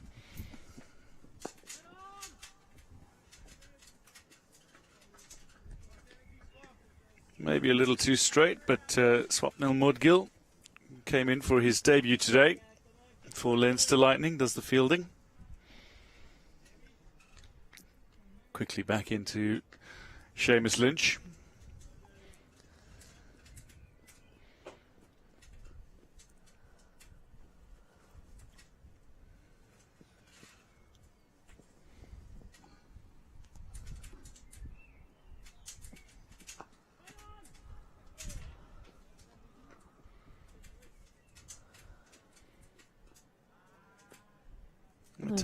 Nice placement there from Kruger. It's a tough ask here for David Delaney. He's got to try and take wickets but go for no runs. It's always the toughest assignment in cricket when you've got the ball in hand. I wonder, could they try and stem the flow of runs by maybe setting a field more tightly on one side and asking Delaney to just bowl on the offside?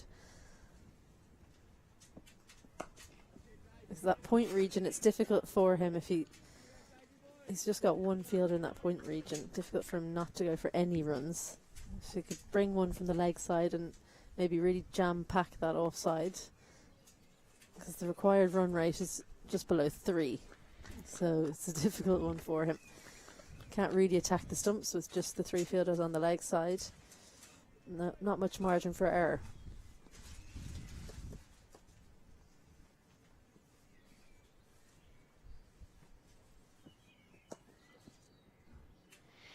Yeah, he's got a decent strike rate, does Delaney, but he does concede a few runs. And you're right, it is a very tight line that Leinster Lightning are trying to operate. Delaney only going for 2 this over so far.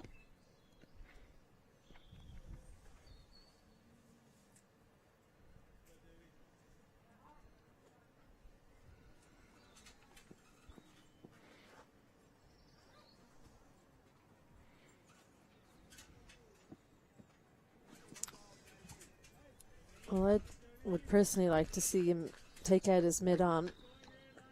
I'm being told you can't bowl full. See if Metcalf and Kruger can find that gap if you keep the ball away from them.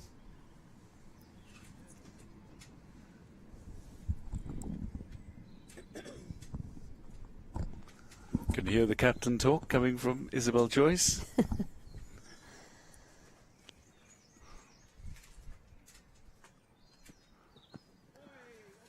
That would be a very interesting tactic, though. As the over ends, Delaney worked away for a single. Munster Reds 65 for 1 after 13, chasing 174.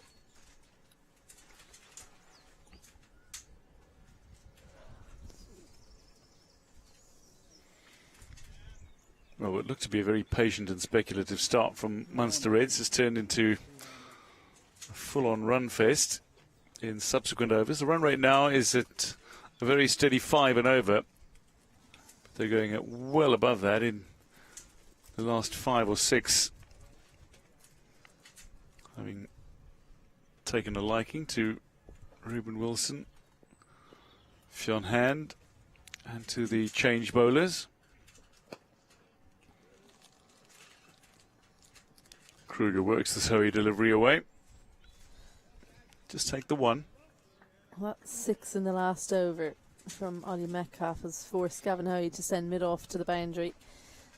Long off cover and square leg are the fielders out at the moment.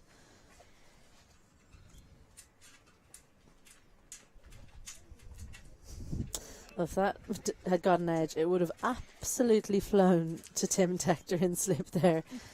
He'd need to mind his teeth. Bowls at some pace for leg spinner Gavin Hoey.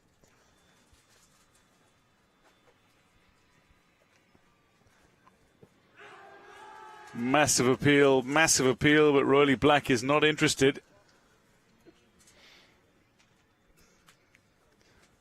Gavin Hoey pleading with the umpire. Gavin Hoey felt he had his man there. Metcalf tends to plant his foot just in front. And as he stood up there, you could see it was pretty much on middle. So Rolly Black, not sure what was the reason he had for giving it a not out. Tough to tell from the reverse angle.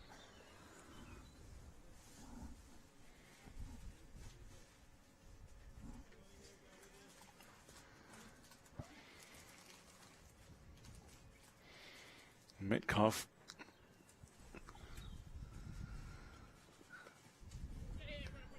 continues to be the aggressor. This time plays a fine cut stroke, just gets its way past Tim Tector and to the boundary it goes.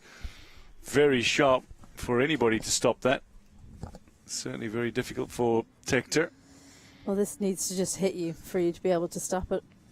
It's going very, very quickly. A late cut, and it either manages to find your shin or your foot, or it's 4 runs. And this time it's 4.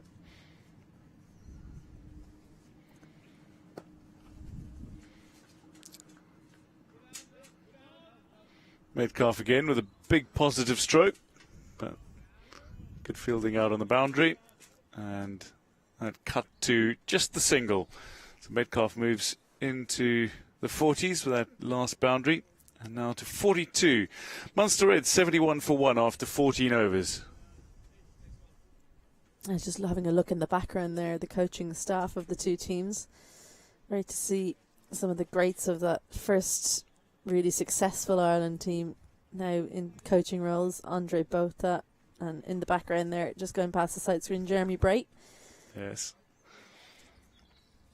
It's former teammates that are now opposing coaches.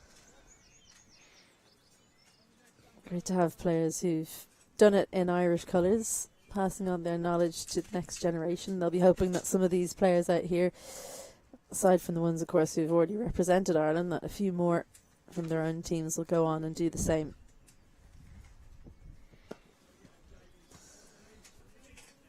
Yes, what you want to see is you want to see players sticking up their hands, putting pressure on selectors. You want to see players putting in those big performances, particularly when the pressure is on. Well, something that came up over the last few days with that Ireland-Pakistan series is who's the next bowler in.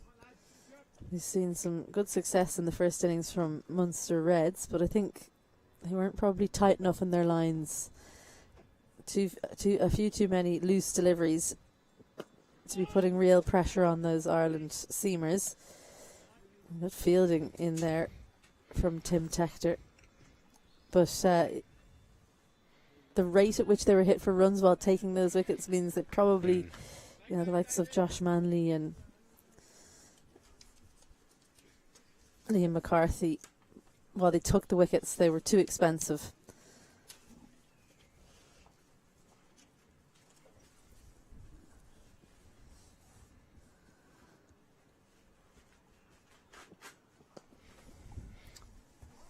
I think if we're talking IP50 performances, as this one is worked away by Metcalf, Matthew Foster's performance for Knights against the Warriors in the opening Interprovincial Cup fixture of the season was nothing short of extraordinary. His first 6 overs, there were only 3 scoring shots off his first 6 overs. He took 3 wickets and bowled 33 dot balls in 36 deliveries. Incredible.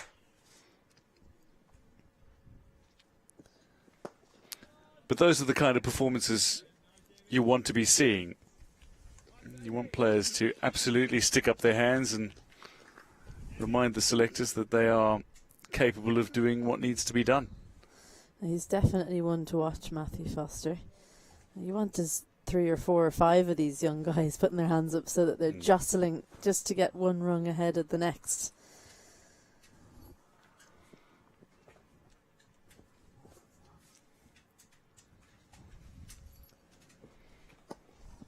Kruger just whips this one away.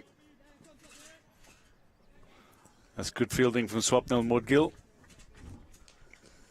He's just been too full again, hasn't he, David Delaney? That one, the extra pace, it just helps Kruger to clip it into the leg side. Doesn't need to do much. I think Liam McCarthy got, for a couple of overs in his spell, got a really good length coming from the St John's end.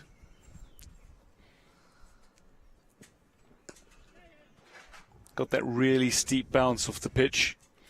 Troubled the Leinster Lightning batters. As we reach the end of the 15th over, Munster Reds 75 for 1. They require another 99 for victory. Well, wickets in hand means that they can go through the gears. At the same point, Leinster Lightning were 81, but for 6 wickets.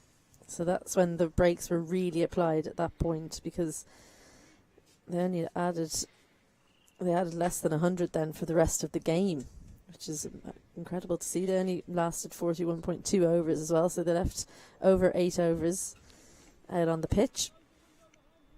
Amish Sidhu now will replace Gavin Hoey. They do need quick wickets here, Leinster Lightning, so the bowling changes could come thick and fast. David Delaney might be changed up in the next over or 2 as well. Christopher Freitas maybe could come in and see if he can cause some trouble to these Munster Reds batters, both of whom are very much set at this point.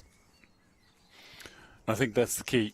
Leinster Lightning really didn't have a set batter at any stage of the innings outside Delaney, who came in at number 9.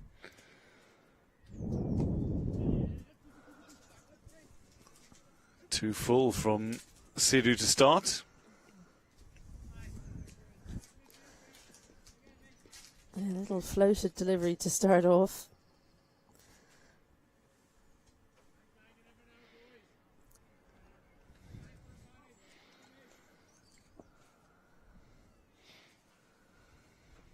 Oh, that's got to be and out. Stumped, brilliantly taken by Seamus Lynch, and the breakthrough comes courtesy of Amish Sidhu. Second delivery, floated it again, this time a little wider, and Kruger has come down the wicket, trying to turn it into a fuller delivery, and he has paid the price. Sidhu grabs a wicket with his second delivery, and Kruger looks absolutely crestfallen. Well, it was a decision he made before the ball was bowled. He was going to dance down. The turn takes it past the bat. He did try to cover the ball. Did Kruger. Didn't manage it. And Seamus Lynch, it was like he knew it was coming. Kruger goes for 31. Munster Red 77 for 2.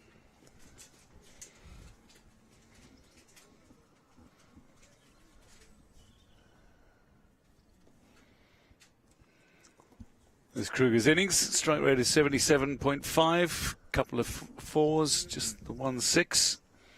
31 or 40. And with that,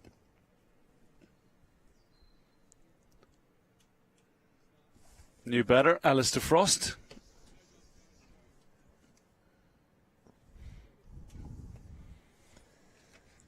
He and his brother play out of Malahide.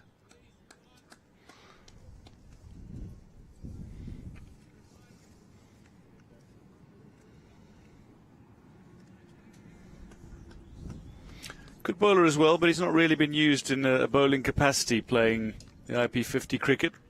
Alistair Frost.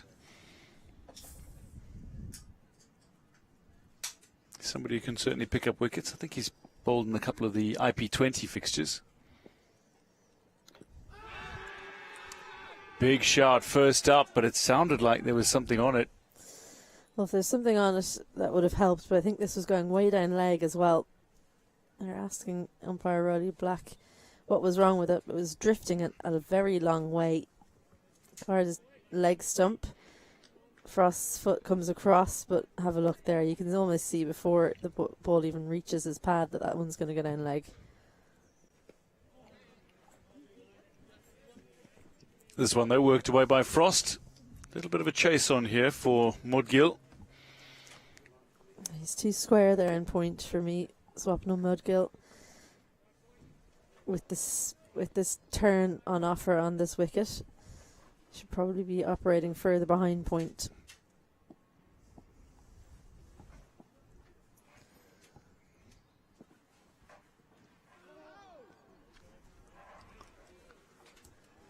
Got himself into all sorts of bother there, did Alistair Frost.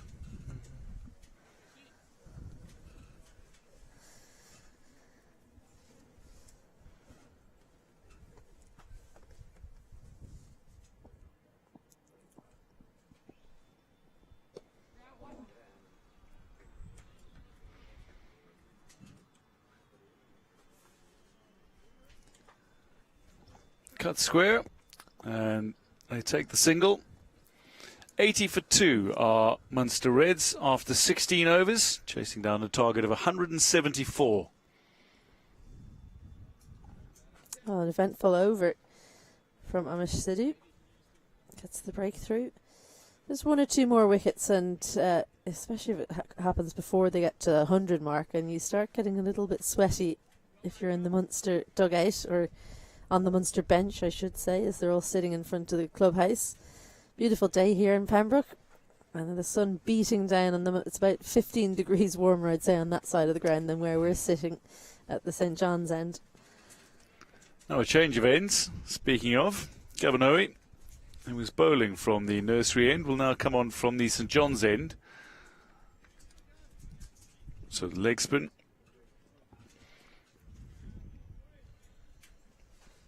And the two spin bowlers will be operating in tandem. Frost is on strike. Interesting. Kruger was not taking too much of the strike, but Metcalf wasn't on strike much in the recent overs. And now Frost's been on strike for a few deliveries. This is a wide ball. So Metcalf is just standing down the other end. You don't want a batter to get into a position where they're not facing deliveries for an extended period.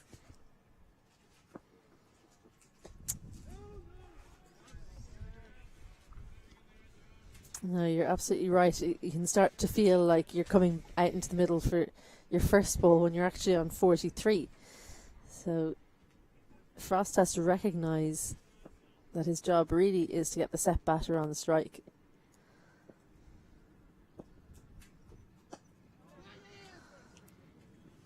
Yeah. Sorry. It's the call. But Frost does his job. Who was saying sorry?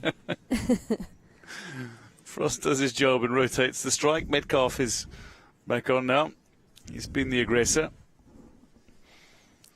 Gavin Hoey continues.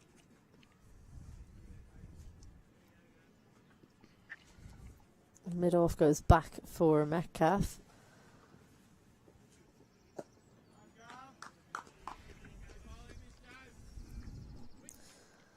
So it'll be spin to win for the foreseeable. Howie with the leg spin from one end and Sidhu with the left arm spin from the other.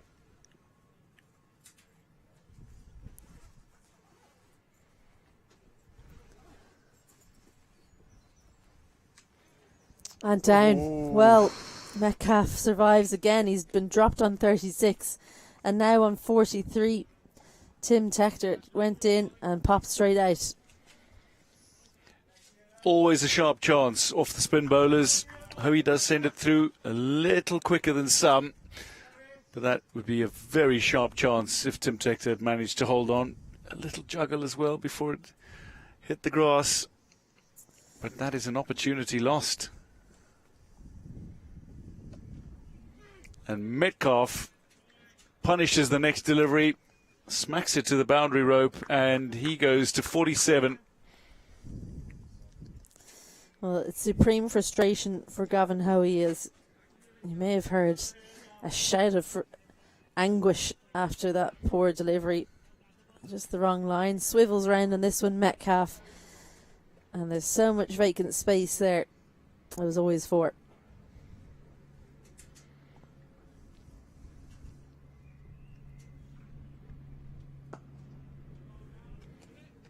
Metcalf not taking any chances, and that ends the 17th over.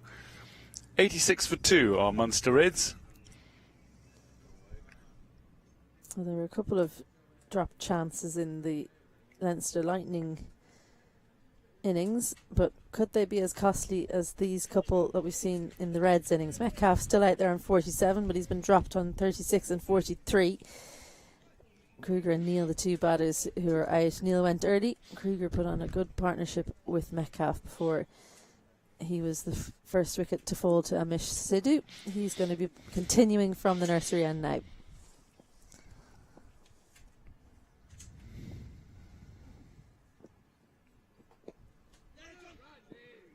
Oh, the call from Metcalf. Sent back by Frost. Metcalf halfway down the pitch by the time he stopped, turned around and ran back.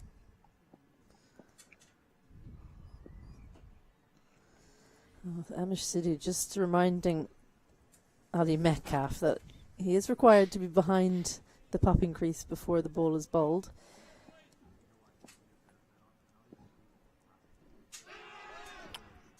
Big shot. Rolly Black not interested. Well, I just wonder how long it's going to be before we see Ali Frost bring the sweep shot out, because at the moment he's looking in a little bit of trouble for these straighter deliveries from Sidhu. He is very proficient at the sweep shot.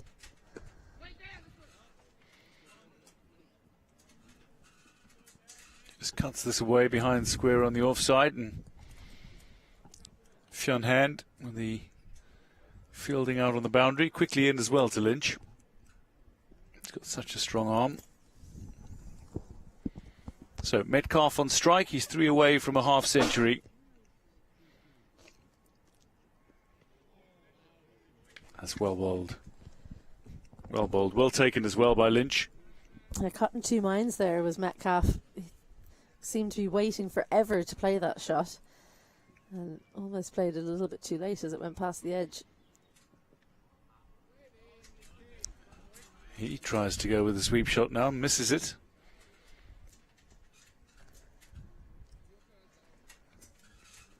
Just trying to bring it from outside off.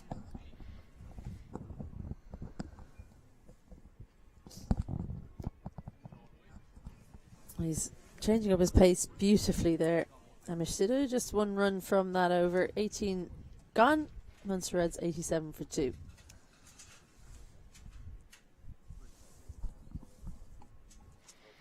And with that, the players will have drinks, chasing a target of 174. Munster Reds 87 for 2 through 18 overs.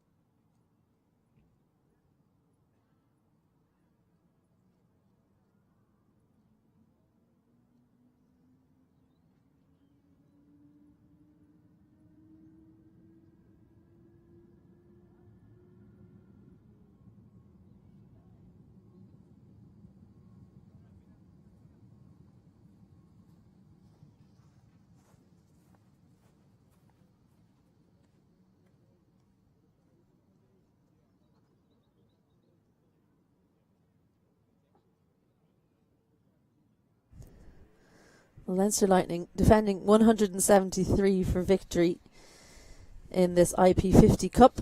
Munster Reds, they have the upper hand. They're on 87 for 2. 5 bowlers used so far. Gavin Hoey, well, he looks a little bit expensive in the context of that card, but he's had 2 catches put down, one by the keeper and one in slip. So he could have 2 wickets to his name, but as it is, he's wicketless. The wickets have gone to Sidhu and Wilson. Sidhu looks the pick of the bowlers, and he's causing all sorts of trouble with his left arm spin. Handon Wilson did beautifully earlier on, but we're taken down somewhat in the 9th and 10th overs. There's going to be Gavin Hoey to see, can he get that wicket on the 3rd time of trying.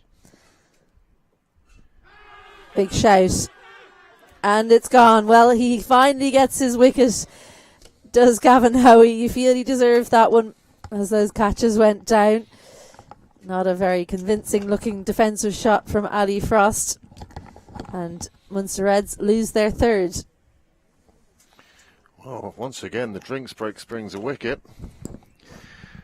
Munster find themselves halfway to their total with the runs, but now with 3 wickets down, will that start to put a few jitters amongst the Munster bench? Hoey finally getting his wicket.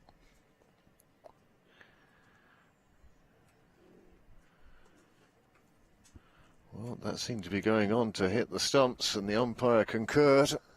And a 3rd wicket falls with the score on 87. It happened in the first innings, and now it's happened again in the second. Well, 9 for 1, 50 for 2, 50 for 3, 65 for 4, 71 for 5, and 80 for 6, 81 for 7. So if Leinster can do something similar, they'll be very pleased. 87 for 3 with Alistair Frost going for 5 from 10 deliveries. No boundaries in his innings. It was a short stay. He could only add 10 runs for the 3rd wicket, Munster Reds. And, well, that brings a big hitter out into the middle. Nicolaj Damgaard from the Hills CC. And if you haven't seen Nicolaj batting, well, keep your eyes peeled. Keep your eyes on this screen, because if he gets going, it starts raining sixes. But he does have to get going first, of course. He's going to have to face spin from both ends. Gavin Hoey continues. Well, there you see the advantage of the big man. Big stride forward to be able to smother any turn from Hoey. But yes, Damgaard last year, he had a particularly productive day down in the Mardyke, I remember, and clean hitting it is. Well, that's a clean strike, but unfortunately for him, he doesn't get any runs for it, because all he's managed to do is find the bat of his partner, Metcalf, who has been down the other end for much of the last few overs. He's been watching while his partners have struggled a little bit, and a couple of them have lost their wickets.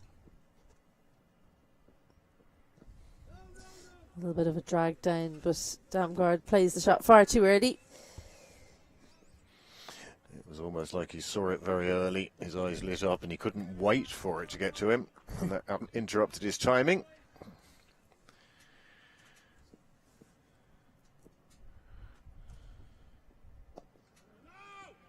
A good change in length from how he pulls it back for the tall man.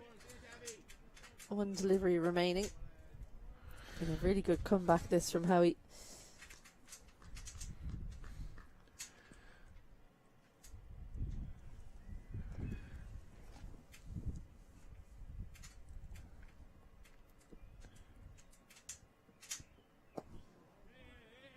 Well, mid-on did go out to the boundary into long on just before that.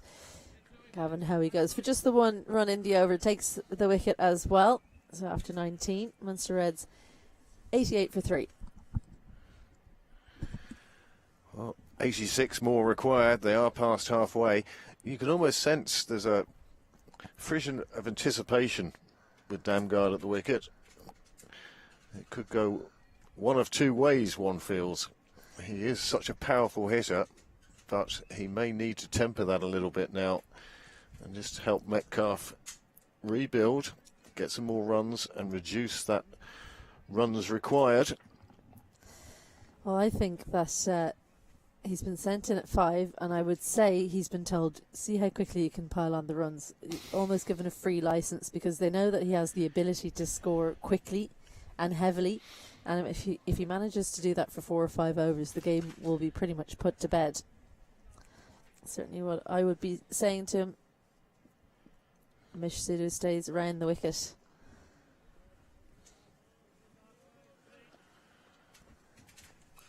He's such long levers, he finds it easy to hit the ball straight. It's not the easiest pitch to get in on, certainly not against spin especially. But he launches this one high and handsome into the trees here in Pembroke, as his first boundary is a maximum. Just too short on this occasion, Sidhu, and the levers take their toll.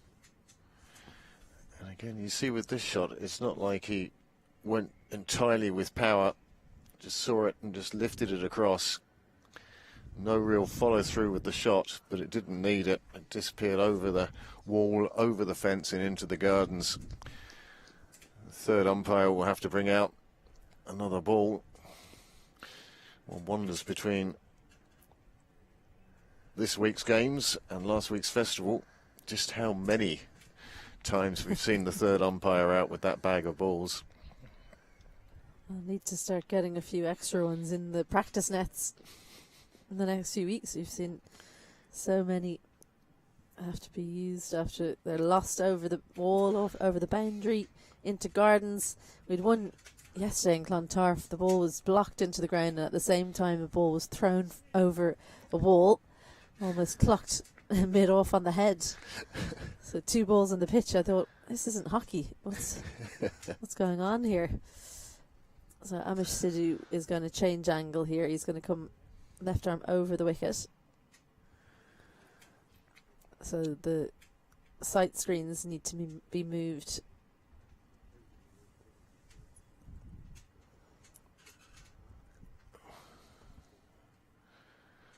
I was going to say, I hope there's more than one person there. It's rather a heavy weight to be pushing around. Smashes this one down, but manages to drop short of the fielder at long on. Makes a meal of it down there, unfortunately. Just didn't quite read it in the deep. Bounce in front of Wilson, who, taking evasive action, can't shut that one down. 4 follows the 6. Well, Wilson had that one he was fielding on the boundary earlier that hit him on the shin, and that one came at a really awkward height.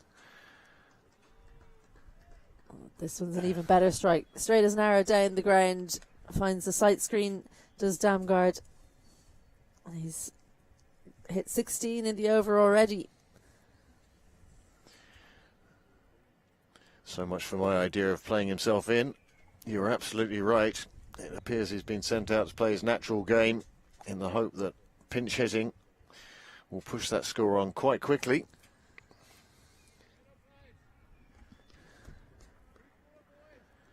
Well, 100 was brought up with that 6. 104 now for 3, just before the 20th over.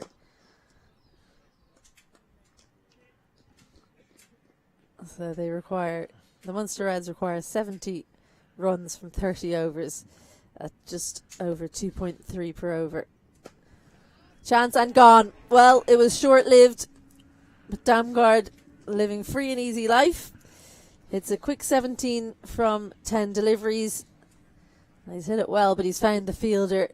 Excellent stuff from Philippe Leroux in extra cover as he manages to snaffle that one before it hit the ground. And after being taken down, 16 runs in the over, Sidhu gets his man and takes his second. Damgard goes for 17. Munster Reds 104 for 4. Well, at the 20 over mark, Munster would have been exceptionally happy. But with his 11th delivery, Damgard has found the fielder. It travelled quite quickly and quite low, and it's a fine catch. Probably the best catch we've seen today.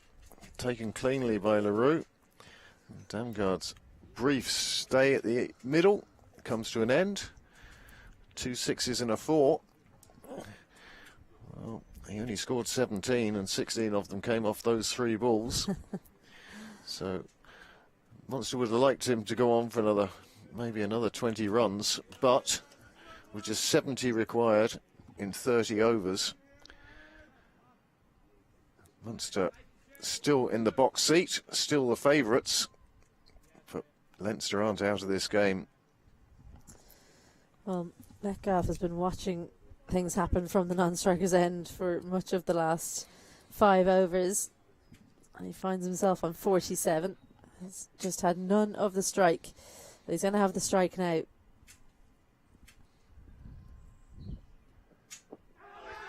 A big shout. Has this hit bat? It sounded very woody. It sounded batty, I was going to say, but woody is better. Gavin Howie seemed convinced that this one was out. Well, Howie with that very distinctive run up. He does bowl at a good pace for a leg spinner. He gets it to pitch in line, and perhaps height was the only thing. Moves across his stumps to give himself room, does Metcalf. Just the single.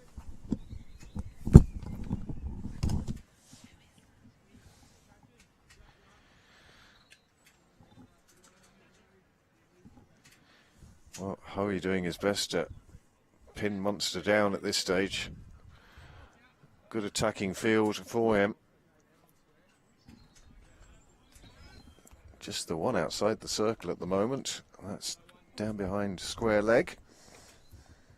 So Ryan Joyce from Cork Harlequins out at number 6 for Munster Reds. A floated delivery and a real hack across the line from Joyce, who shakes his head thinking, what was I doing? So a little nervy looking start as Reds are having a bit of a wobble. 76 for 1. They now find themselves 104 for 3. For 4, excuse me.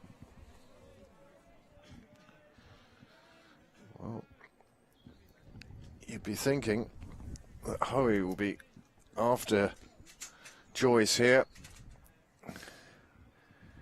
Another inexperienced interprovincial player.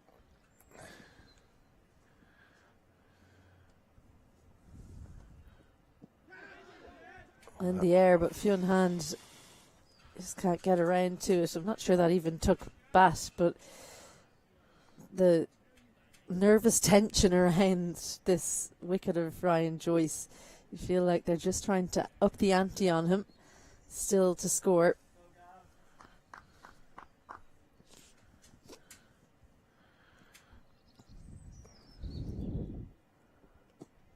That was the googly. Almost sneaked through, but takes the inside edge. So, a fantastic over from Howie. Plenty happening in it, just the one run. That's a 21 gone, and Munster has 105 for 4.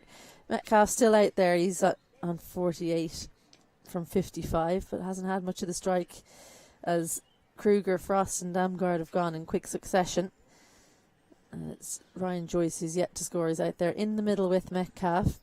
6 wickets remaining. Plenty of time in which to score the runs required, as Munster Reds are on 105 and they target just 174. So the required run rate, not the problem. It's just how they go about amassing the remaining runs. 69 more is what they need.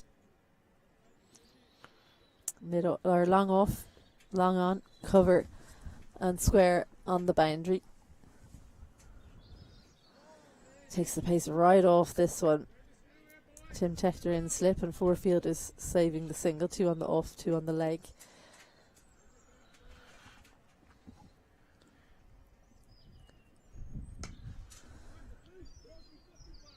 Goes on to the back foot and gets the single. So slowly but surely making his way up to the half century, but it feels like he's been in the 40s forever.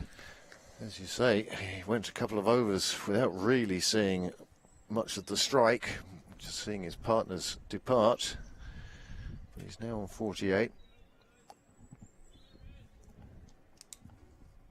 It's McCullough. Well, much like we saw for a long period of time in the Leinster Lightning innings, the Lightning will now be looking to bowl at anyone but Metcalf. This is David Delaney in the Lightning innings. Just about squirted into the offside. Not the most assured of shots. No, not convincing.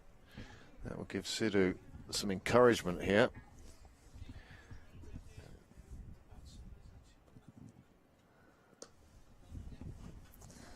So our apologies, we've got the name of the batter wrong. He doesn't have a number on his shirt, but it's actually Carson McCullough who's out in the middle and who's got off the mark with a boundary. Good looking shot. That just strays in line, does Amish Sidhu. Well, that's exactly what Carson McCullough would have wanted. Nice way to get off the mark. Not needing to overhit it, get it through the ring, and it ran away. Nice boundary.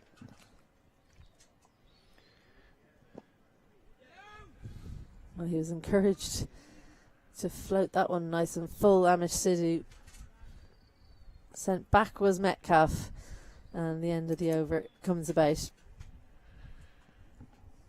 Well, possibly a wise call from McCullough. Leaves Metcalf on strike for the next over. He's just one short of that half century. He's the leading scorer in the match already. And he's a big reason why Munster have managed to get to 106, chasing that 174 for victory. Well, it's 22 overs gone. Munster Reds 110 for 4. Metcalf out in the middle, he was dropped on 36 and 43. So how costly that will be, we'll only find out either at the end of the game or at the end of Metcalf's innings. And this is the end of that innings. Well, one away from his half century.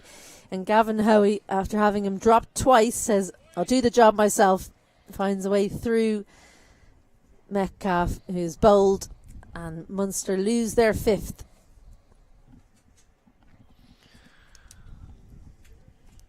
Well, he was almost having to start his innings again. He faced so little of the strike in the last 5 overs. Good innings nonetheless by Metcalf. He goes for 49. Such a shame he couldn't reach his half century, but this is the delivery that prevented it. Oh, beautiful drift. Just came in, took off stump. That's a lovely bit of bowling from Hoey. He'll be delighted with that, as will his Leinster teammates. They now have Munster in a bit of difficulty, and we'll see how deep Munster can bat today.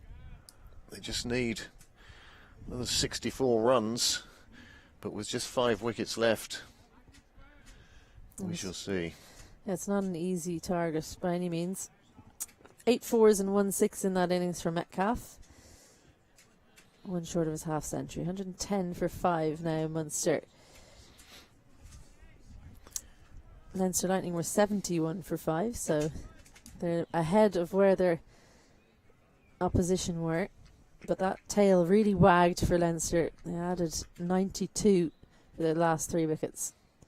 Liam McCarthy now, the left-hander, strides out.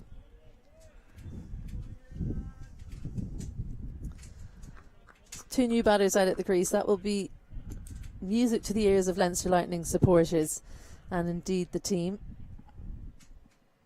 Both the set batters, Kruger and Metcalf, gone. Sam Harbinson, he's got himself to call on. He hasn't bowled yet. Now there's Chris de Freitas. I do think it'll be plenty of spin for the foreseeable as Sidhu and Hoey go about their business.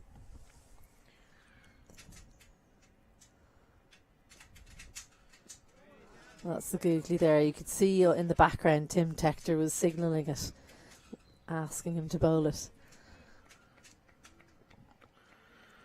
Well, it was shown in the first innings how effective the spinners can be here, certainly at an economy rate, picking up the occasional wicket. Nice looking sweep shot from McCarthy. Difficult work for de Freitas in the deep. He is quick across the ground. The slight misfield won't really cost them any. It was 2 as soon as it came off the bat.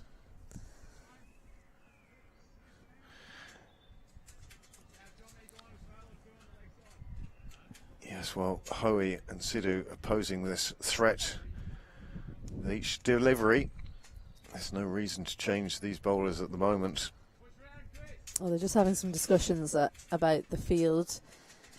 Liam McCarthy, with that sweep shot, is forced to change in the field. So a deep backwards square leg and an even more deep backwards square leg on the boundary to protect that shot.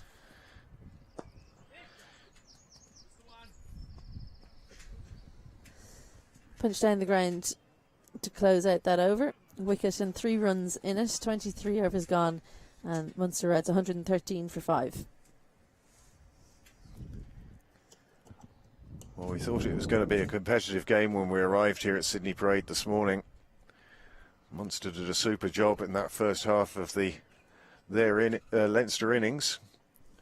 Leinster's tail wagged and got them up to 173, and now the Leinster bowlers are making sure it's a very nervous Munster, progressing slowly towards their target of 174.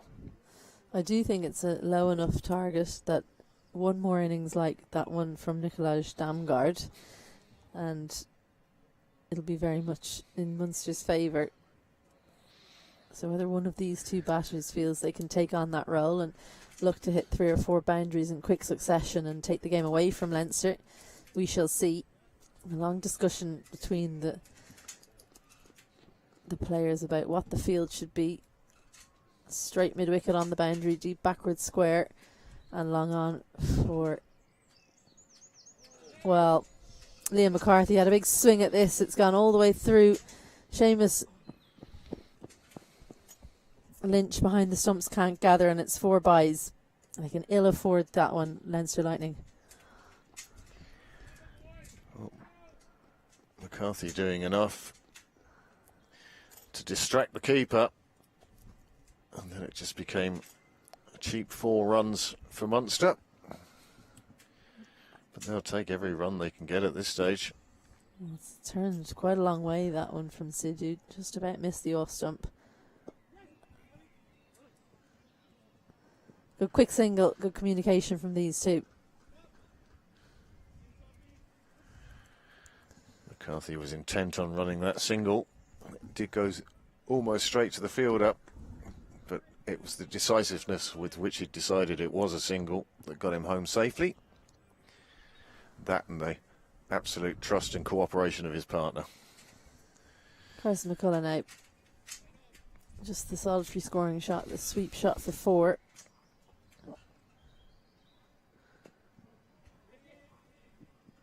Takes the inside edge. Such an athletic fielder in there, Philippe Leroux, but it's too far away from him for even him to stop that being a single. The left-right hand combination means that Leinster Lightning, every time there's a single, almost everyone in the field has to move.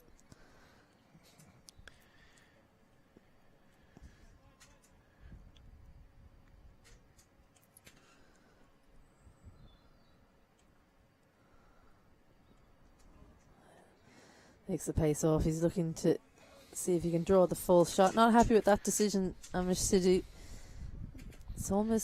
It's much more about where the ball pitches than where it ends up for those wides. We've seen some spin outside the wide line being given, not being given as wides. That one pitching outside the wide line. Another handy single from McCarthy. Doesn't look like he's feeling the pressure at all. No, very much a big game player, Liam McCarthy. He so enjoys these interprovincials, and especially with bat in hand, not his priority, but he does enjoy it. And again, this is quite sensible from the Munster batsmen. They're not looking for the big shots, they're just looking to get themselves in.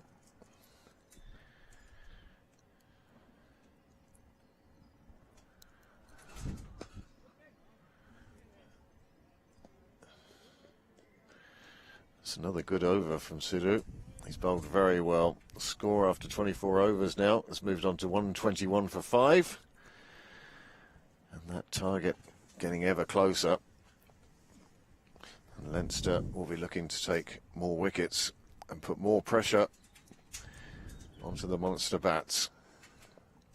Lots of discussion in the middle between Leinster Lightning bowlers and fielders.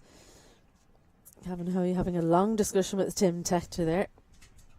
No doubt talking tactics. They're club mates as well as interprovincial teammates now, as Tim Tector playing his club cricket in Pembroke, so he'll know Gavin Hoey's game as well as anyone. Nice looking shot by Liam McCarthy. He's been able to come in and rotate the strike from pretty much the get-go. Well, after the fireworks that was Damgard, it probably makes sense to have somebody in there just to push it around again. Just to re-establish a partnership. Just tick off a few runs.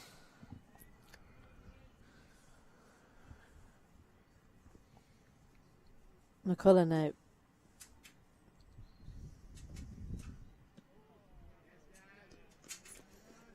Well, the good news for Gavin Hoey is that McCullough decided to go on the back foot there, and you'd think it's very much a front foot type of delivery. It was quite full, so it might entice Gavin Hoey to bowl that googly so he can get the ball going back into the right-hander. There'll be a change in the field now. Sam Harbinson moving from mid-on, going into a leg slip. The square leg on the ring, deep backward square on the boundary. The big gap mid-on. Gamble being taken by the Lightning. We've seen that happen a few times now off the bat of McCullough. Finds the inside edge and he scampers down the other end for a single. Well, it's for exactly that delivery that Hoey had put in, the leg slip, and it nearly paid off. Ball squirting away from McCullough, but he took the single. I guess McCarthy back on strike. It very much puts me in mind of his father, Gavin Hoey, that change in the field. Well, that was a short one missed out there. To Liam McCarthy, throws his head to the sky. Gavin Hoey's dad, Beanie, who I'm sure you know well, Craig, he would have done exactly that, put the fielder exactly there. So I'm going to pitch it here and turn it that way, and the ball goes straight to them more often than not. He's got a great bowler to learn from, does Gavin Hoey. Long on back now. Well, he hits that straight back over Hoey's head, does Liam McCarthy. Doesn't look to overhit it, just looks for the placement for valuable 4 runs for the Munster Reds. You see here Hoey going round the wicket to the left-hander. It was just a bit wide, straight over Hoey's head, and you don't get much straighter than that. Yeah, wide and full, so 2 elements not quite what they should be there.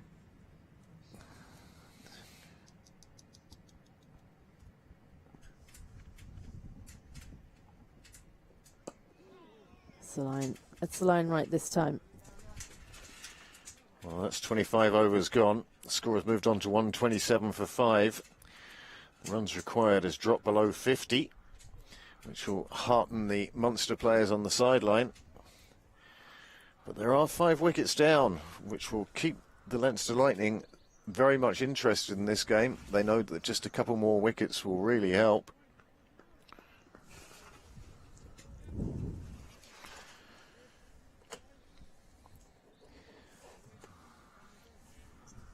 Well, it's time for hit and hope as Amish Sidhu makes way, and it looks like Tim Tector is going to come on and bowl his, do you call it spin? What do you call it, Craig? Well, he certainly will be attempting to turn the ball, if only to show the batsman he can, and then plenty of arm balls. But no, I mean, Sam Harbinson, he's recognised that spin is the way to go here at Sydney Parade today.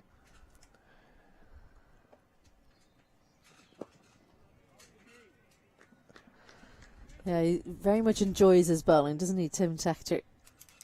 Always in the captain's ear, no matter what team he's playing on, he wants to get a bowl.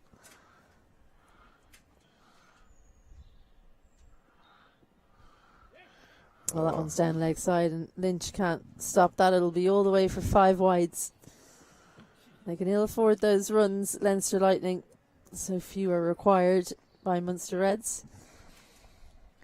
And even something just a boundary like that doesn't even come off the bat, but a boundary just changes the perspective of the game. And the Munster sideline now very interested. All of them out there on the benches watching this. Again, strays in line. De Freitas makes his way around. Easy two.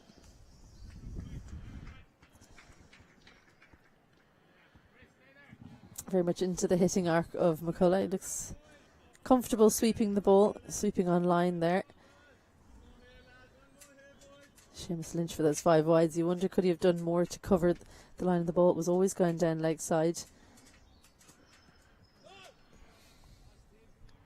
His hands went across to the leg side, but his feet didn't move across, and when it didn't bounce as he expected, he had nothing else behind it. Yeah. Mid-wicket coming into the ring now. Just cover and square leg on the boundary.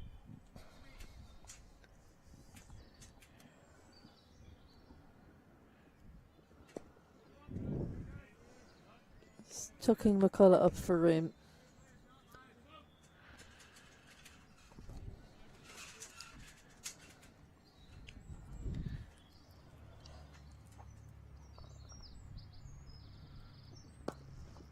Well, too full, and he helps himself. Does McCullough. A handsome looking shot as he gets his first 6 of the day and adds 6 more to the total. Well, an expensive over for the Lightning. Just going straight. Swing, full swing of the bat, takes it straight to the sight screen. Well, big shape, but that was always going over. So, not out, says umpire Riley Black. Well, Texter just jagging that one, but always going over the top. Keeper not tremendously interested in the appeal. And 13 runs coming off Texter's first over. And with the score hitting 140, just 34 required now for victory. And 5 wickets in hand. The balance very much on the Munster side. Well, it's one of those spelling changes where if a wicket's taken, you look like a genius. But as it is, 13 runs from that over. I'm not sure he'll get a second, Tim Texter. Gavin Hoey will continue, though. He's looked threatening right throughout his spell so far.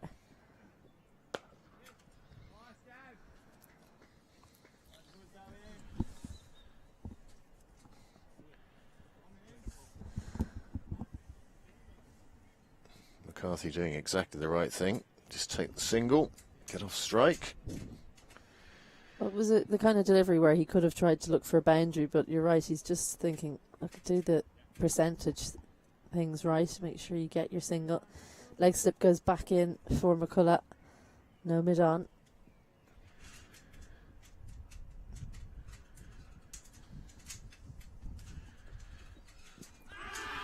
Big shout. And not out, but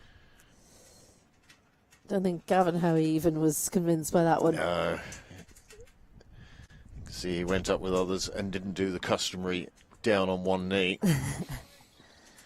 Down on one knee with head and hands. Yes.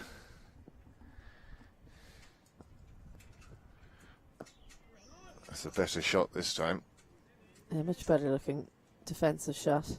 I think the problem for McCullough is that he often plays a defensive shot after having thought about playing an attacking shot. So it doesn't look as convincing, but that one, his best one by far.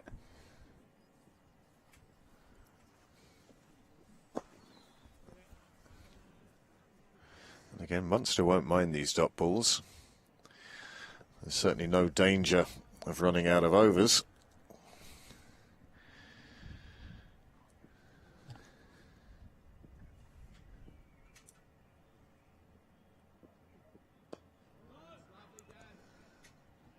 Oh, a strange shot, but it kept it out. He looks like he's shut up shop a little bit here, McCullough. That lovely looking straight 6 off Tim Texter in the last over, but looks keen to keep out Gavin Hoey as he's almost finished his 8th. The difference being Hoey bowling a tighter line than Tector did. Tector strayed and paid the price. And there you go. Well, the googly doesn't. Finally manages to get through that defensive shot of McCullough. That was a less than convincing defensive shot. And so he goes for 14. Makes the 24 deliveries, but he's helped his team up to 141 for 6. So still a glimmer of hope for Leinster Lightning to see can they defend 174 here in the IP50 Cup. I'll take a break, leave you with Craig Senior, and while you watch this, I'll welcome back Dwayne.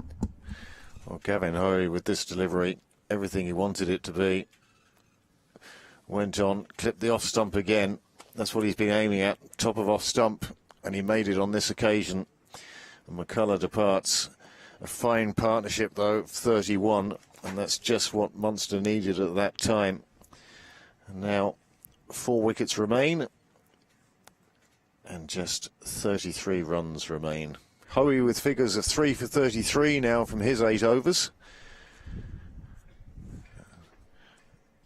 And Dwayne, I have the feeling the end is nigh. One way or the other. Yes, one way or the other. 4 wickets or 33 runs. Yep. As Ryan Joyce makes his way to the crease, Cork Harlequins man, one of 3 Cork Harlequins players in this Munster Reds lineup. And one of them is serving as 12th man today, Barry Forsloo. Zubair Khan, having performed very well with ball in hand for Munster Reds, another one of the Cork Harlequins players. But Ryan Joyce makes his way to the crease. Gavin Hoey, as you say, 3 for 33 from his 8.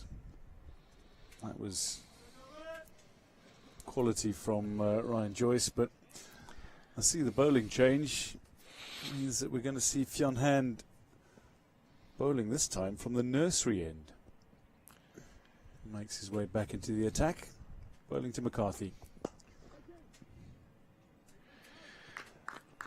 Well, with the target of 174, just 33 runs required. Harbison deciding he'd better play his trump cards now. Well, they still have a few runs to play with, in the hope of knocking one of these 2 over quickly.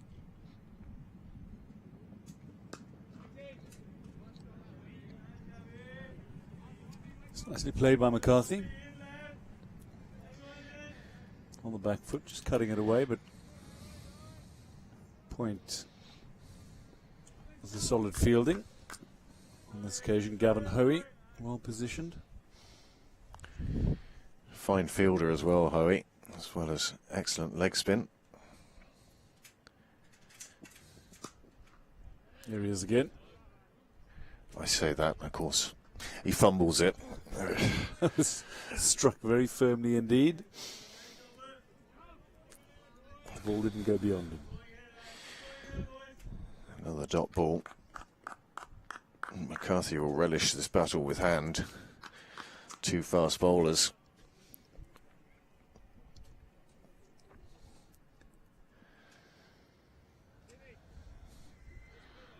Taking out the slip now. Bring him in to the ring on the leg side, not allowing McCarthy to have that cheap single he's been taking throughout his innings.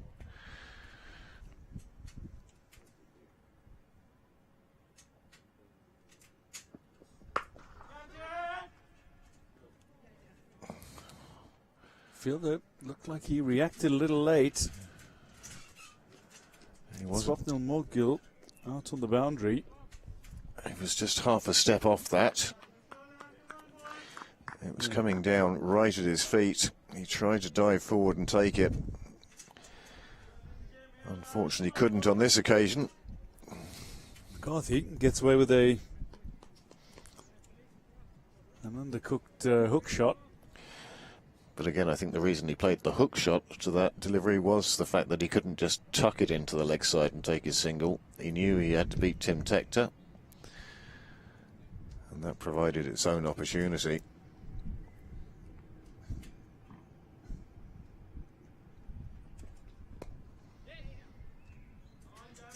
Excellent fielding from Hoey. Thank you, Gavin, restoring my faith. Super piece of fielding, throwing himself around. Certainly saved a boundary there. And that's very much what's needed at the moment. Munster may, in fact, prefer having pace on the ball.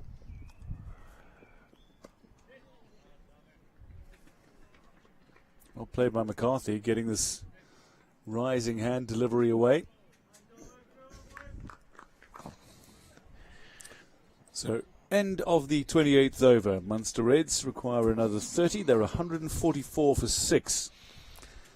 On the batting card has seen a good couple of starts, but nobody really push on. Metcalf missing out in his half century by 1 of 49 off just 58 deliveries. 31 for Kruger up the top, and Neil out in the opening over, or out in the early overs. Reuben Wilson's first over, caught behind off the bowling of Wilson. Gavin Hoey has 3 wickets, removing Metcalf, Alistair Frost and McCulloch. Damgard played a quick fire 17. Well, Hoey 3 for 33. He's the pick of the bowlers there. And Sidhu with 2 for 31. They're the spinners that have done the damage. It was the Munster seamers who did the damage this morning to the Leinster Lightning. And now, for Leinster, it's the spinners who are keeping them in this game.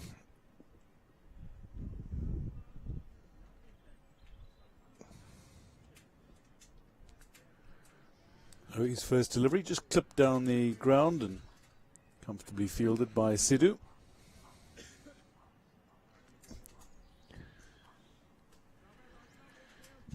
Well, Leinster fighting very much to the end here. Every run matters now.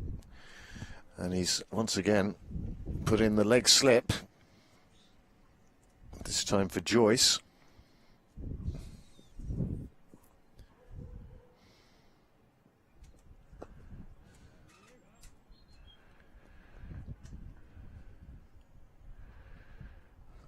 This has been a good spell from Hoey, into his 9th over now. He's done a super job for the Leinster Lightning, not only today, but previously as well.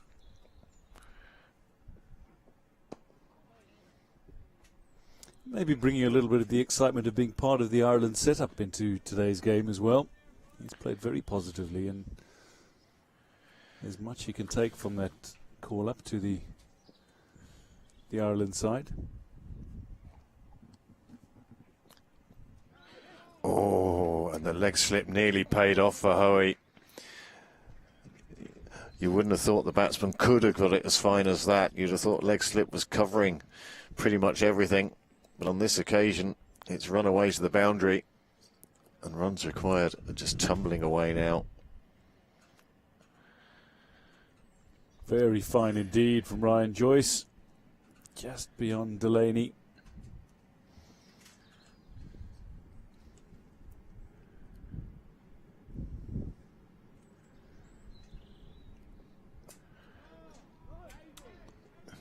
Delaney swooping on this occasion.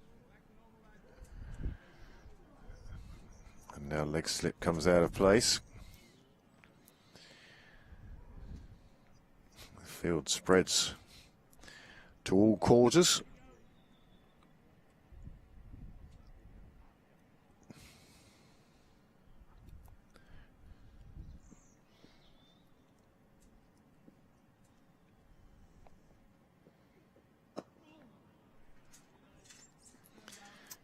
The end of the 29th over, and Munster Reds are 149 for 6, chasing a target of 174.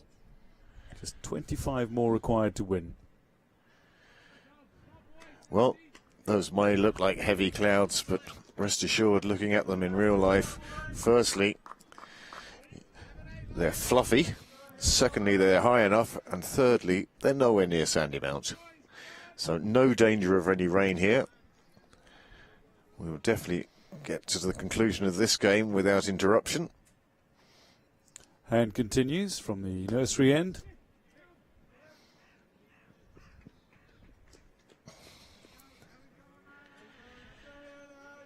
McCarthy just gets off strike early.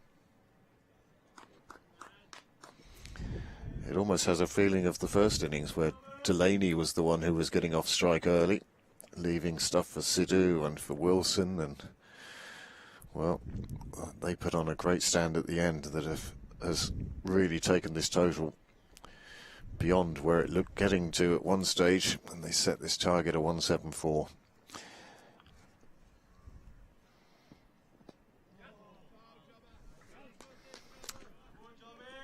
Delaney with the fielding.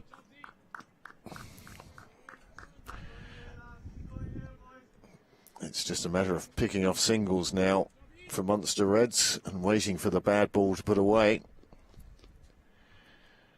And how Hand and his teammates would love those 13 runs back that Tim Tector conceded in that one over.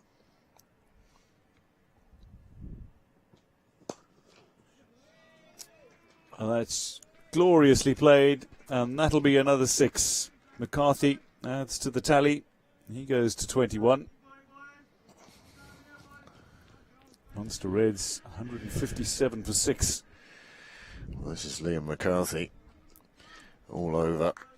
Big swing of the bat, straight back over the bowler's head. Nobody fielding there. Clears the rope. 6 more to the total.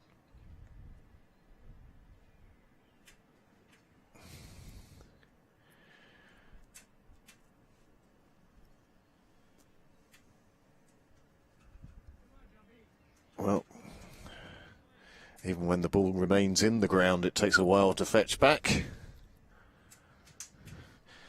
The Cricket Island will be delighted that it wasn't another one disappearing into the gardens.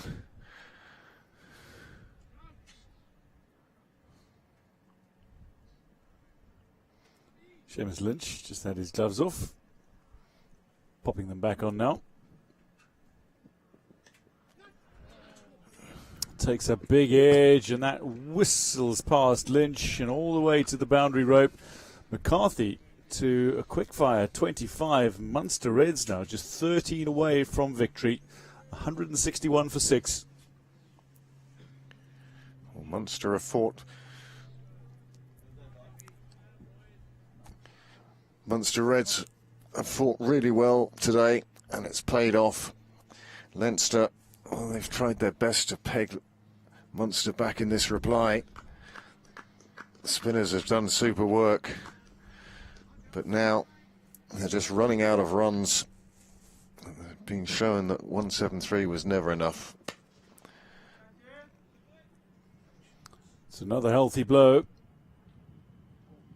And nearly plugged in the turf, but a couple of bounces and over the rope again.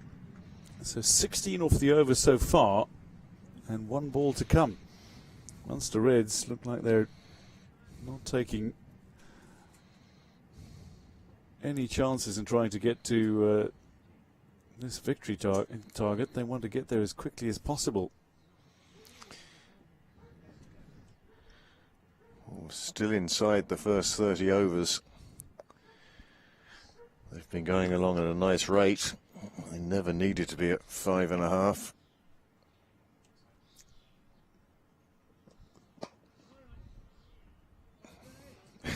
So 9 required. At the end of the over, 165 for 6 after 30 overs are Munster Reds.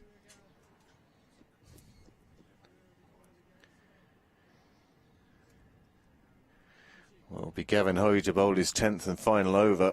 He's certainly done everything he possibly could have. But look at that. Liam McCarthy, he's the one who's going to be leading his team to victory here. 29 from just 24. And he's been a rock since he came out. He hasn't given any chances. He just took his singles early on. And then later on, he just waited for bad balls or wide balls. And he's put them away. And it's got him to 29 off just 24 deliveries. And it's brought his team to within 9 of victory.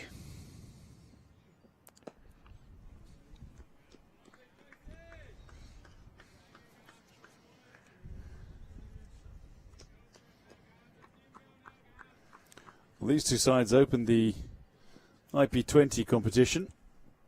Leinster Lightning winning by 6 wickets on the day as they beat Munster Reds fairly convincingly. Chasing down a target of 135 in 15 overs.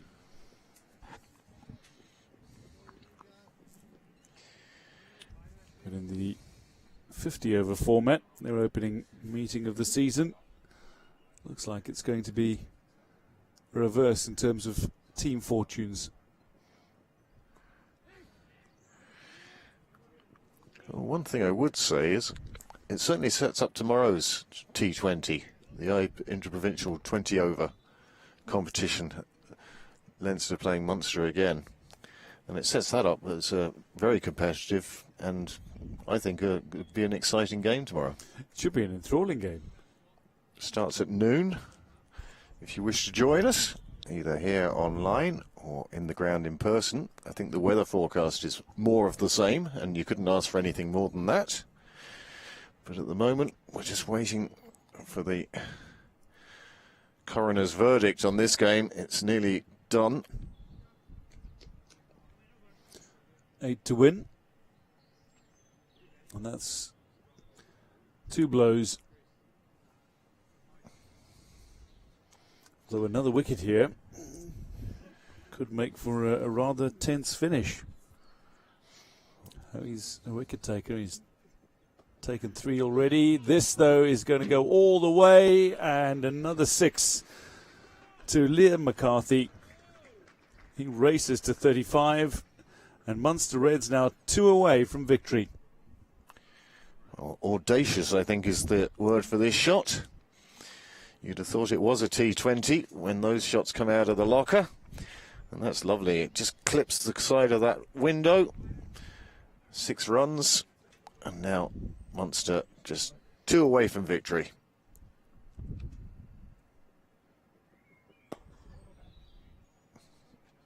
Oh, he fires this in. Nobody ever wants to be the bowler who concedes the winning runs, and Hoey is certainly very competitive. Well, that's a gift, effectively. And Liam McCarthy says thank you very much and smashes it to the fence, over the fence. 41 he ends unbeaten as Munster have successfully chased down the target of 174. They reach 178 for 6. They win by 4 wickets against Leinster Lightning in the opening fixture for these respective sides of this Interprovincial Cup competition. An excellent innings by Liam McCarthy late on. He picked up a couple of wickets in the Leinster Lightning innings, but it's been his batting that has led Munster to victory here by a confident margin. 4 wickets and with 19 overs to spare. Well, what you could say about Liam McCarthy there is he took any risk or excitement out of that final until he got to within, once they were in 15 runs, he felt free to loosen his arms. And when Hoey, well, gave him that full toss, he was right onto it, pumped it away, 6 runs, and that's all Munster home. A well-deserved victory for Munster. They worked really hard this morning. They reduced the Leinster Lightning to 81 for 7. They did let the Lightning get away a bit, but as has proved, they didn't let them get away too much.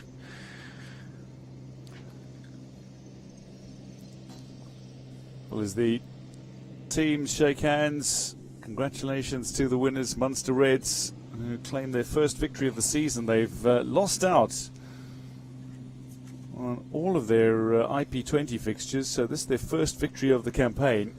Just going through the scorecards for you, the batting cards. Leinster Lightning got off to a relatively sluggish start. Modgill gone very early for 4, but Tim Tector and Chris de Freitas put together a good-looking partnership. Tim Tector going at a massive strike rate, 150, 30 off his 20. LaRue came and went in 1 ball. Harbinson got to double figures but couldn't push on. Lynch fell for 6. Hoey, a well-played 25 before he got frustrated, played the expansive shot and ended up being caught on the boundary. Frost chipped in with a wicket of hand, and then Delaney really held the innings together, playing a very well timed innings of 44. Sidhu and Wilson, though, putting on great partnerships with Delaney, was the last wicket to fall. Well, there are the partnerships, and as you said, you can see up top it was De Freitas and Tector with a very rapid 41 between them. But the most important thing for Leinster there were Hoey and Delaney, Delaney and Sidhu, and Delaney and Wilson, and they put on, well, 92 runs for those 3 wickets, and that enabled the Leinster Lightning to at least set a target.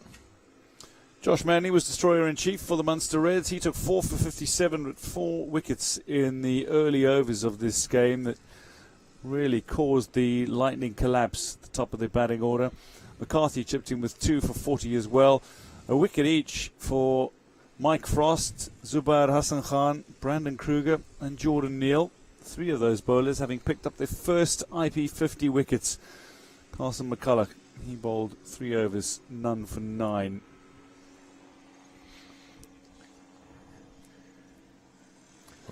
Well, in reply, the Reds, well, they suffered the early loss of Jordan Neal in the second over, but they didn't let that distract them. Metcalf was most unfortunate not to reach a half century. He deserved it, but he fell on 49 when he missed one from Hoey, took his off stump. And then Damgard came in and gave us a little bit of fireworks, 17 off just 11 balls. I can tell you he scored 16 of those off 3 balls.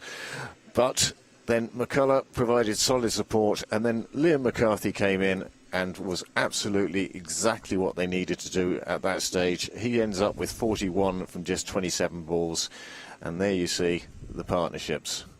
The big partnership between Kruger and Metcalf. They really looked settled at the crease, and Brandon Kruger eventually falling. Metcalf contributing 43 of that 75, Kruger with 30 in the partnership. It wasn't until the final 2 between McCulloch and McCarthy and Joyce that they had significant partnerships again, but McCarthy and Joyce, quick-fire partnership of 37 of just 24 deliveries that secures the game for the Munster Reds. Well, the Leinster Lightning tried everything. 6 bowlers used, 3 of them taking wickets. Connor Hoey, well, Gavin Hoey even, 3 for 51 at just 5.1 and over. And the other spinners, Sidhu, 2 for 31, and then Wilson with that very early wicket showed so much promise, just taking a lovely edge through to the keeper. But it wasn't to be. They didn't have enough runs to defend, and as a result, the Munster Reds have won by 4 wickets, and that concludes today's IP50 here at Sydney Parade. Tomorrow we have the T20. The same 2 sides will be in action. It's a 12 o'clock start, and we hope you'll be able to join us here. And until then,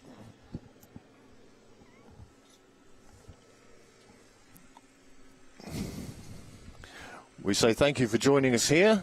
Hope you enjoyed today's IP50 game. Many congratulations to Munster. They take the points for the table, and we'll see how that works out during the summer. And Leinster Lightning will lick their wounds and come out again tomorrow for the T20. So until then, thanks to Isabel and to Dwayne for joining us here today in the commentary box. Thanks to the production crew as always. And we'll see you here tomorrow, slightly before 12 o'clock.